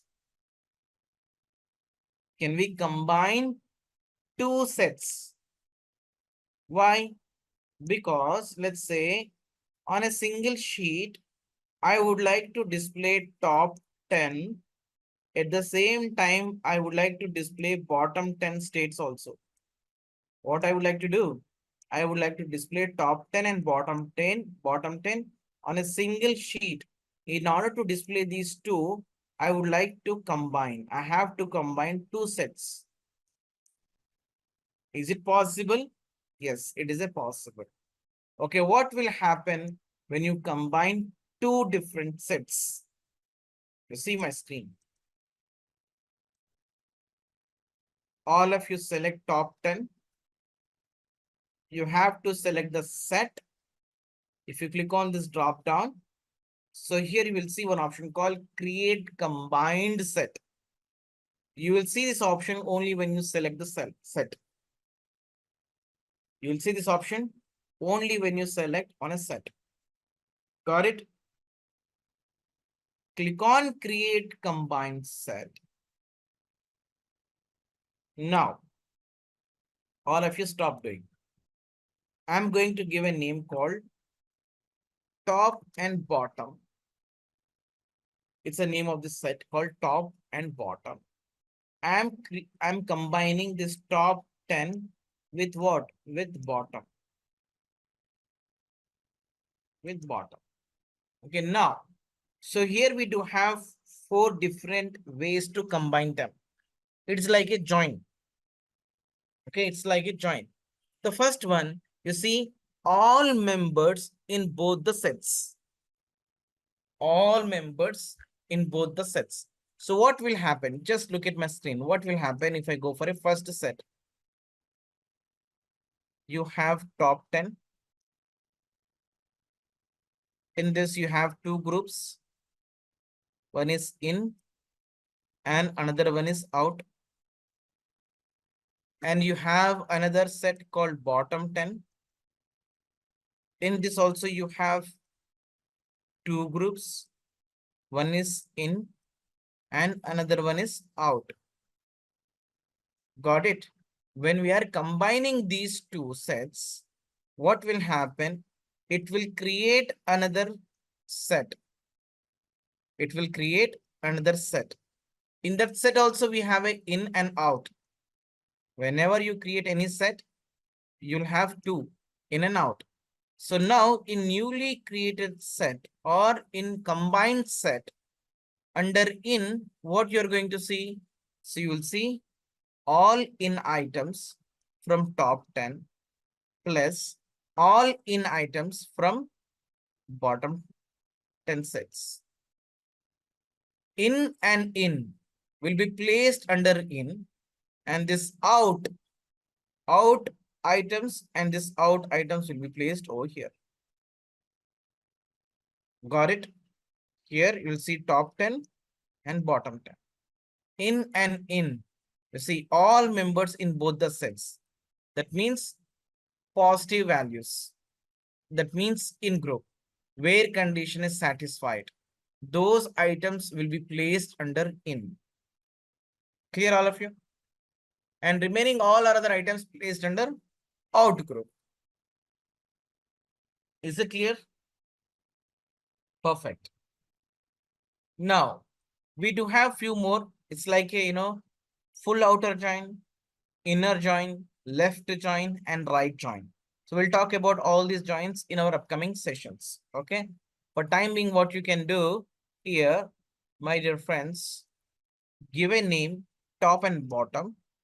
Okay. Select two sets from each drop down and go for first option, all members in both the sets, and click on OK. No, here we don't have option to combine with more than two sets. But what you can do, you see, now two sets are combined, you'll have one combined set. On top of it, if you want to combine, yes, you can combine. And then you'll have another set that is called combined set. On top of it, if you want to add another set, yes, you can do that. Clear, Victoria? Let me click on OK. Now, again, you're going to see another set, top and bottom here. Now, what we'll do now, just drag and drop this, state under row shelf, and drag and drop profit under column shelf. Let's do a quick sort and enable data labels. Now, you have to drag and drop this top and bottom under filter shelf. Wow. Just drag and drop top and bottom set under filter shelf. Top 10 and bottom 10 states using combined set.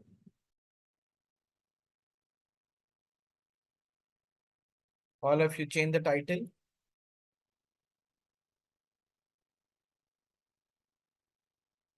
Looks good. All good. Fantastic. Now, shall we proceed? Now, my dear friends, let's go back to top 10 states here. We have a top 10 states. Yes, of course, we have a top 10 states. Now, user is asking, hey, dude, I don't want to have always top 10 states. Sometimes I may go for 15. Sometimes I may go for 20. Or sometimes I may go for 5 also. Got it? So how we can display based on user input? Understood? What is the requirement? What user is asking, hey, I need one window where I'm going to choose how many items I want to see. For example, if I say top 5, I would like to see top 5. For example, if I want to see top 10, I'm going to pick 10 to display top 10. If I say 15. I would like to see top 15 states. So how we can allow user to pick the number at the same time based on his selection, we would like to display the visual. Based on user selection, we would like to display the visual. So this is something called parameters. What it is? Parameters. So if you want to take user input value, I repeat, if you want to take user value, user input value, and based on that value, if you want to perform any additional calculations, or based on that input value, if you want to make your visual too dynamic, you can do that. Or to perform what if analysis, you'll go for a parameters. In a nutshell, you want to get something from the user. In a nutshell, you want to get something from the user. Based on user value, you're going to perform certain actions. That is called parameters. Parameters are more powerful. You can use these parameters in your calculations. You can use these parameters in your visuals. Got it, all of you? Now, how to create a parameter? Let's see now. It's very easy. You see now. So here, let me click on this arrow mark over here. There are many ways to call parameter, but this is easiest way. This is easiest way. Click on this drop down. Here you have option called create parameter. All of you click on this create parameter. Done. Let me click on create parameter. Now let's give a name. What to select? Nothing. Ashish, you see my screen? I have highlighted with the marker. Here we have a small drop down. Click on this. Here you have option called create parameter. Click on this create parameter. Let's give a name to this. Let's say top n. This parameter name is top n. Let's say top n. What is the data type? The data type is what? Integer. Just give me a second. Okay, what is the data type? It's an integer. Select this integer. Now, so here you see this one. What type of value you want to allow? If you set allow all, if you set all, that means user can enter any value. User can enter any value. If you want to create your own list, predefined list, you can go for a list. If you want to set a range, you can set the range also. What we'll do now, we'll pick the list. We'll pick the list. So I'm trying to define one list, predefined list. So minimum is, let's say 5, yeah, 10, or a 15, or a 20. You see, all of you, what you have to do, you select, you just name it as a top n.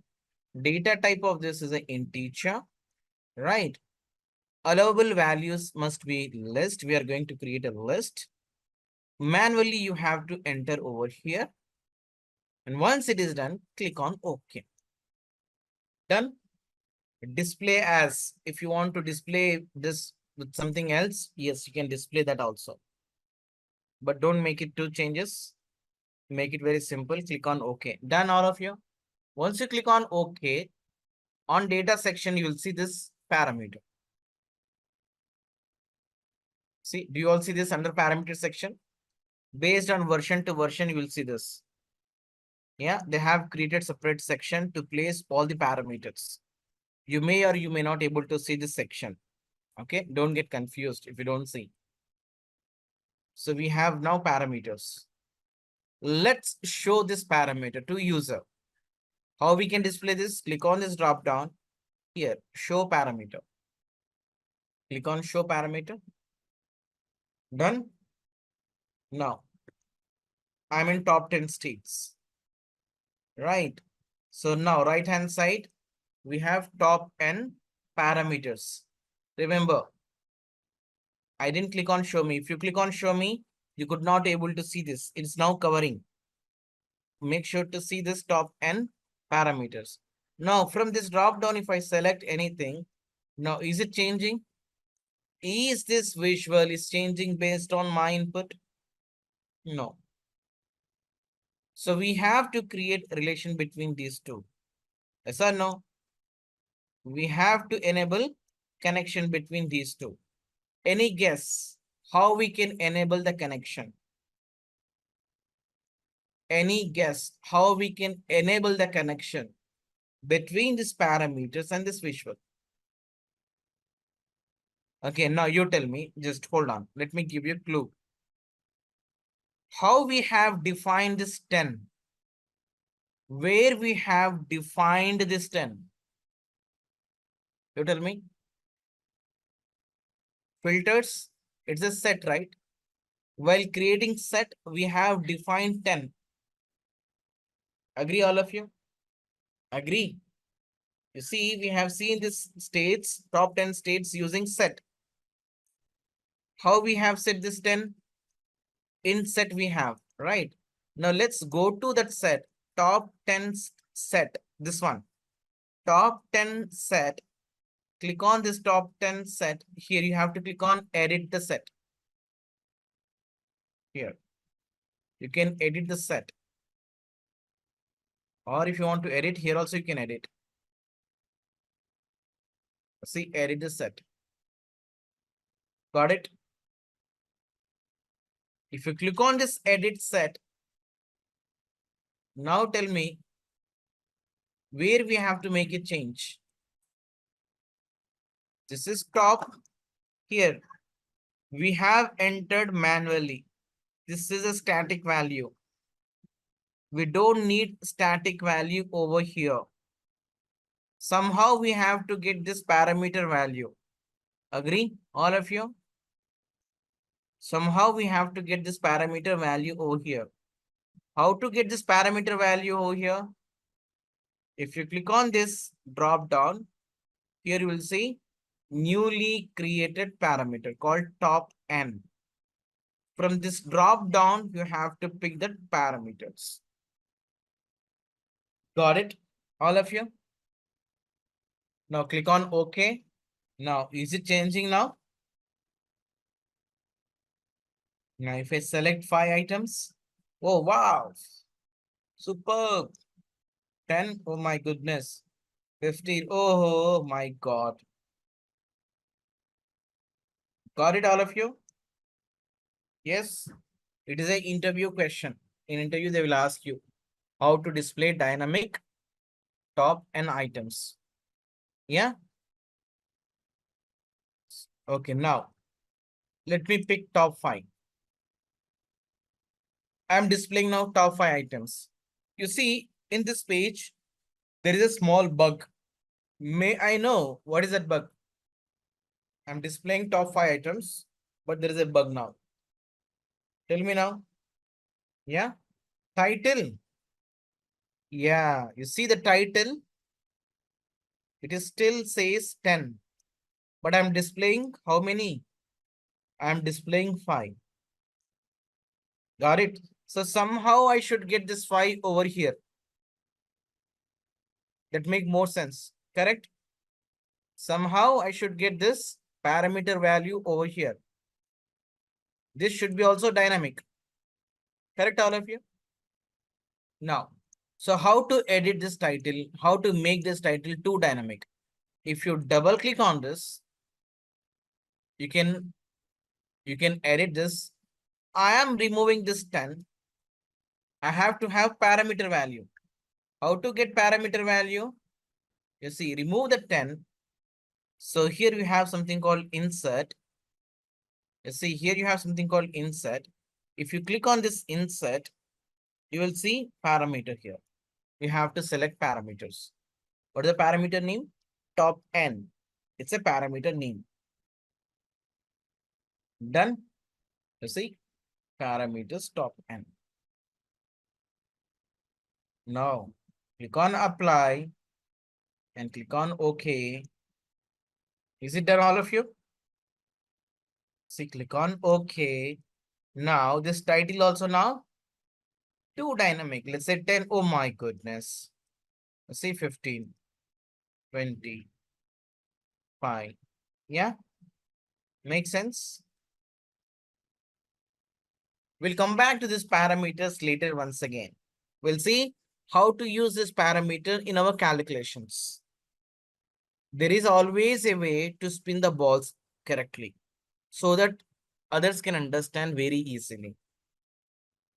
If you see the flow, you see very neatly and clearly we are going through each and every topic and we can easily connect them also. Correct? So what we have seen today, so we have seen what is Tableau Public, Tableau Desktop. Yeah, we have seen the basic sorting and how to sort based on some other fields. And we applied filters using dimensions, measures, and date filters. And we have gone through interactive filters. And we talked about context filter. This context filter is important during interview. They will ask you. And we have seen how to group dimensions. Yeah, through using visuals and another way also. And hierarchy we have seen. And we have seen how to name it alias. And we have seen set. Right, we can create set only on dimensions, not on measures. Remember this.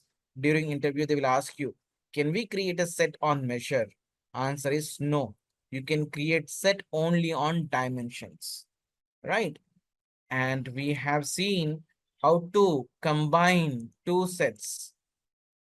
Right, we have combined two sets to highlight top 10 and bottom 10.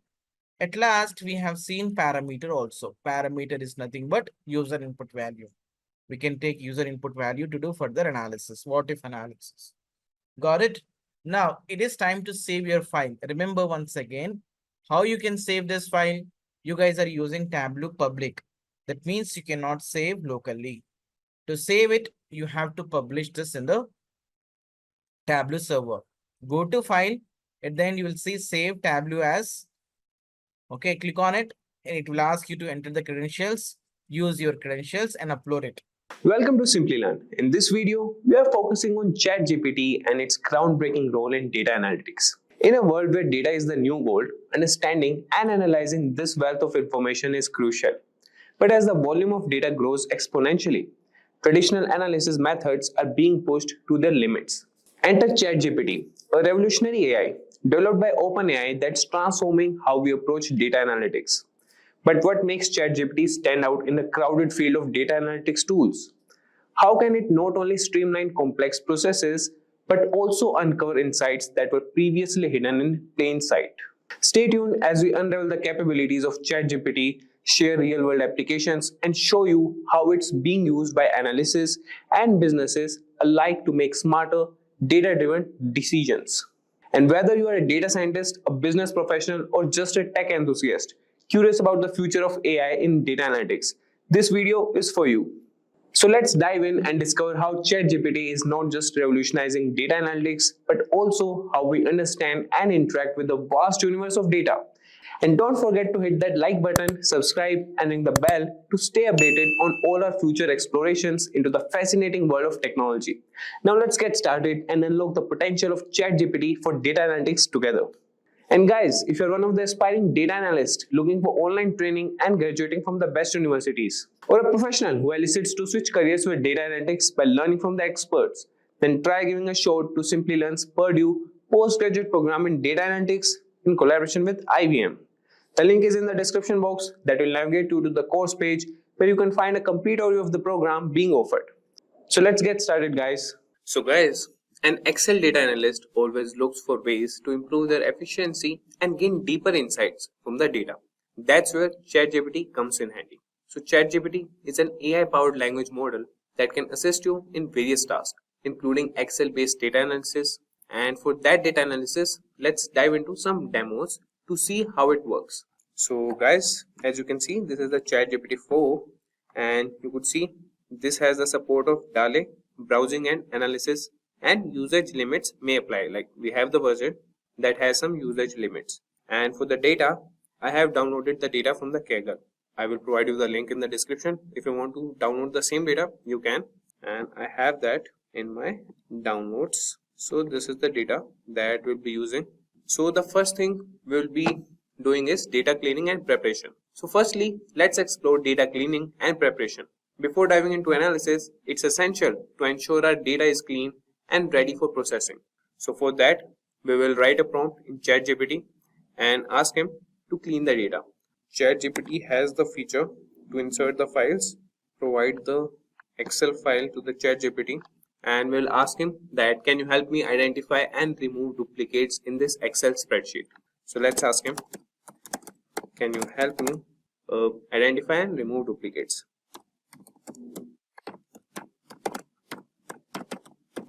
Duplicates from this Excel spreadsheet, from the provided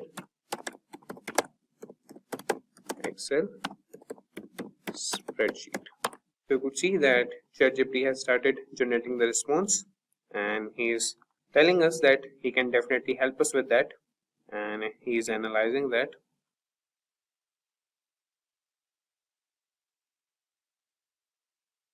So you could see that ChatGPT has provided us the response. So let's first go to our spreadsheet. So this is the spreadsheet: order number, quantity ordered, price of each quantity, and order lines. So you could see that first ChatGPT has encountered an error, and that is with the character and coding mismatch. And then he has loaded the spreadsheet successfully with the second attempt, and you could see that he has provided like the smaller or the briefer version of the spreadsheet. That is, the dataset consists of sales data with columns such as order number, quantity order, price each, order line, sales, order date, status. So he's asking us, could you specify how you would like to identify duplicates? For example, should we consider a row a duplicate if all its values match another row exactly, or are there specifically columns we should focus on to determine duplicates? So we should, or here we will be focusing on the column section. So here we want to identify column section.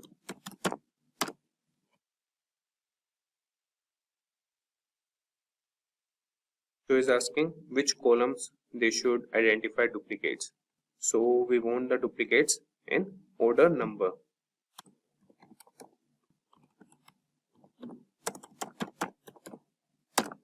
So the ChatGPT has started analyzing the spreadsheet. So you could see that ChatGPT has produced the response that they have identified a total of 2,807 rows in the spreadsheet that have duplicates based on the order number column. So this indicates that multiple rows share the same order number, suggesting there might be different items or transactions within the same order. Would you like to proceed by removing these duplicates while keeping either the first or last occurrence of each order number, or do you have another approach in mind for handling these duplicates? So before identifying the duplicates, what we'll do is we'll first get rid of the extra spaces. So we'll ask ChatGPT that first find the extra spaces in the spreadsheet and help us remove them. So you could see that it has started analyzing it.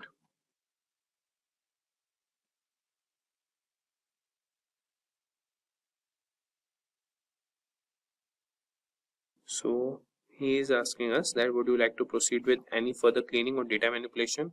Yes, we want to proceed further with data cleaning only.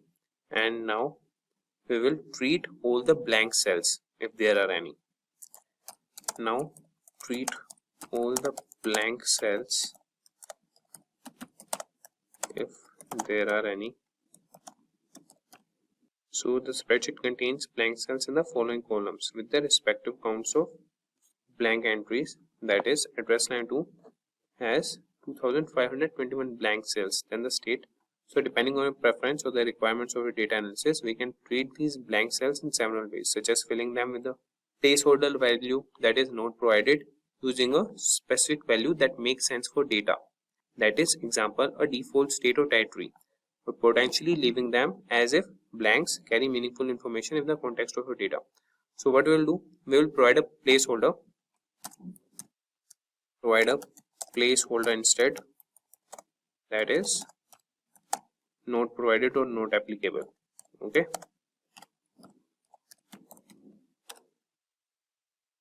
so you would see that ChatGPT has responded that it has replaced the blank cells in the columns, that is address line 2, state, postal code and territory, with the placeholder not provided. So you could see there's a verification sample showing the updates. So this is how you could clean the data. And now with ChatGPT, you can quickly identify and eliminate duplicates in your Excel spreadsheet using built-in functions and formulas, saving your time and effort. So that would be done by the ChatGPT, and you can download the Excel file from the ChatGPT only. After that, you can just ask him that provide me the output or the resulted spreadsheet. So if we talk about now data analysis and visualization, let's delve into that. So Excel offers powerful tools for analyzing and visualizing data, and ChatGPT can help you make the most of them. So for this also we'll write a prompt to the ChatGPT, and we'll write, for example, please create a pivot table and a corresponding chart to analyze sales performance by region. So let's see, like this prompt, what output does ChatGPT show to us. So let's ask him, please create a pivot table and a corresponding chart to analyze sales performance by region.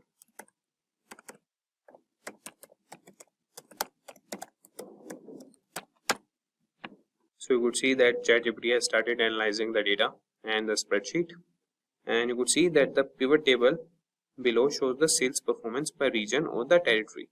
So this table indicates that the EMEA region has the highest sales performance, followed by regions where the territory was not provided, then APAC, and finally Japan. So now let's create a chart to visually represent this sales performance by region. You could see that it has provided a chart, that is a bar chart illustrating the sales performance by territory. So you could see the guys that it has provided us the analysis, and ChatGPT can guide you through the process of creating pivot tables, charts and other visualizations in Excel, enabling you to gain valuable insights from your data with ease. So let's move to advanced analysis and automation.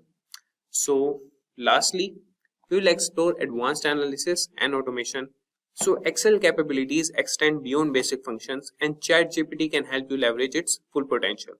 And for this also, we'll write a prompt to the ChatGPT that can you assist me in building a forecasting model to predict future sales based on historical data present in the spreadsheet.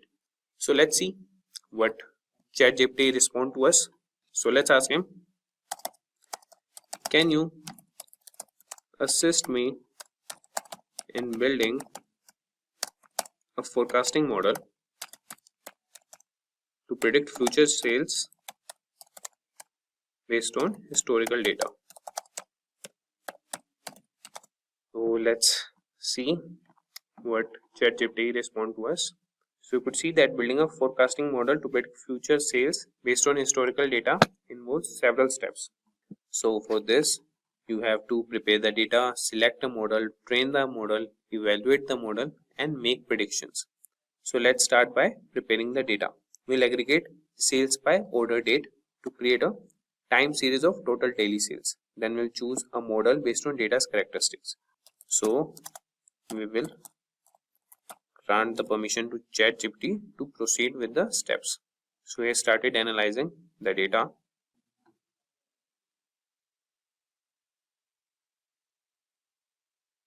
So you could see that the data has been prepared into a time series of total daily sales. And before choosing a forecasting model, it's helpful to visualize the sales time series to understand its characteristics such as trend and seasonality. So ChatGPT has plotted a daily sales data, and then he has given the visual trends and the possible seasonal patterns. And the next steps would include testing for stationarity, model selection and parameter tuning, model training, and then forecasting. So you could follow all these steps with the help of ChatGPT and could create a forecasting model. If you want, you can move to the next step. So you could provide a prompt to the ChatGPT that move to or proceed with next step.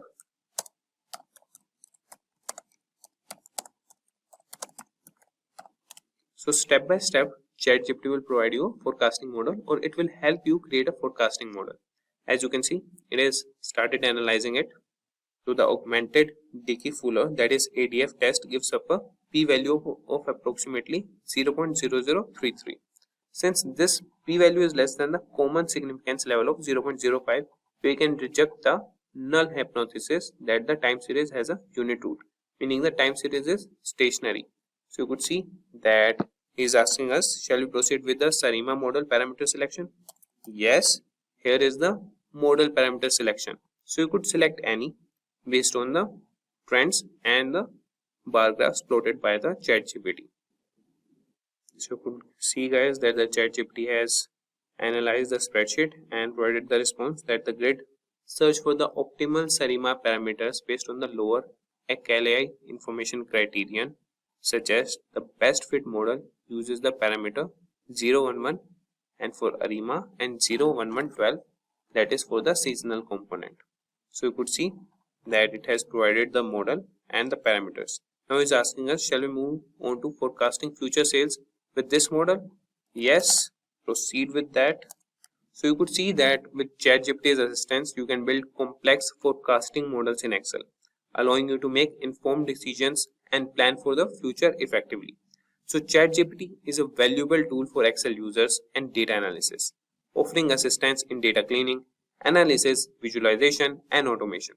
And by integrating ChatGPT in your Excel workflows, you can enhance your productivity and uncover new insights from your data.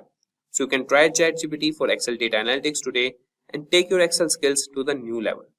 And you could see that there's an error in the analyzing, and he has encountered an error while trying to plot the forecast with its confidence intervals. So this type of error can occur due to data type issues, particularly when handling data indices and forecast. And despite this hiccup, the forecasting process using the SARIMA model was completed and we were able to generate forecast for the next 12 months. Unfortunately, due to the plotting issue, we couldn't visually display it. So we'll ask him, can you try once again? So you could see that this time ChatGPT has provided us the forecast for the next 12 months. That is, the forecast have been successfully plotted along with the historical daily data. So here we have our forecast model, and with the ChatGPT's assistance, we can move with other analysis also. Now, what exactly do you mean by data visualization? So, let's say you run a company, something similar to Amazon, which is also having an online website and it has some stocks and everything. You have customer data, you have orders data, delivery data, category, the lead numbers, profit made, etc. Right? And you give that data to your marketing team, or maybe your marketing team gives that data to you. Then how do you understand it exactly, right? It's nothing but all numbers and alphabets and nothing understandable. All you can see is just tablet data with some entries in it, right? And you are ought to make a special decision for your company which improves the sales in all the states and regions of your nation, right? Or worldwide. In those scenarios, what exactly comes to your help is data visualization. If your data can be transformed into some graphs, some charts maybe, which can help you understand what exactly is going down in your data and what exactly is growing in your business data, right? That exactly is known as data visualization. So there are multiple data visualization tools like Excel, Power BI, Tableau, ClickView, etc. So in this particular tutorial, we will have Excel data visualization. So for a clear understanding purpose, let me show you what exactly I meant. So this is what I meant before, right? So imagine you are given this particular data set from your marketing team, and just by looking at it, you need to make a business decision. Do you think it is possible to make a business decision? No, right? Now, what if I tell you I would like to convert this into some graphs and charts so that it helps you understand which is the category that bringing you the most number of leads. So just select the category here and go to the leads column. Once you've selected those both, go to the insert option here, and here you can see some options for pivot tables, pivot charts, charts and sparklines, filters, slicers, and everything. I would like to go with the charts, and I'll expand the button, and you can see already Excel is recommending some charts for you. It would like to go with the bar graph, the Pareto chart, and other things. If you just go into other forms of charts, you have pie chart, you have donut chart, etc. Right? What if I go with a pie chart? Something like this. Or the initial recommendation, which was a column chart. Right? If I go with this, then I will have this particular pivot table generated all by itself from Excel. And here you can see the number of leads given by the categories. So the home category gives me about 37,000 leads on an yearly basis. So if I go back to sheet 1, this particular dataset belongs to the year 2020. So in this particular year, I have received about 37,000 leads from home category and about 39,000 to 40,000, close 49,000 leads from office category. And technology category gave me about 34,000 leads, right? Now you can understand technology is not performing so good compared to home and office. Now to improve the sales, you might want to make a decision, a business decision. Apply some offers or add on some marketing teams or run some campaigns to improve the technology, right? So you can borrow some of the profits which made you richer from home and office category and invest that money into the marketing so that by the next year you can see some prominent growth in technology as well, which will make your company a little more richer, right? So that exactly is what I meant by the term data visualization. So in this particular tutorial, we will explore data visualization in Excel. So now if we go back to the insert option once again, by getting back to the sheet 1, we can find a lot of charts, right? All charts, and here you can see column charts, which we had an example of. And here we have line graph and pie chart, bar graph, area graph, etc. Right? We will try to generate one example of each and every charts available here. And after that, the most important part of today's session, I will help you learn how to automate this particular task. Let's say you are a business analyst working for your company, right? And you have generated the data for 2020. Tomorrow comes 2021. And you might have to do this task all together once again. And comes 2022, 23, 24, and 25, and so on. Would you like to do this operation again and again and again, right? If it's once in a year, it's fine. But what if you are supposed to generate this particular report on a month-on-month basis, or maybe on a week-on-week basis? Wouldn't be it a little too mundane, right? So to avoid that, I will tell you how to automate this task. But before that, let's explore all the available charts for us. Now, let's try to go with the second option in our charts, which happens to be the line graph. So it's important to understand which is the time and which is the chart you need to take. So whenever you're dealing with dates, right? The order date, the delivery date. Let's say the problem statement is, I want to understand how the sales are going on a month-on-month basis, right? How are the orders received, right? Which is the month in the year 2020 which has the highest orders received. How would you do that? So to do that, you will go with the line graph, which will show you how the orders perform on a month-on-month basis.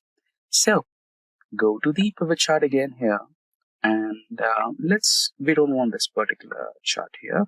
So instead of category and sum of leads, we will go with order date as rows, which will give us the months, Jan to December of 2020.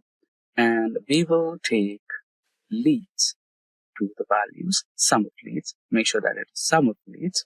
So we are calculating the total leads in month.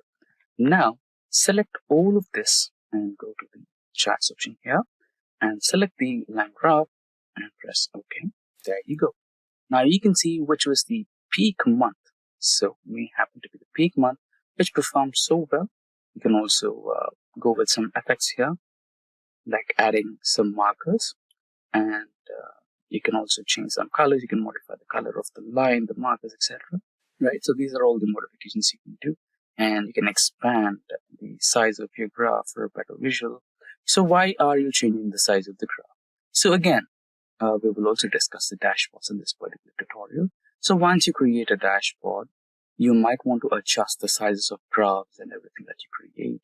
So it looks like a perfect dashboard where you can have details of everything. Right, so that's the overall point of creating a dashboard. Now, this was the second type of graph that we explored today. And coming back to the sheet one once again. Now, if you go to the insert option, here you have a few more types of charts, right? So far we have dealt with the column chart. So we have clustered, stacked, and everything. And we have also explored the line graph. Now we would like to go with the bar graph, right? Now, let's say you wanted to know the difference between the leads and traffic. Let's say you have marketed a specific product, or you have run some campaigns, and the traffic you received is volumetric, right? A lot of traffic in terms of lakhs, or crores, or thousands, of hundreds, right? You never expected those many number of people visiting your website.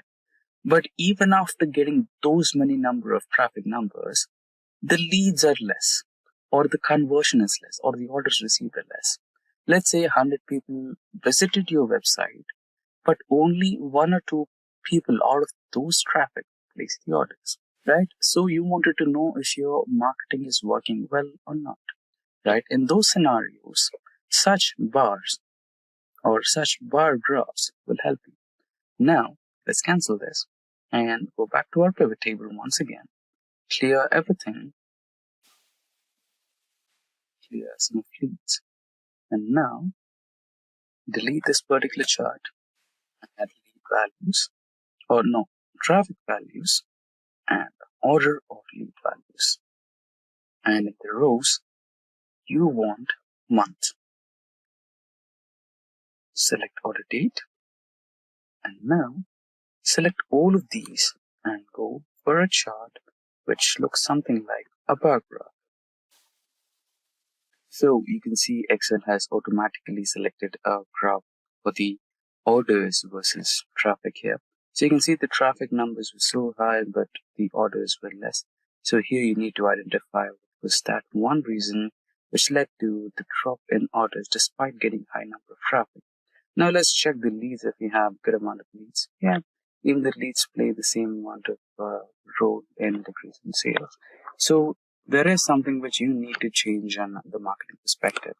So now let's go back to the sheet one once again and check the insert button. And here, if you go down to the options of all charts, you can find the area chart.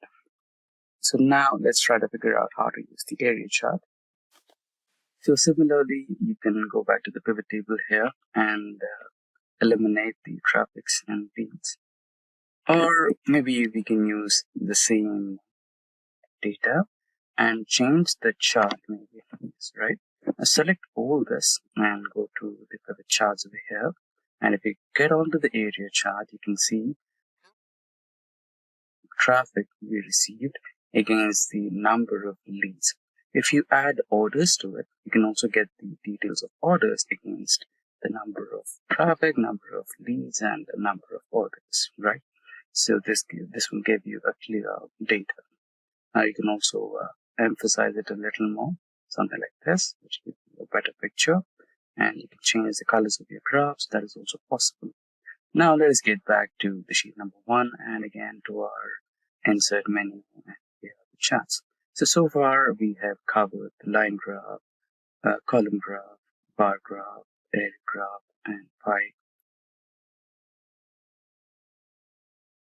I think we missed by, but not a problem. Let's go back to that once again. Let's close this and go to sheet 2. So you can delete this one. And get into the pivot table once again. You can clear this.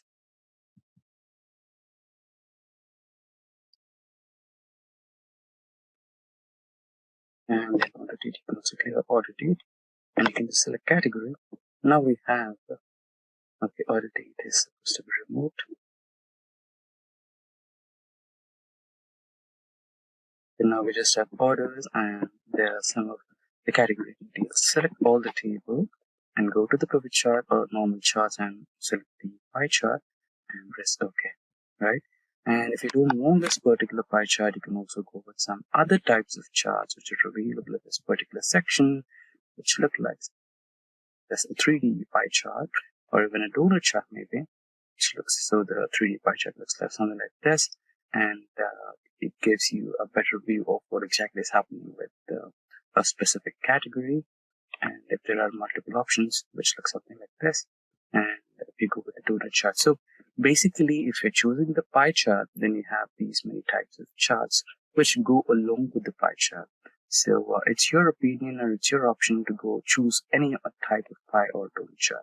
So let's go with the initial one, which is a pie chart. So okay, and there you go. Let's quickly delete this one and go back to sheet 1.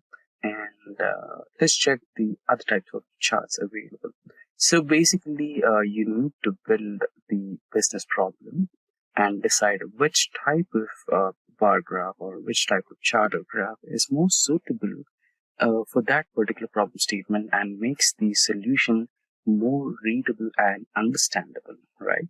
So that's the overall motto. So proceeding ahead, so probably have covered column, line, by bar, area, etc. Right? Now the next one is the scatter plot. So you can already see Excel has automatically generated a scatter plot for series 1 to 3. So basically, you might be having, a lot of people have a doubt when exactly to use scatter plot. So think of it this way. Let's say you have an ice cream store and you wanted to know which time of the year your ice cream sales are increasing, right? Based on the climate, based on the weather, based on the temperature. So during summers, the temperatures are high, so the ice cream sales are high during that particular season. So that can be understood using the scatter plot. Moving ahead, we have the map chart. So let's try to implement example map chart, order ID, sum of orders, and instead of order ID, let's take state. Now, using this, we can try to create a map chart. You cannot create that in a pivot table, so let's try to repeat. You cannot create that in a pivot table, so let's try to do it in a normal sheet. Go with the maps, and here you come.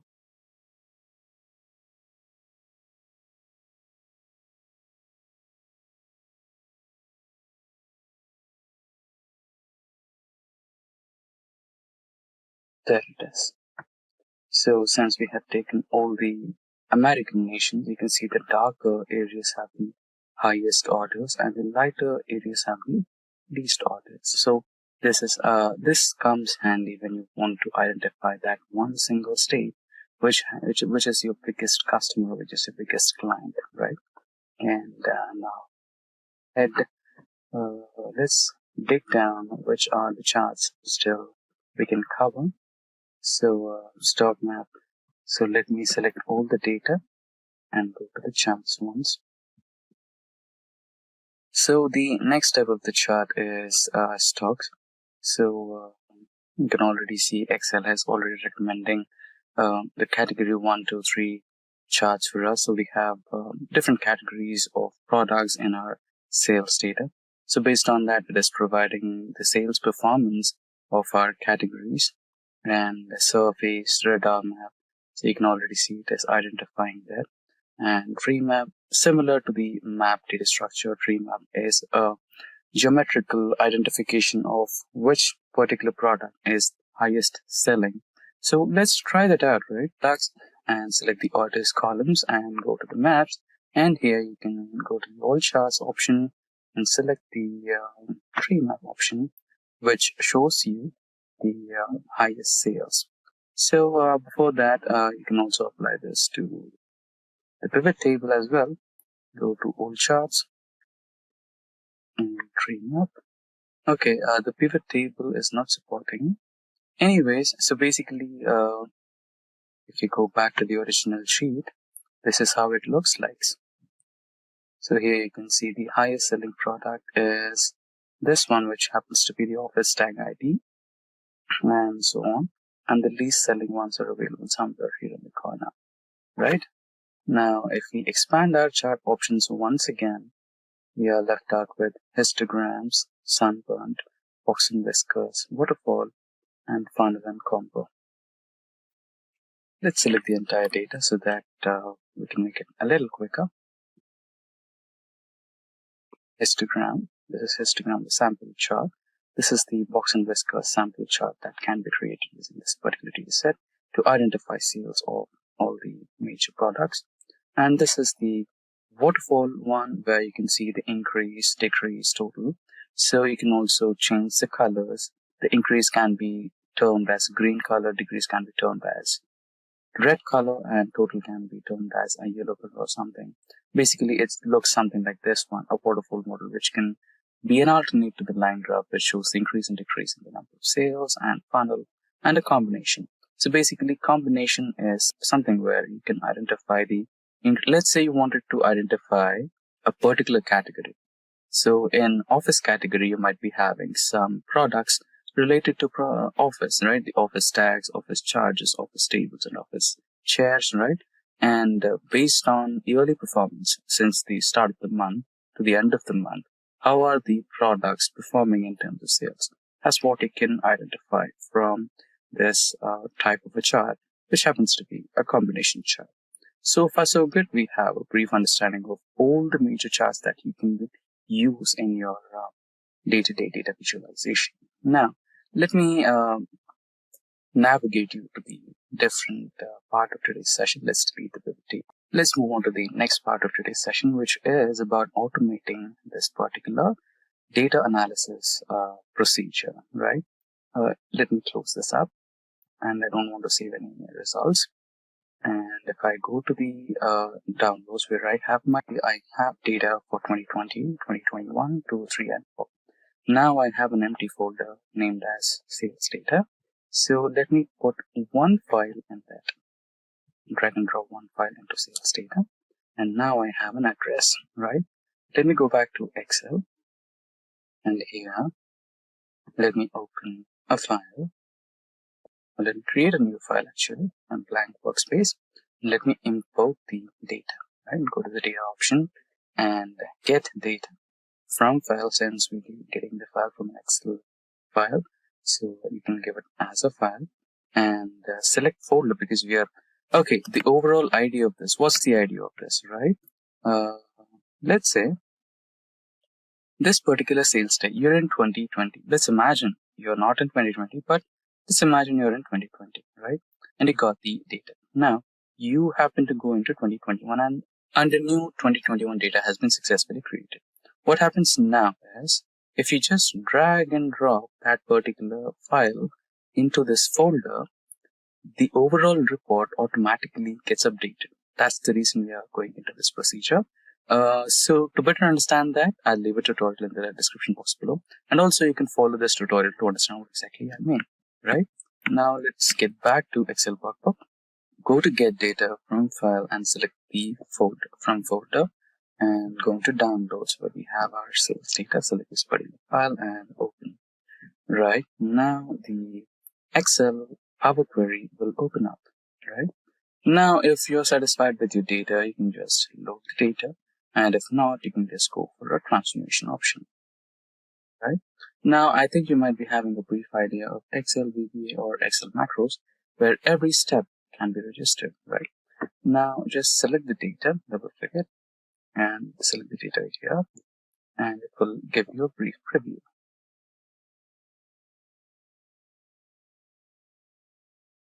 Now you have the first sheet. Select the sheet and you'll have a preview.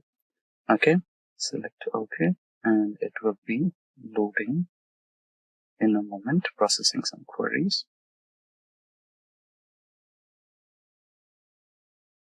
So there you go. Now we will make some transformations to it. Firstly, we don't want the first column name, which is source name. You can remove it, and here you can see the step has been recorded, right? That is very important for us to understand the automation, right? Now the next automation step is convert the data types. So here you can see the order ID. We don't want to mess up with the order ID. We want to change the order date and delivery date, right? So for that, you might want to change the data type, which is not in a date data type. It's just numbers. So just double click and change data type to date, right?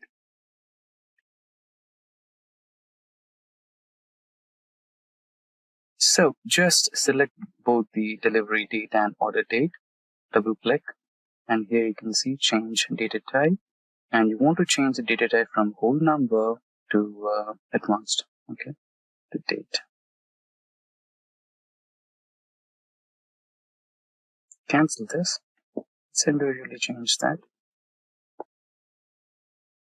Change type from whole number, another error. Don't worry, you can just remove that transformation step. If you don't want that transformation to be implemented, you can just remove it.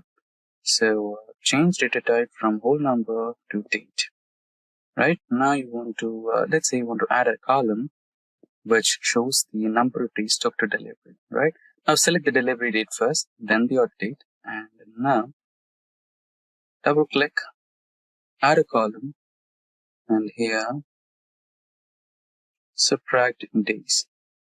And here you have it. Instead of subtraction, you can rename it as name and number of days. Okay, days to deliver. So here you can identify how exactly your product is being delivered and how many days it is taking. And if it is too long, you can identify some mistakes with the delivery agent or something like that, right? So let's have a track of that. Now let's keep it along with the order date and delivery date for a better understanding. And if you go ahead, here you can see customer ID, right? So the problem is customer ID is along with the customer name. So what you want to do is you want to split the customer ID and customer name. You can do that. Just double click and here you can have split column option by delimiter, and your delimiter is automatically set to hyphen since it identified, but the issue is we already have a space there. So you have spaces, and there you go. Your customer ID and customer name are split. So instead of ID2, just replace ID2 with customer name. There you go. Another transformation is done. Proceeding ahead, so we have quantity, traffic, leads, orders, and revenue, and cost to company, order status. So we want to identify the profit. So we don't want, if you filter it out, you can see delivered, in transit, not delivered, or order cancelled, right? So not delivered and order cancelled will be rejected from the list because we want to identify the correct profits. Okay? And what I mean by rejecting not delivered or cancelled, because cancelled orders will be refunded to the customer. So you cannot add that number to your profits. And not delivered will automatically get cancelled, and again that money will be sent back to the customer, right? That money can also be not added to your overall revenue or profit. Right now we want to identify profit, so we want to subtract revenue from cost of the company, right? Select revenue first, then cost of the company, and go to add column, and then subtract, and you have profit. Rename that as profit, and you can drag and drop that particular thing to here, and there you go. Now you have a fully functional data set, which is fine. Now you can use this particular data, right? Go to home. Here you can close and load, right? Close, save, close, and load. Correct? Your data will be now loaded to the data set.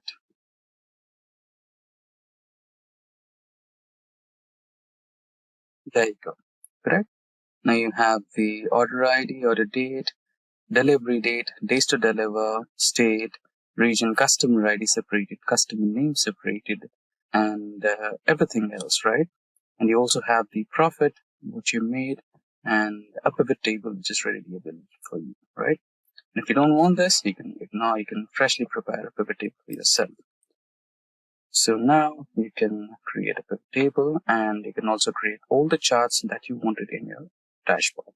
So far so good. We have successfully loaded the data. Now we have everything in place. Now what we can do is we can go ahead and create some dashboards, which is the last part of today's session. And remember, you've created a macro before loading this data into this particular table.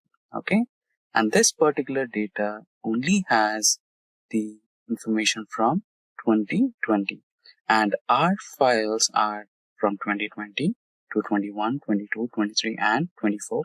And in case if in future if we get 25, we can also add that into the same folder. Okay, remember that we have created a macro, we have automated the task of data analysis report or dashboard, correct?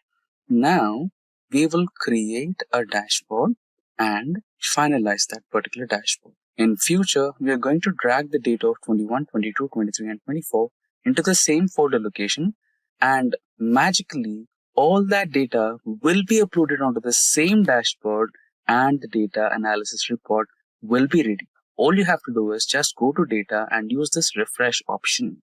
Okay, now let's proceed with the creation of dashboard. So first we will select the region and revenue. Okay, and out of this we'll try to create a bar graph. Okay, this is the first one, and let's go back to the sales data. We have the region wise sales, and now we will proceed with category wise sales, and we will insert maybe a pie chart.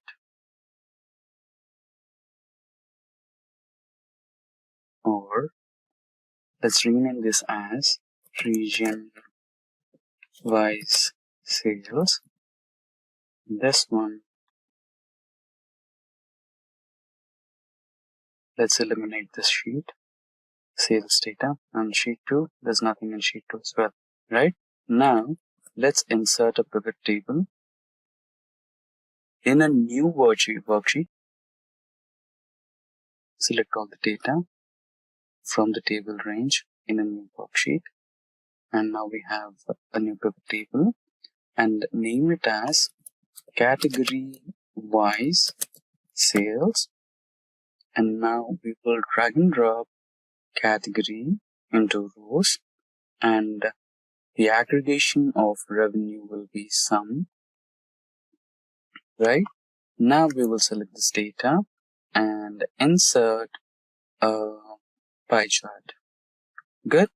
Now we are good with region-wise sales and category-wise sales. If we go back to the data again, what are the different possibilities? Order date, and I think we have traffic leads, customer ID, region, days to deliver. Okay, what we can do is we can create a line graph for month-on-month sales as well, right? Now let's select the entire data once again. Quickly, let's insert a pivot table, and the pivot table will be from the selected range. New worksheet. Let's rename the worksheet as month-on-month sales is select order date to rows ID, so that we get the month-on-month. The orders revenue. So we'll take revenue summation, ensure that it is summation, and now let's insert a line graph. There you go. And you can modify that as I discussed before. You can add markers, but I don't want any markers. I want this to be clean and clear. And if you want any other modifications, you can do that as well, right? Now we will create a new sheet for our dashboard. We will copy this and paste it over here, and we will copy this, paste it here, There you go. So you might have to select the cell first. Okay. Now, finally, category-wise sales and sales. Region-wise sales is the last one. Okay. So we are on the region-wise sales. Select the chart and go to data 6, sheet 6, and select any cell, paste it. Okay. There you go. We have the 3 dashboards now. You can rename this sheet as dashboard. There you go. Now you can, if you want, you can save it. Okay, have a quick look at all the numbers, right? Now we have this data for only 1 year. If you go back to the sales data and filter the data out, you can see as 2020. Okay, now what we will do is go back to our download section. There you go. These are the downloads. Let's imagine that we just received fresh data for all the other remaining years. You can copy or cut the files. I'll cut the files and go to sales data and paste them right here. Now we have the data for 2020, 1, 2, 3, and 4. Correct? Now close the file, come back to the data set, go to data and click on refresh all. It might take a while, but it's completely fine. Data will be updated shortly. There you go. Now it seems like the data has been successfully updated. Let's check for our satisfaction. There you go. Now we have the data for 2020, 1, 2, 3, and 4. Right? Now let's quickly go to the dashboard as well. And here, if you refresh, you will get the updated report or dashboard also for all the remaining other years. That is 1, 2, 3, and 4 as well, including 2020. So that's how you can automate the data visualization process with Excel. So far so good. We have understood the various charts available in Microsoft Excel. Now let's go back to the sales data. Yeah. So far we have understood all the different types of charts available in Excel, the column, the line, the pie, bar, area, right? We have also built a storyline or use case for each and every chart, and we have created multiple types of these charts. And after that, we have understood much about the pivot tables and pivot charts. And after that, we have used Microsoft Power Query in Excel to load and transform the data. So we have also covered data cleaning and data transformation and data loading. And after that, we have automated the data analysis or data visualization or data reporting in Microsoft Excel, right? Now, right here or so on 26 or 27, whenever you get a new file, you just have to drag and drop the file into the location of the sales report and your data will be updated. After that, you will find the report and you can invest the major part of your time in which you spend majorly in creating reports, right? You can spend that major time in building strategies and improving your business. Imagine if you want to do this for a year. If you get 1 year's data and you do it in a day or two, it's fine. And if it's on a monthly basis, you get month-on-month data and you want to do it, okay, it could not be worse. You can spend 1 or 2 days and it's fine. But what if it's week on week? You start to think, right?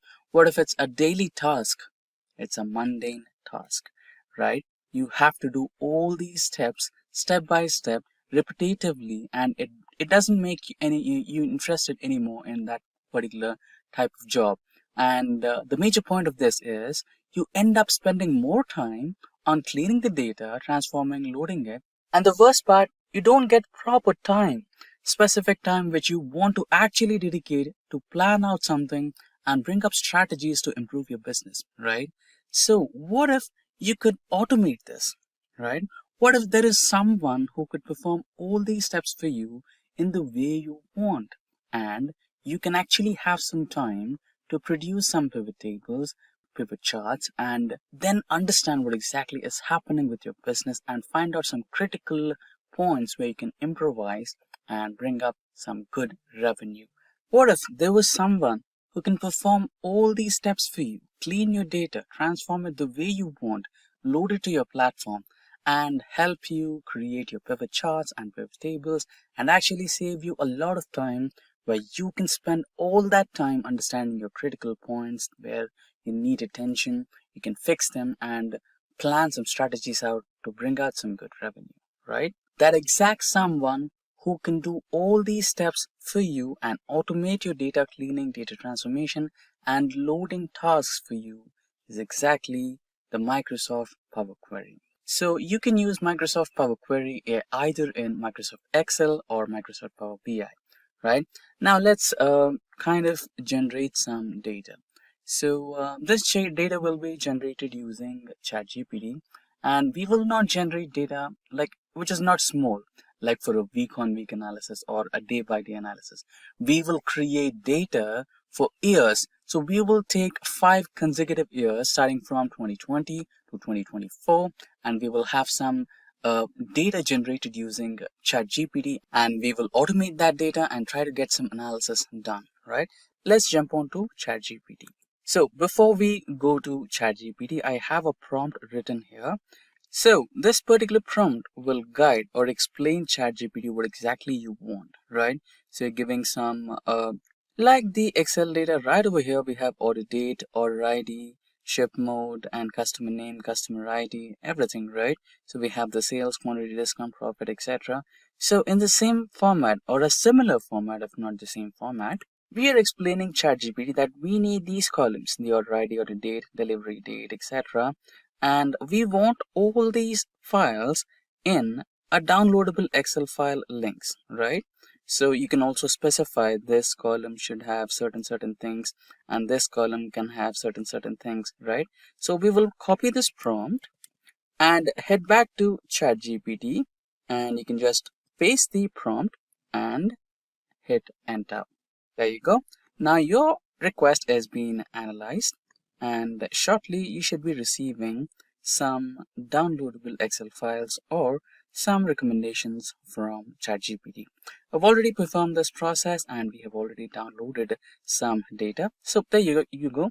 You have the data from 2020 to 2024. You can just click on this to download the file. So I've already done this job, and I've downloaded the files. So those files are exactly in my downloads here.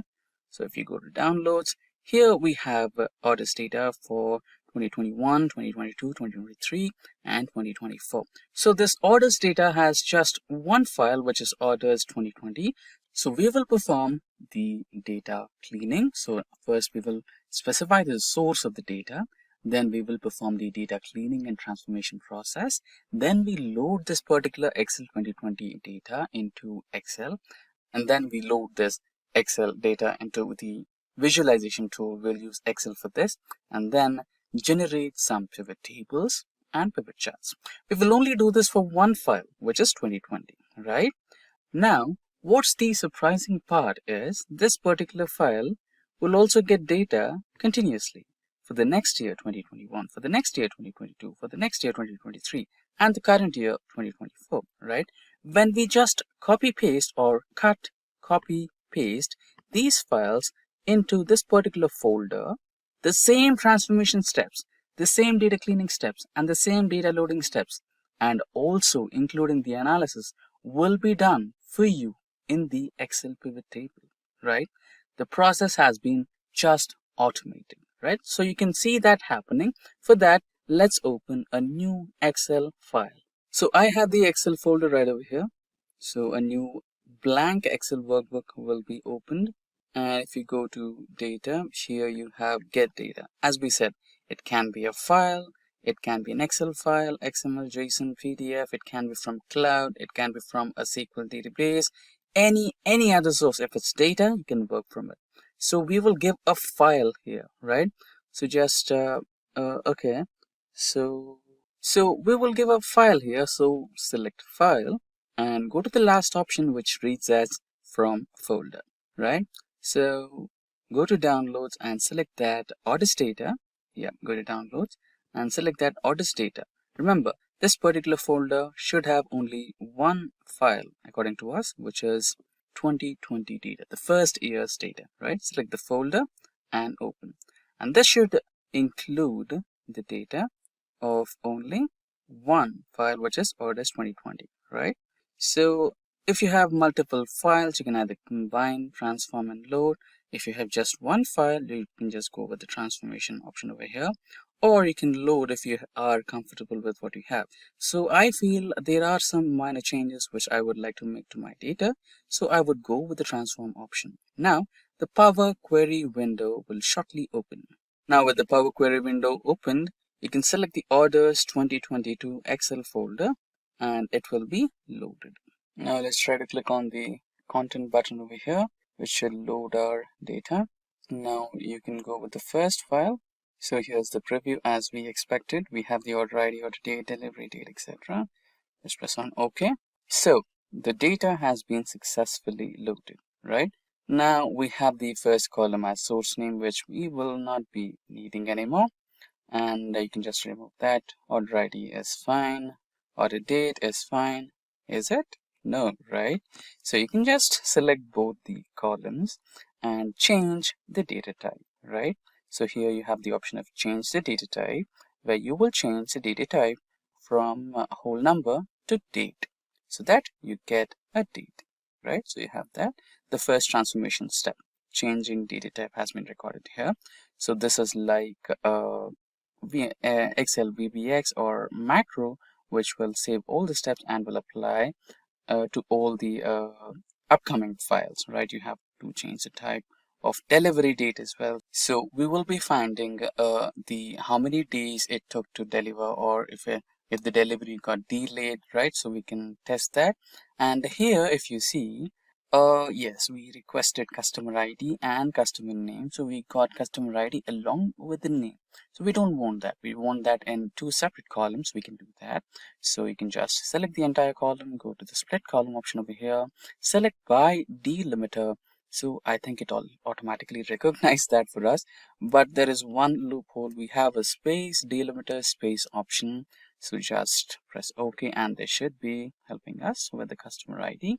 So let's rename the customer ID to just customer ID and this to customer name space name, right? And that's done. Here we have product, which is fine. Quantity is fine. Traffic is fine. Leads is fine.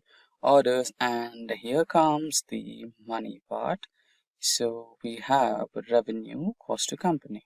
So we don't know the profit yet, right? So to calculate the profit, what you need to do is subtract revenue from cost to the company, and automatically you will get your profit. So in some instances, you might get a negative value. Don't worry about that, because that can be a discount offer or some 50% off, 75% off that you regularly sell out your products which are selling in less numbers, so that you can just, move out the products from the stock. So that can be done. And order status. So we have order status as delivered, in transit, not delivered yet, or order cancelled, right? So we might have to rule out some status here, right? So we are calculating profit here. So we don't want the profit for cancelled orders or not delivered. Okay, maybe not delivered orders. This might be considered as the cost to company and revenue, because it takes some delay to refund the amount to the customers. So we can just add a filter to this particular column, and we will unselect not delivered products and order cancelled products. So not delivered happens when the vendor is not available to deliver the product to the delivery agencies. So in that case, the order gets automatically cancelled, and the order will be the money will be refunded to the customer. So we will rule out these. Now the data is clean. Now, as we thought to calculate the profit, select these two columns, first revenue, then cost to company, because we are subtracting cost to company from revenue, right? So we will go to add to column and standard, and here we have some options. So we will subtract that. So we will get the profit here. So now you can name it as profit. Done. So we just move that column to the money part of this particular data set. So profit, cost to company, and revenue are the money parts. So we will change data type from just values to currency, right? So then that should be converted into the dollars format. Now the first one, we don't need this source name, so you can just rule out this. You can just remove this column, and there you go. Now you have a clean data. You have the order ID, order date, delivery date. Yeah, we forgot the another part of this particular data set transformation, where we wanted to find out the number of days it took to deliver the product. Okay, I think we changed order ID, so we don't want this. So the first, okay, let's change this to the whole number as it was. Okay, so order ID, fine. Now we wanted to find out the number of days it took to deliver the product. So we will select the delivery date first and then the order date second. Go to add column and we will select subtract in days, and we should have that. Now let's change the subtraction name to days to deliver. And you can move this column, right? Select the whole column and hold it, drag it, and you can move this column along with the dates part of this data set, where we have the ordered date and delivered date, right over here. And you will find how many days it took to deliver a certain product. Now let's recheck once. Order ID, order date, delivery date, days to deliver, customer ID, customer name, what product did he or she order, and what quantity, and the traffic which we received to the website, the number of leads we got out of those traffic numbers, the number of orders we got out of those leads, and what's the revenue we got out of those orders, and what was the cost of the company, and what is the profit that we made out of that order, right? And we also have the order status. Remember, we only considered two types, right? We considered in transit and delivered statuses only. We ruled out cancelled orders and not delivered orders so that we have accurate results of our profit made and revenue made out of this, right? Now I'm completely satisfied with my transformation and the cleaning of my dataset. Now let's go to home, and here we have the option of close and load. So we will go with that, and this particular dataset should be loaded to the data visualization where we have selected Excel, right? So we have the orders data for 2020, correct? Okay, let's not add date here because after all, we will have some more data for 2021, 2, 3, and 4, right? So let it be the way it is. And if you just check the filter here, we have only 1 year. And if you just check the filter here, you will have only 1 year. And if you just check the filter here, you will have only 1 year, 2020. And if you go to the delivery date, which let's say if you have an order placed on December 31st, and it got delivered on January 5th or something, so you'll have a little bit of a part of 2021 data, which is completely all right, not to be worried about. So the main important thing is order date. So we want the order dates of 2020. So that is loaded here, right? Now you can just select the whole data set over here, and you can add or insert some pivot tables here, right, from the selected range. And let's go with the default option, which creates a new sheet and everything in a new location. Right here you have it. Now let's say you wanted to make out some insights from this data set. Let's delete the other sheet which we don't want, and let's name it as pivot. Now the products will be loaded to the columns, and profit will be loaded to values. So you have a data set over here, sum of profit from beds, chairs, cupboards, sofa, teapot. So here you have the pivot table which has sum of profit, bed, chair, cupboard, sofa, teapot, and grand total. Sum of profits made from these, and these. Now select this entire data and go to the third option here. Go to the pivot chart, and here automatically here you can see that it is suggesting or recommending us to go for the bar chart, which is a lot more better. Just select OK, and you have your pivot chart over here, right? And see the grand total here, 2248,114.15. Now this is only for 1 year of data. Now what we will do is go back to the downloads folder, select the remaining years, which is 2021, 2, 3, and 4, add that to the file location.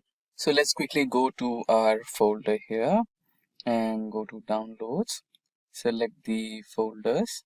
I'm going to cut them from here, go to orders data and paste them here, right? Now our job is done. If we go back to the data here, go to home and data. Okay, so now that we have added the data to our folder, go to the orders data and here select the data segment and just select refresh all. So everything is refreshed. Now let's check the order date filter and we will have all the 5 years from 2020 to 1, 2, 3, and 4. And let's press OK for that. And if you go to the pivot table, you can also see the changes here. Just press refresh all and there you go, you have the updated data right over here. Now that saved a lot of time for you, and now that time can be utilized to plan a strategy and focus on the lower parts of your business and improvise them and bring a big change to the revenue. Today we will learn about data transformation in Power BI. That said, if these are the type of videos you'd like to watch, then hit that like and subscribe buttons and the bell icon to get notified. Craving a career upgrade? Subscribe, like, and comment below. Dive into the link in the description to fast-track your ambitions. Whether you're making a switch or aiming higher, Simplilearn has your back. Just for a quick info, if you want to upskill yourself, master data analytics, land your dream job, or grow in your career, then you must explore Simplilearn's cohort of various data analytics programs. Simplilearn offers postgraduate programs from Purdue University in collaboration with IBM. Through this program, you will gain knowledge and work-ready expertise in skills like prescriptive and predictive analytics, regression, classification, and over a dozen others. That's not all. You also get the opportunity to work on multiple projects and learn from industry experts in top-tier product companies and academicians from top universities. After completing these courses, thousands of learners have transitioned into a data analytics role as a fresher or moved on to a higher paying job and profile. If you are passionate about making your career in this field, then make sure to check out the link in the pinned comment and description box below to find a data analytics program that fits your experience and areas of interest. Now without further delay, let's get started. So what exactly you mean by data transformation in Power BI? So data transformation can be a little similar to data cleaning. So before any kind of data analytics, you might be receiving raw data from a website source, a SQL database, or an Excel file, or multiple sources, right? Once after you receive the data, whether it is batch mode data or streaming data, you are supposed to clean it, right?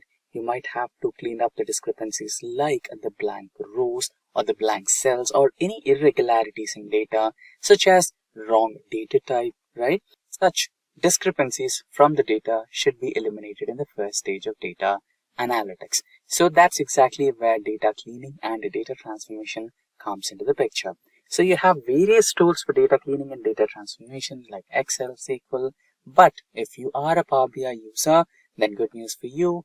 Power Query in Power BI can assist you in terms of data transformations. So in this tutorial, we will be discussing the fundamental, the most important day-to-day data transformations which a data analyst takes care of in the process of data analysis is what we are going to discuss today.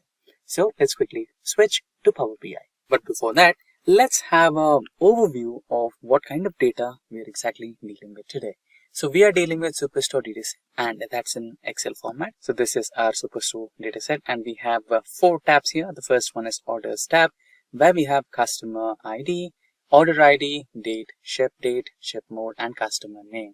And in the second tab we have Stores dataset which has the details about the customer, from where he or she is, the state, city, postal code, and which category or subcategory did they purchase, and order, sales, discount, profit, everything, right? And here we have some information about any of the orders which were returned and some people over here. So these are the 4 tabs that we are dealing with today. Now that we have an overview on the data that we're dealing with, let's quickly now switch to Power BI. So now we're on the Power BI window. You can just discuss changes.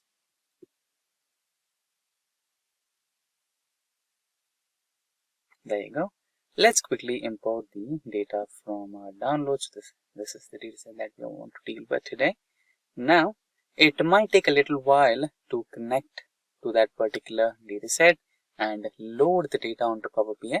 Just a couple of minutes, since the data set is a little too heavy. It's about 10,000 rows. So let's wait. Shouldn't take long.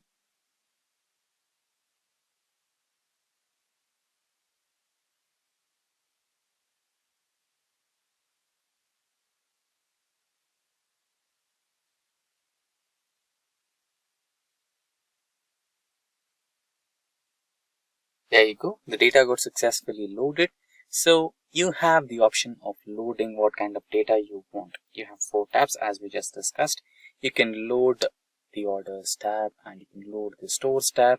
And in case if you want the returns tab, you can also load that. And if you want all of those, just load all of those, right? Now, I just want the 2 tabs, orders and stores. Now here I can just directly load to get started working on this. But in case I don't want any kind of discrepancies, in case if I have a doubt that this data might not be cleaned, I shall go with data transformation. So ideally you should go with data transformation. Check your data first before any kind of analytical processes. So let's go with that. Transform data. And shortly we should be having the Power Query window open on our desktop screens.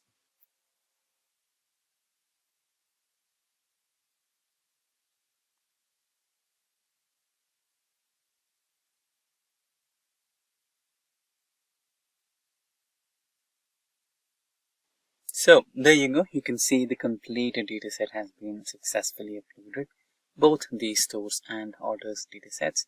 Now let's quickly check the data from our data set. So here you can see we have orders date, right? But I can see 42682 and 42533. This is not in the form of date, correct? So this is the simple step that we discussed, changing the wrong data type. So you can just click on the lower arrow button over here, and or you can right click, and here you have an option to change the type, correct? So it is considering it as a whole number, which is wrong. So you can change it to date. Replace current. So now we are trying to change the order date from a data type of whole number to date data type. So there is some error. If you click on error, or if you just navigate onto it, Power BI should be able to show you what error was it. And just in case if it's not working, okay, we are unable to parse the value provided. So you can just remove that and try it in a different way. Change type to date and time zone. Date. I think this should be helpful.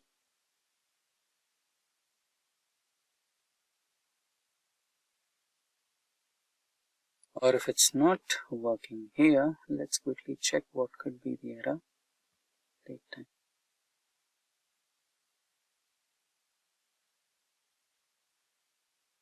And now let's try to refresh the data.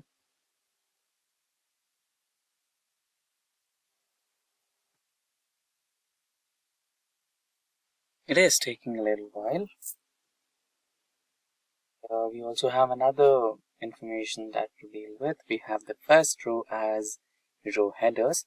So we should be declaring Power BI that we also have a row header over here. It's taking a little while to refresh. Meanwhile, let's quickly check into the stores data, and here we have customer name. So let's try to apply second type of data transformation, which will be like, let's say, split column. We have the complete name of the customer. Let's try to split it into first name and second name. So by delimiter, and we can give multiple options over here. Leftmost delimiter, let's say a person has three parts of his name: first name, middle name, and second name, or the last name. So, but we just wanted to split into first and second name, so we would go with the first leftmost delimiter and split the data set. Press OK, and it should help us to split the data,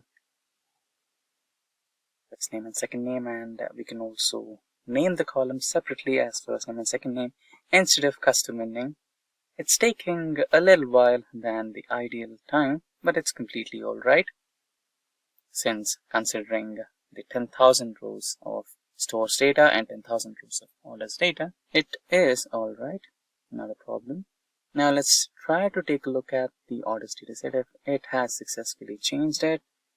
No, it is still showing us an error. I don't know what's wrong here. It's maybe incomplete.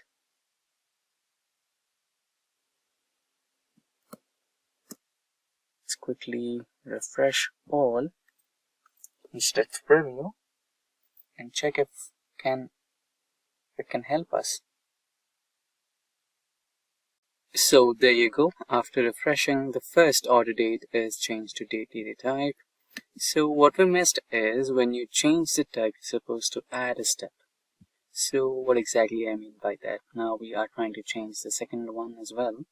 So just wait for a while and it will give us a choice if we want to add a new step or not.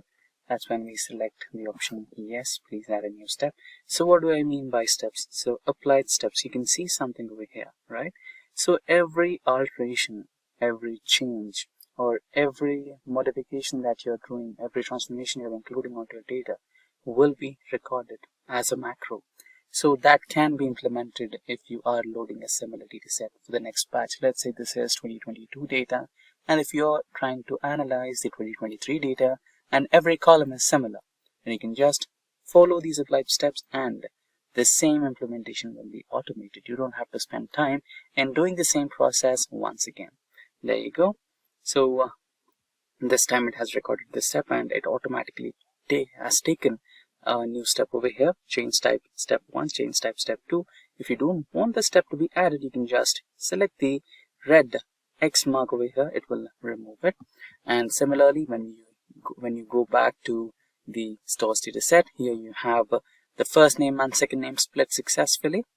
And now let's say you want to have unique customer data, right?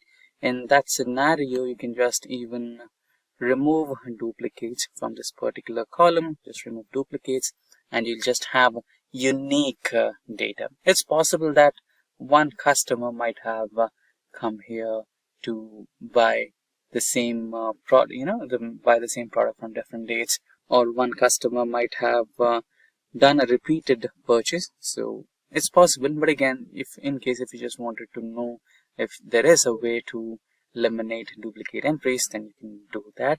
So for now, let's not delete the customer IDs here, because one customer might have visited the same store for multiple times and might have purchased a different product, or might have made the same order with multiple products, right? So there is a possibility for that. Let's not disturb the data set. So I just wanted you to know if there is a way to eliminate the duplicates from the data set. Yes, it is. Now let's also check another possibility of data transformation. So let's say you wanted to add a new column and identify or include some mathematical operations. For now, let's say I have sales, quantity, discount, and profit, but I don't know what's the rate, right? So here the sale is for $261 and quantity is 2, but I don't know what's the rate of one product. So I can include that. You can just select the last column, or where you want a new column, just go to the add new column here, and here you can just choose the custom column. Should be somewhere over here. Yeah, this is the custom column. And now if you click on the custom column, you can rename the custom column to rate of product, and here you can choose the mathematical operations to be applied on the columns. So sales column insert or double click divided by quantity. Okay, now it should give you the rate of each product, individual product.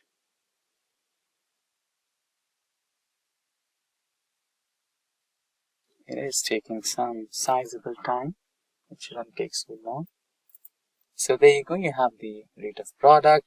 And now let's say you want to combine multiple data sets. For example, here I have stores data set, but my stores data set doesn't have any data related to orders, and orders does not have any data related to customers. Now I want to combine these two. Is there a way? Yes, you can do that. Now let's get back to stores, and here go to home option, and here you have something called merge queries. So now the stores dataset has been selected in the first dataset. Here just select the drop down and select the second data type, which is orders. So here you can see stores was the current one, which is in the first place. Now select based on which primary key you want to combine both. So I want to go with customer ID because both of my datasets do have customer IDs. So I'll go with customer ID, and both datasets will be combined. At the end, at the last column, Power BI will show me a new table, not a new column. It will give me a table combined with all the columns in one column. You just have to expand the column and select which columns from the second dataset you want to include in your overall dataset. So let's do that practically. So here you can see I just have tables. If I select the expand column option over here, you can see I have a lot of columns here. So just deselect everything. I do have row ID, I do have a customer ID. What I need is order ID, order date, ship date, shipment mode, and customer name. I do have it. So that's all I need. So just press on OK, and I should have them included in my new dataset altogether. It might take a little while.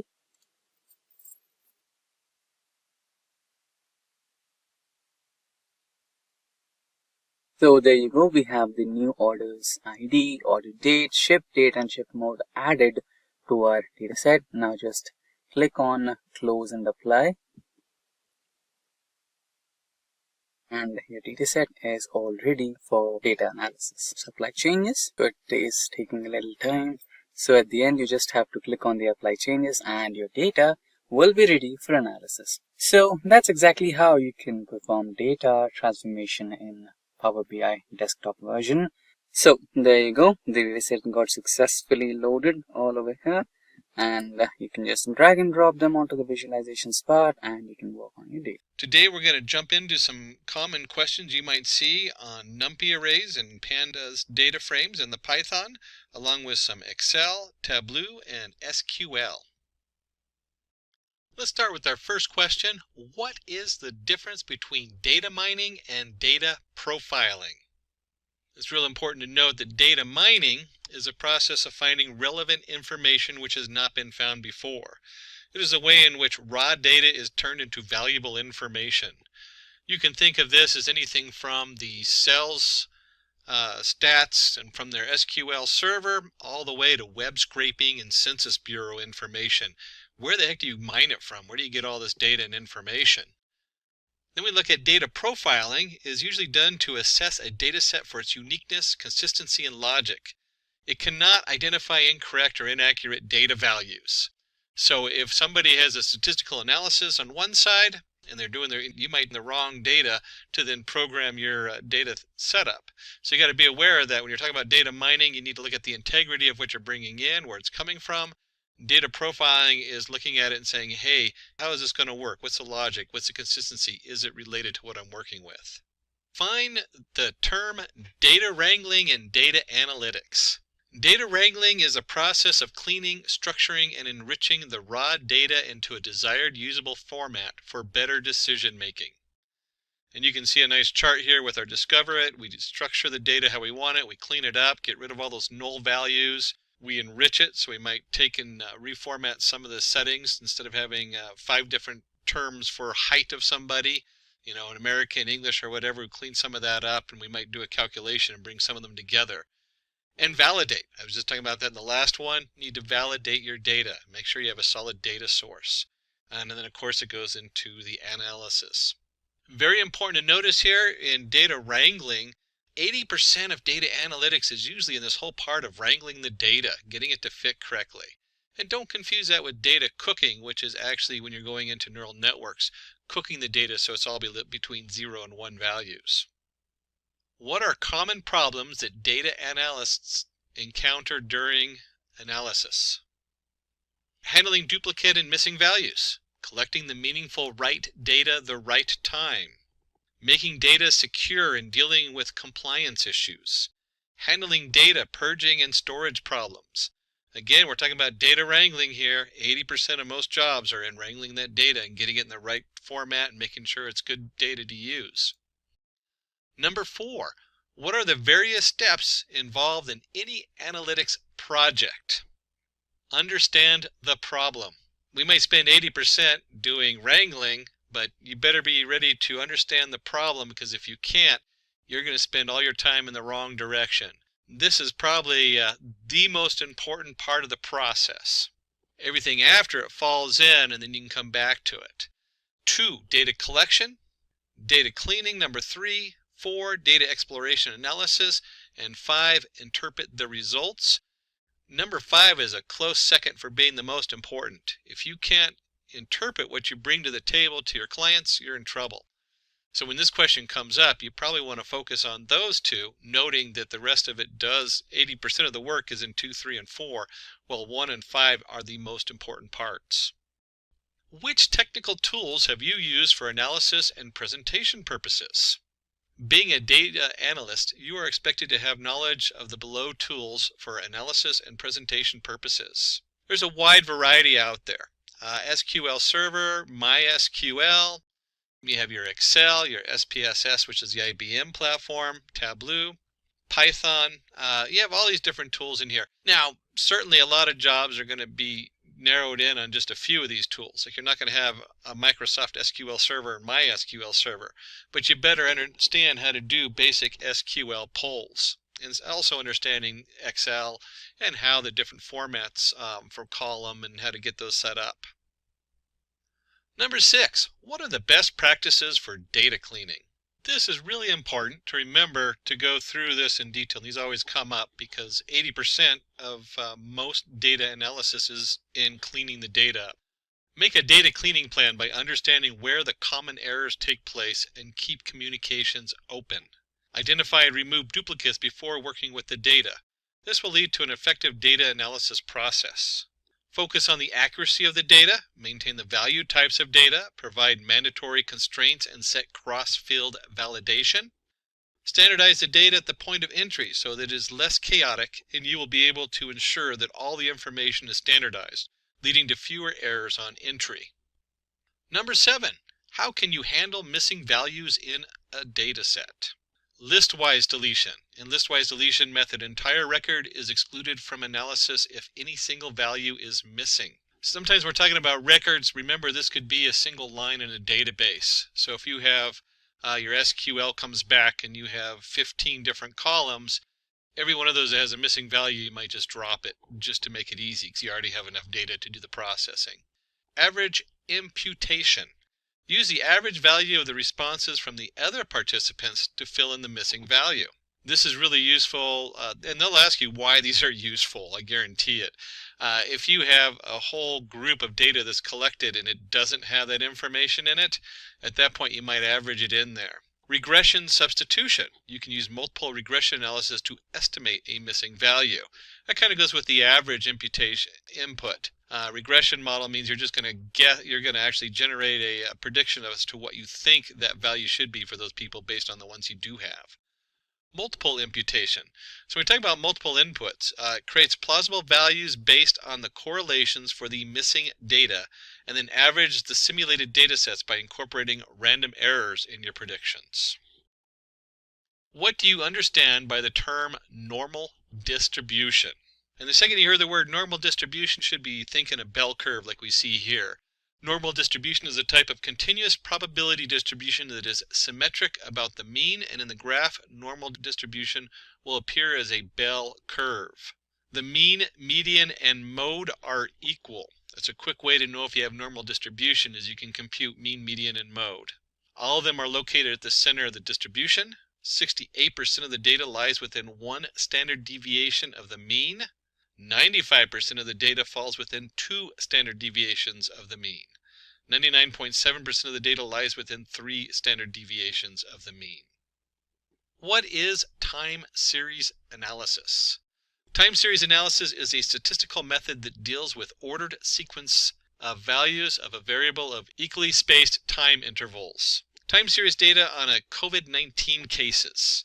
And you can see we're looking at by days, so our space is of days, and each day goes by. If we take and graph it, you can see a time series graph always looks really nice. We have like 2 different, in this case we have the United States going over there. I'd have to look at the other setup in there, but they picked a couple different countries. And it's time sensitive. The next result is based on what the last one was. COVID's an excellent example of this. Anytime you do any word analytics where you're figuring out what someone's saying, what they said before makes a huge difference as to what they're going to say next. Another form of time series analysis. 10. How is joining different from blending in Tableau? So now we're going to jump into the Tableau package. Data joining. Data joining can only be done when the data comes from the same source. Combining 2 tables from the same database or 2 or more worksheets from the same Excel file. All the combined tables or sheets contains common set of dimensions and measures. Data blending. Data blending is used when the data is from 2 or more different sources. Combining the Oracle table with the SQL server, or 2 sheets from Excel, or combining an Excel sheet and Oracle table. In data blending, each data source contains its own set of dimensions and measures. How is overfitting different from underfitting? Always a good one. Overfitting. Probably the biggest danger in data analytics today is overfitting. Model trains from the data too well using the training set. The performance drops significantly over the test set. Happens when the model learns the noise and random fluctuations in the training data set in detail. And again, the performance drops way below what the test set has. The model neither trains the data well nor can generalize to new data. Performs poorly both on train and the test set.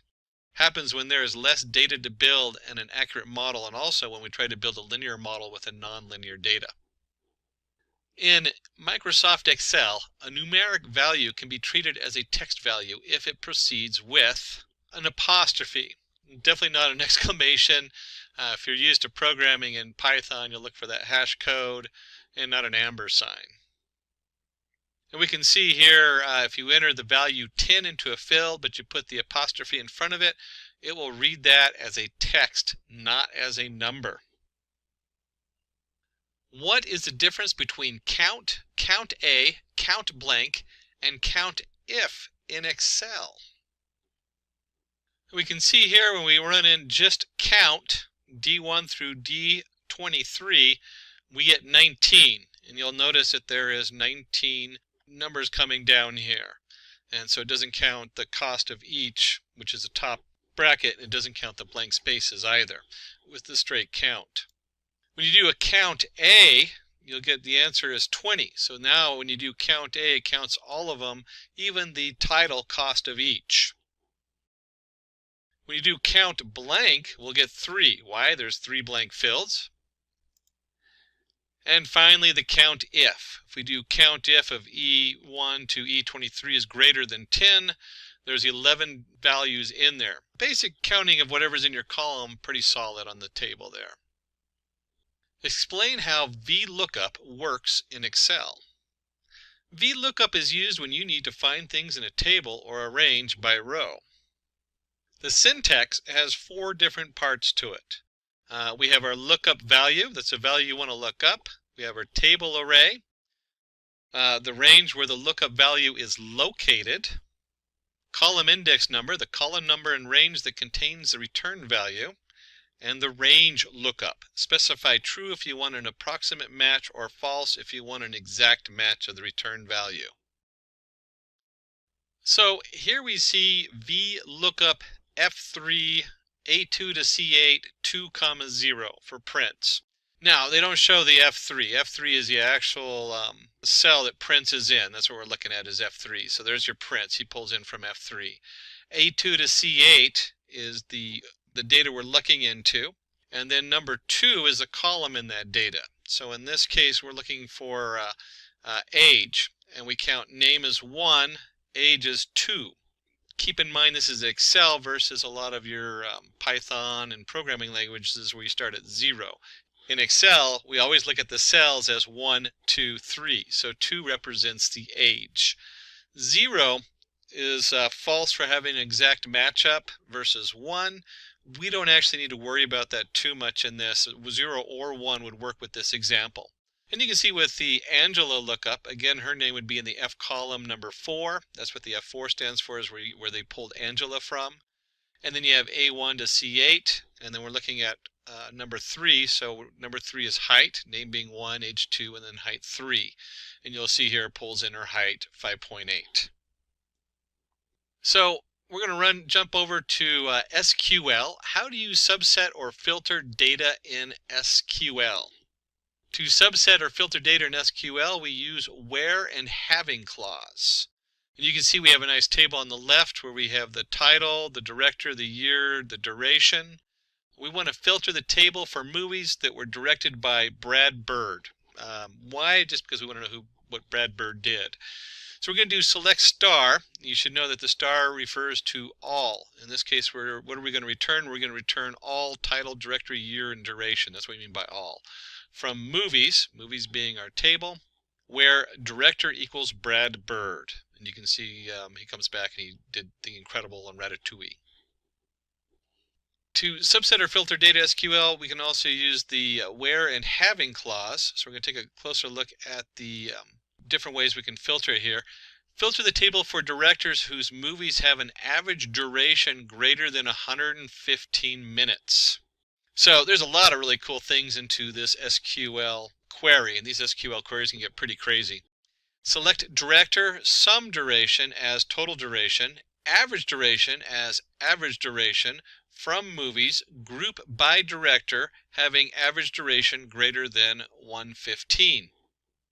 So again, what are we going to return? We're going to return whatever we put in our select, which in this case is director.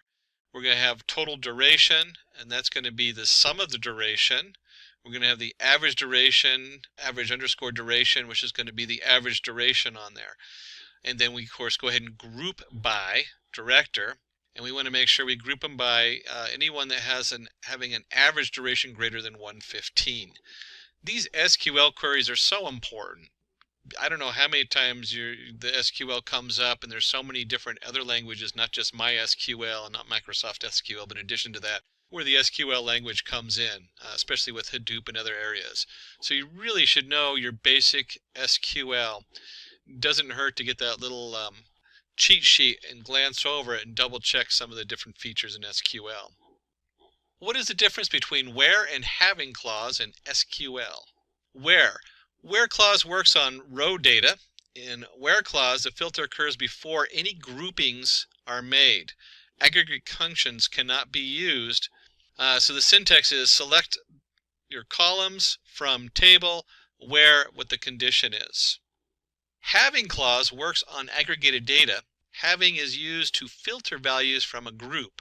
Aggregate functions can be used. And the syntax is select column names from table where the condition is, grouped by, having a condition ordered by column names. What is the correct syntax for reshape function in NumPy? So we're going to jump to the NumPy array program. And what you come up with is you have, in this case, it'd be numpy.reshape. A lot of times you do an import numpy as np, reshape, and then your array, and the new shape. And you can see here as the actual example comes in, the reshape is A, and we're going to reshape it in 2, 5 setups. And you can see the printout in there that prints in 2 rows with 5 values in each one. What are the different ways to create a data frame in Pandas? Well, we can do it by initializing a list. So you can import your Pandas as PD, very common. Data equals Tom 30, Jerry 20, Angela 35. We'll go ahead and create the data frame, and we'll say pd.dataframe is the data, columns equals name and age. So you can designate your columns. You can also designate index in there. You should always remember that the index, in this case, maybe you want the index instead of 1, 2 to be the date they signed up, or who knows, whatever. And you can see right there, it just generates a nice Pandas data frame with Tom, Jerry, and Angela. Another way you can initialize a data frame is from dictionary. You can see here we have a dictionary where the date equals name, Tom, Jerry, Angela, Mary. Age is 20, 21, 19, 18. And if we do a df pd.data frame on the data, you'll get the same kind of setup. You get your name, age, Tom, Jerry, Angela, and Mary. Write the Python code to create an employee's data frame from the emp.csv file and display the head and summary of it. To create a data frame in Python, you need to import the Pandas library and use the read CSV function to load the CSV file. And here you can see we have import pandas as PD, employees, or the data frame employees, equals pd.readcsv, and then you have your path to that CSV file.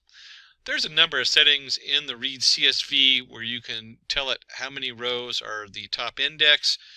You can set the columns in there. You can have skip rows. There's all kinds of things. You can also go in there and double check with your read CSV, but the most basic one is just to read a basic CSV. How will you select the department and age columns from an employee's data frame?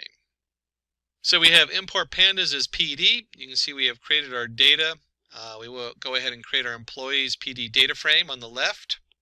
And then on the right, to select department and age from the data frame, we just do employees, and you put the brackets around it. Now, if you're just doing one column, you could do just department. But if you're doing multiple columns, you got to have those in a second set of brackets. So it's got to be a reference with a list within the reference. What is the criteria to say whether a developed data model is good or not? A good model should be intuitive, insightful, and self-explanatory. Follow the old saying, KISS, keep it simple. The model developed should be able to easily consumed by the clients for actionable and profitable results. So if they can't read it, what good is it? A good model should easily adapt to changes according to business requirements. We live in quite a dynamic world nowadays, so that's pretty self-evident. And if the data gets updated, the model should be able to scale accordingly to the new data. So you have a nice data pipeline going where when you get new data coming in, you don't have to go and rewrite the whole code. What is the significance of exploratory data analysis? Exploratory data analysis is an important step in any data analysis process. Exploratory data analysis, EDA, helps to understand the data better. It helps you obtain confidence in your data to a point where you're ready to engage a machine learning algorithm. It allows you to refine your selection of feature variables that will be used later for model building. You can discover hidden trends and insights from the data. How do you treat outliers in a data set? An outlier is a data point that is distant from other similar points. They may be due to variability in the measurement or may indicate experimental errors. One, you can drop the outlier records. Pretty straightforward. You can cap your outliers data so it doesn't go past a certain value. You can assign it a new value. You can also try a new transformation to see if those outliers come in if you transform it slightly differently. Explain descriptive, predictive, and prescriptive analytics. Descriptive provides insights into the past to answer what has happened. Uses data aggregation and data mining techniques. Examples: an ice cream company can analyze how much ice cream was sold, which flavors were sold, and whether more or less ice cream was sold than before. Predictive understands the future to the answer. What could happen? Uses statistical models and forecasting techniques. Example: predicts the sale of ice creams during the summer, spring, and rainy days. So this is always interesting because you have your descriptive which comes in and your businesses are always looking to know what happened. Hey, did we have good sales last quarter? What are we expecting next quarter in sales? And we have a huge jump when we do prescriptive. Suggest various courses of action to answer what should you do. Uses optimization and simulation algorithms to advise possible outcomes. Example, lower prices to increase sale of ice creams, produce more or less quantities of certain flavor of ice cream. And we can certainly, today's world with the COVID virus, because we had that on our earlier graph, you could see that as a descriptive. What's happened? How many people have been infected? How many people have died in an area? Predictive. Where do we predict that to go? Do we see it going to get worse? Is it going to get better? What do we predict that we're going to need in hospital beds? And prescriptive. What can we change in our setup to have a better outcome? Maybe if we did more social distancing, if we tracked the virus. How do these different things directly affect the end, and can we create a better ending by changing some underlying criteria? What are the different types of sampling techniques used by data analysts? Sampling is a statistical method to select a subset of data from an entire data set, population, to estimate the characteristics of the whole population. One, we can do a simple random sampling, so we can just pick out 500 random people in the United States to sample them. We call it a population. In regular data, we also call that a population, just because that's where it came from, was mainly from doing census. Systematic sampling, cluster sampling, stratified sampling, and judgment or purposive sampling. Then we have our systematic sampling. That's where you're doing like using 1, 5, 10, 15, 20. Use a very systematic approach for pulling samples from the setup. Cluster sampling, that's where we look at it and we say, hey, some of these things just naturally group together. If you were talking about population, which is really a nice way of looking at this, cluster sampling would be maybe by zip code. We're going to do everybody's zip code and just naturally cluster it that way. Stratified sampling would be more looking for shared things the group has, like income. So if you're studying something on poverty, you might look at their naturally group people based on income to begin with, and then study those individuals in the income to find out what kind of traits they have. And then judgmental. That is where the researcher very carefully selects each member of their own group. So it's very much based on their personal knowledge. Jumping on to 26, what are the different types of hypothesis testing? Hypothesis testing is a procedure used by statisticians and scientists to accept or reject statistical hypothesis. We start with the hypothesis testing. We have null hypothesis and alternative hypothesis. On the null hypothesis, it states that there is no relation between the predictor and the outcome variables in the population. It is denoted by H0. Example, there is no association between patients, BMI, and diabetes. Alternative hypothesis, it states there is some relation between the predictor and outcome variables in the population. It is denoted by H1. Example, there could be an association between patients' BMI and diabetes. And that's the body mass index, if you didn't catch the BMI and you're not in medical. Describe univariate, bivariate, and multivariate analysis. A univariate analysis, it is the simplest form of data analysis where the data being analyzed contains only one variable. An example is studying the heights of players in the NBA. Because it's so simple, it can be described using central tendencies, dispersion, quartiles, bar charts, histograms, pie charts, frequency distribution tables. The bivariate analysis, it involves analysis of two variables to find causes, relationships, and correlations between the variables. Example, analyzing sale of ice creams based on the temperature outside. Bivariate analysis can be explained using correlation coefficients, linear regression, logistic regression, scatter plots, and box plots. And multivariate analysis, it involves analysis of 3 or more variables to understand the relationship of each variable with the other variables. Example, analyzing revenue based on expenditure. So if we have our TV ads, we have our newspaper ads, our social media ads, and our revenue, we can now compare all those together.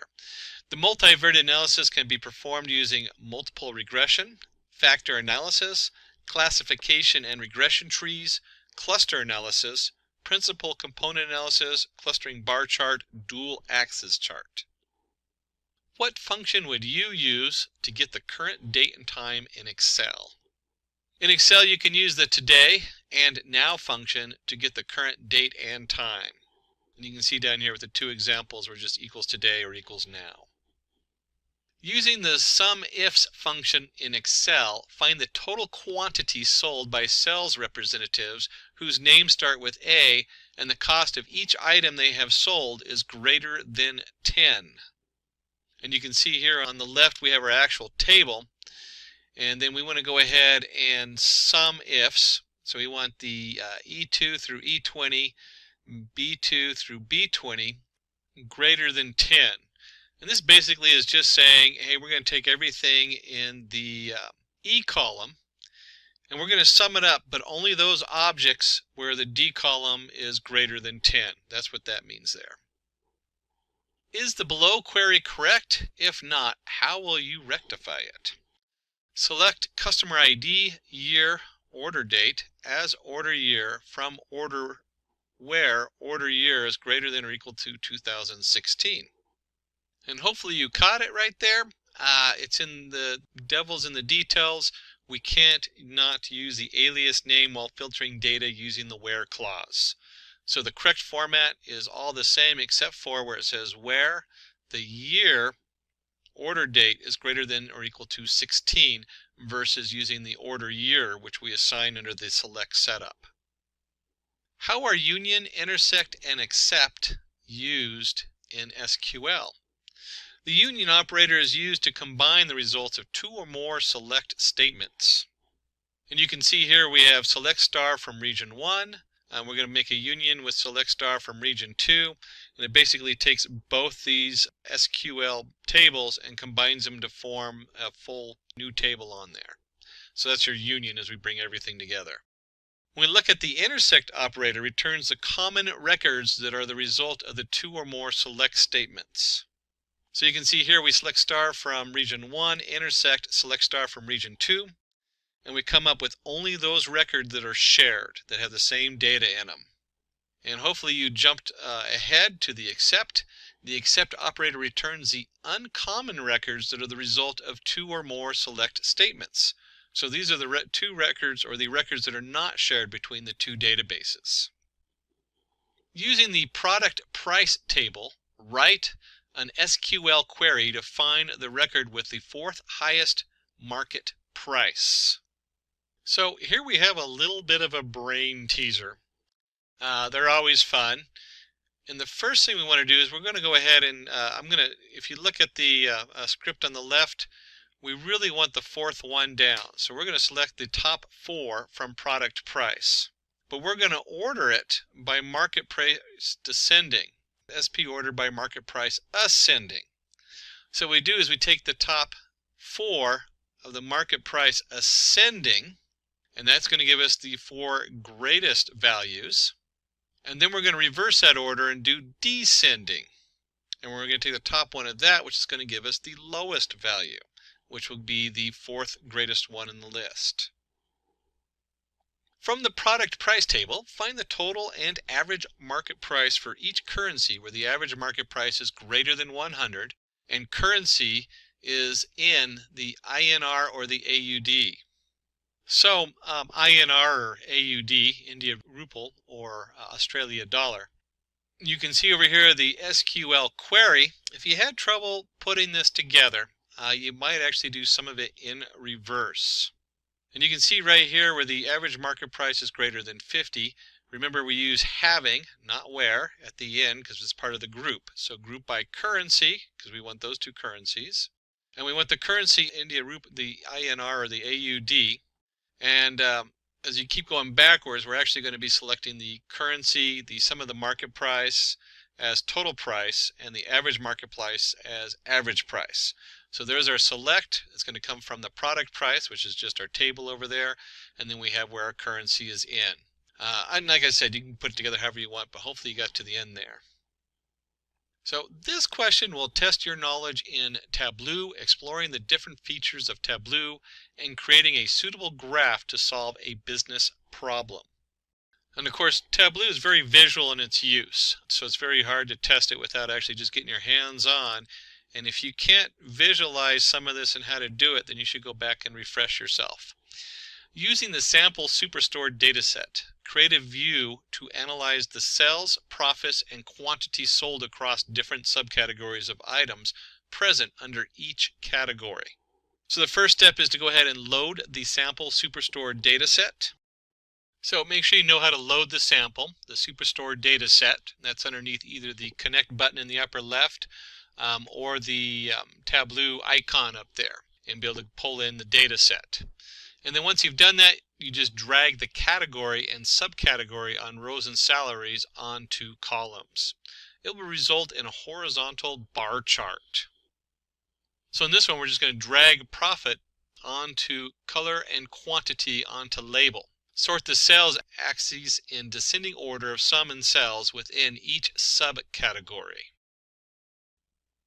And if you're at home doing this, you'll see that chairs under furniture category had the highest sales and profit, while tables had the lowest profit. For office supplies, subcategory binders made the highest profit, even though storage had the highest sales. Under technology category, copiers made the highest profit, though it was the least amount of sales. Let's work to create a dual axis chart in Tableau to present sales and profits across different years using sample superstore dataset. Load the orders sheet from the sample superstore dataset. Drag the order data field from the dimensions onto columns and convert it into continuous month. Drag cells onto rows and profits to the right corner of the view until you see a light green rectangle. One of those things, if you haven't done this hands-on, you don't know what you're doing, you're going to run into a bind because you're going to be just kind of dropping it and wondering what happened. Synchronize the right axes by right-clicking on the profit axis. And then let's finalize it by going under the marks card, change some cells to bar and some profit to line, and adjust the size. And then we have a nice display that we can either print out or save and send off to the shareholders. Let's go ahead and do one more Tableau. Design a view in Tableau to show state-wise sales and profits using the sample superstore dataset. In here you go ahead and drag the country field onto the view section and expand it to see the states. Drag the states field onto size and profit onto color. Increase the size of the bubbles, add a border and a halo color. States like Washington, California, and New York have the highest sales and profits, while Texas, Pennsylvania, and Ohio have a good amount of sales but the least amount of profits. We'll go ahead and skip back to Python NumPy. Suppose there is an array number equals NP, or NumPy if you're using NumPy, depending on how you set it up, dot array, and we just have 1 to 9 broken up into 3 groups. Extract the value 8 using 2D indexing. So you can see on the left we have our import NumPy as NP, number equals our NP array. If we print the number, we have 1, 2, 3, 4, 5, 6, 7, 8, 9. Since the value 8 is present in the second row and first column, we use the same index position and pass it to the array. And you just have number 2, 1, and you get 8. And remember, we're in Python, so you start at 0, not 1 like you do in Excel. Always gets me if I'm working between Excel and Python, where I just kind of flip, and usually it's the Excel that messes up because I do a lot more programming. Suppose there's an array that has values 0, 1, all the way up to 9. How will you display the following values from the array? 1, 3, 5, 7, 9. So first of all, we go ahead and create the array, np.arange of 10, which goes from 0 to 9, because there's 10 numbers in it, but we don't include the 10. We print it out. The first thing you want to do is, what's going on here with 1, 3, 5, 7, 9? Well, if we divide by 2, there's going to be a remainder equal to 1. And then from Python, remember that if you use the percentage sign, you get the remainder on there. So the remainder is 1, and then you have your NumPy array, and then we just want to do a logical statement of all values that have a remainder of 1, and that generates our nice 13579. There are 2 arrays, A and B. Stack the arrays A and B horizontally. Boy, these horizontal vertical questions will get you every time. And in NumPy, we go ahead and we've created 2 different arrays over here, A and B. The first one is your concatenate, np.concatenate A and B on axes equal 1. That is the same as hstack. And in the back end, they're still identical. They run the same. That's all hstack is, a concatenate axes equals 1.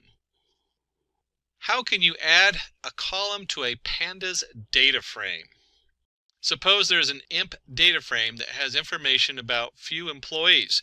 Let's add address column to that data frame. And you can see in the left we have our basic data frame. You should know your data frames very well. Basically it looks like an Excel spreadsheet. As you come over here, it's really simple. You just do df of address equals the address once you've assigned values to the address. Using the below given data, create a pivot table to find the total cells made by each cells represented for each item. Display the cells as a percentage of the grand total. So we're back in Tableau.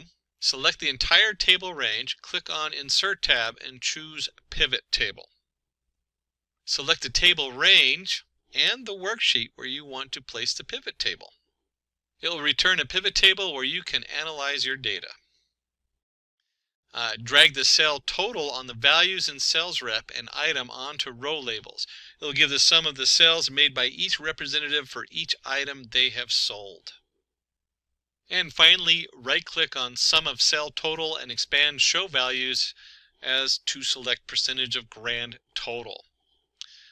Real important just to understand what a pivot table is. We're just pivoting it from rows and columns and switching this direction on there. And finally, we have our final pivot table, and you can see the values, roles, and sum of total sale. So we're going to go ahead and take a product table. This is off of an SQL, so we're going to do some SQL here. And we're going to use the product and sales order detail table. Find the products that have total units sold greater than 1.5 million. And here's our sales order detail table. So we have a product table and a sales order detail table, 2 separate tables in the database. And what we're going to do is put together the SQL query. We want to select PP name, sum, SOD, unit price as cells. And then we have our pp.product ID from production product as pp inner join, cells.sales order detail as SOD on pp product ID equals SOD.product ID, group by pp.name, pp.product ID having a sum of SOD.unit price greater than the 150 million there. That's a mouthful. And again, these SQL queries, they start looking really crazy until you just break them apart and do them step by step. And what we're looking for is the inner join and how did you do the group by. That's really what they know. How do you do this inner join? This comes up so much in SQL. How do you pull in the ID from one chart and the information from another chart and the sum totals on that chart? How do you write a stored procedure in SQL? Let's create a stored procedure to find the sum, the squares of the first n natural numbers. So here we have our formula, n times n plus 1 times 2n plus 1 over 6.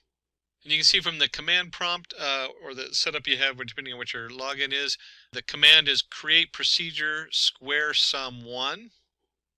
Declare our variable at n of integer as begin. And then we're going to declare the sum of integer. Set sum equals n times n plus 1 plus 2 times n plus 1 over 6. And then, of course, we can go ahead and print those out. Print first cast ampersand n, or our variable, as a variable character 20 natural numbers. Print the sum of the square is cast the at sum as variable character 40 end. And then we do the output, display the sum of the square for first 4 natural numbers. We have execute square sum 1, and then we're going to put in 4, and you can see here where it brings up the first 4 natural numbers, sum of square is 30. Write a store procedure to find the total even number between 2 user-given numbers. Couple of things to note here. First, we go ahead and create our procedure. You have your 2 different variables, the n1, n2.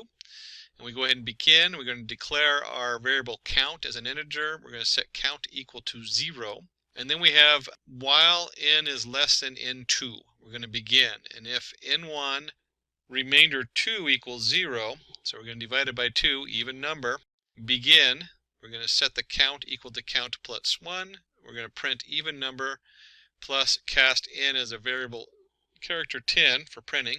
Count is plus cast variable count as variable character 10 end, else print odd number plus cast variable number 1 as variable character 10. And then we go ahead and set the increment our variable 1 up 1. So it'll go from n1 all the way to n2. And it'll print the total number of even numbers. And you can see here we went ahead and executed it. We're going to count the even numbers between 30 and 45. And you can just see it goes all the way down to 8. What is the difference between tree maps and heat maps in Tableau? Now, if you've worked in Python and other programmings, you should automatically know what a heat map is. But a tree map are used to display data in nested rectangles. You use dimensions to define the structure of the tree map and measure to define the size or color of individual rectangles. Tree maps are a relatively simple data visualization that can provide insight in a visually attractive format. And again, you can see the squares over here. This is our tree map over here with each block also has its information inside of its different blocks. A heat map helps to visualize measures against dimensions with the help of colors and size to compare one or more dimensions and up to 2 measures. The layout is similar to a text table with variations in values encoded as colors. In heat map, you can quickly see a wide array of information. And in this one, you can see they use the colors to denote one thing and the size of the little square to denote something else. A lot of times you can even graph this into a 3-dimensional graph with other data so it pops out. But again, a heat map is the color and the size. Using the sample superstore dataset, display the top 5 and bottom 5 customers based on their profit. So you start by dragging the customer name field onto rows and profit on columns. Right-click on the customer name column to create a set. Give a name to the set and select Top tab to choose top 5 customers by sum profit. Similarly, create a set for the bottom 5 customers by sum profit. Select both the sets, right-click to create a combined set. Give a name to the set and choose all members in both sets. And then you can drag top and bottom customer sets onto the filters and profit field onto color to get the desired results. As we get down to the end of our list, we're going to try to keep you on your toes. We're going to skip back to NumPy. How to print 4 random integers between 1 and 15 using NumPy. To generate random numbers using NumPy, we use the random integer function. And you can see here we did the import NumPy as np, random arrangement equals np.random integer 1 through 15 of 4. From the below data frame, going to jump again on you, now we're into pandas. How will you find the unique values for each column and subset the data for age less than 35 and height greater than 6? To find the unique values and the number of unique elements, use the unique and the inUnique function. You can see here we just did df height, so we're selecting just the height column, and we want to look for the unique. That returns an array, where inUnique, if we do that on the height or the age, will return just the number of unique values. And then we can do a subset the data for ages less than 35 and height greater than 6. So if we look over here, we have a new df. Remember, this is going to be taking slices of our original data frame. It doesn't actually change the data frame. So our new df equals the data frame, or df, the data frame where age is less than 35, and the height is greater than 6. And in case you're not using Tableau, which has a lot of its own different mapping programs in there, make sure you understand how to use the basics of Matplotlib. Plot a sine graph using NumPy and Matplotlib in Python. And the way we did this is we went ahead and generated an x. We know our y equals np.sine of x. If you print out x, you'll see a whole value here. Our Matplotlib PyPlot as PLT. If you're working in Jupyter Notebook, make sure you understand the Matplotlib inline, that little percentage sign Matplotlib inline. That prints it on the page in the Jupyter Notebook. The newer version of Jupyter Notebook or Jupyter Labs automatically does that for you, but I usually put it in there just in case I end up on an older version. If you print y, you can see here we have our different y values and our different x values. You simply put in plt.plot xy and do a plot show. And before we go, let's get one more in. We're going to do a pandas using the below pandas data frame. Find the company with the highest average sales, derive the summary statistics for this sales column, and transpose these statistics. That's a mouthful. And just like any of these computer problems, break it apart. So first of all, we're looking for the highest average sales. So group the company column and use the mean function to find the average sales. And you can see here by company equals df.group by company. Once we've done that, using the describe function, we can now go ahead and look at the summary of statistics on here. Use the describe function to find the summary. So by company, there's our groups. We're just going to describe them. And you could actually bundle those together if you wanted and just do them all in one line. So here we go, by company.describe. You can see we have a nice breakout. Always good to remember. Whether you're using any of the packages, whether it's Tableau or Pandas in Python, or even R or some other package, being able to quick look and describe your data is very important. And then we can go ahead and just do a basic apply a transpose function over the describe method to transpose the statistics. All we've done here is flip the index with the column names, but if you're following the numbers, a lot of times it's easier to follow across one line, or maybe you want to average out the count, or there's all kinds of different reasons to do that. So that's a wrap on our Tableau Full Course. We have journeyed from Tableau basics to advanced Tableau dashboard designing concepts. So if you found this video helpful, do give us a thumbs up and consider sharing it. Don't forget to subscribe and hit the notification bell for more videos by Simplilearn. Thank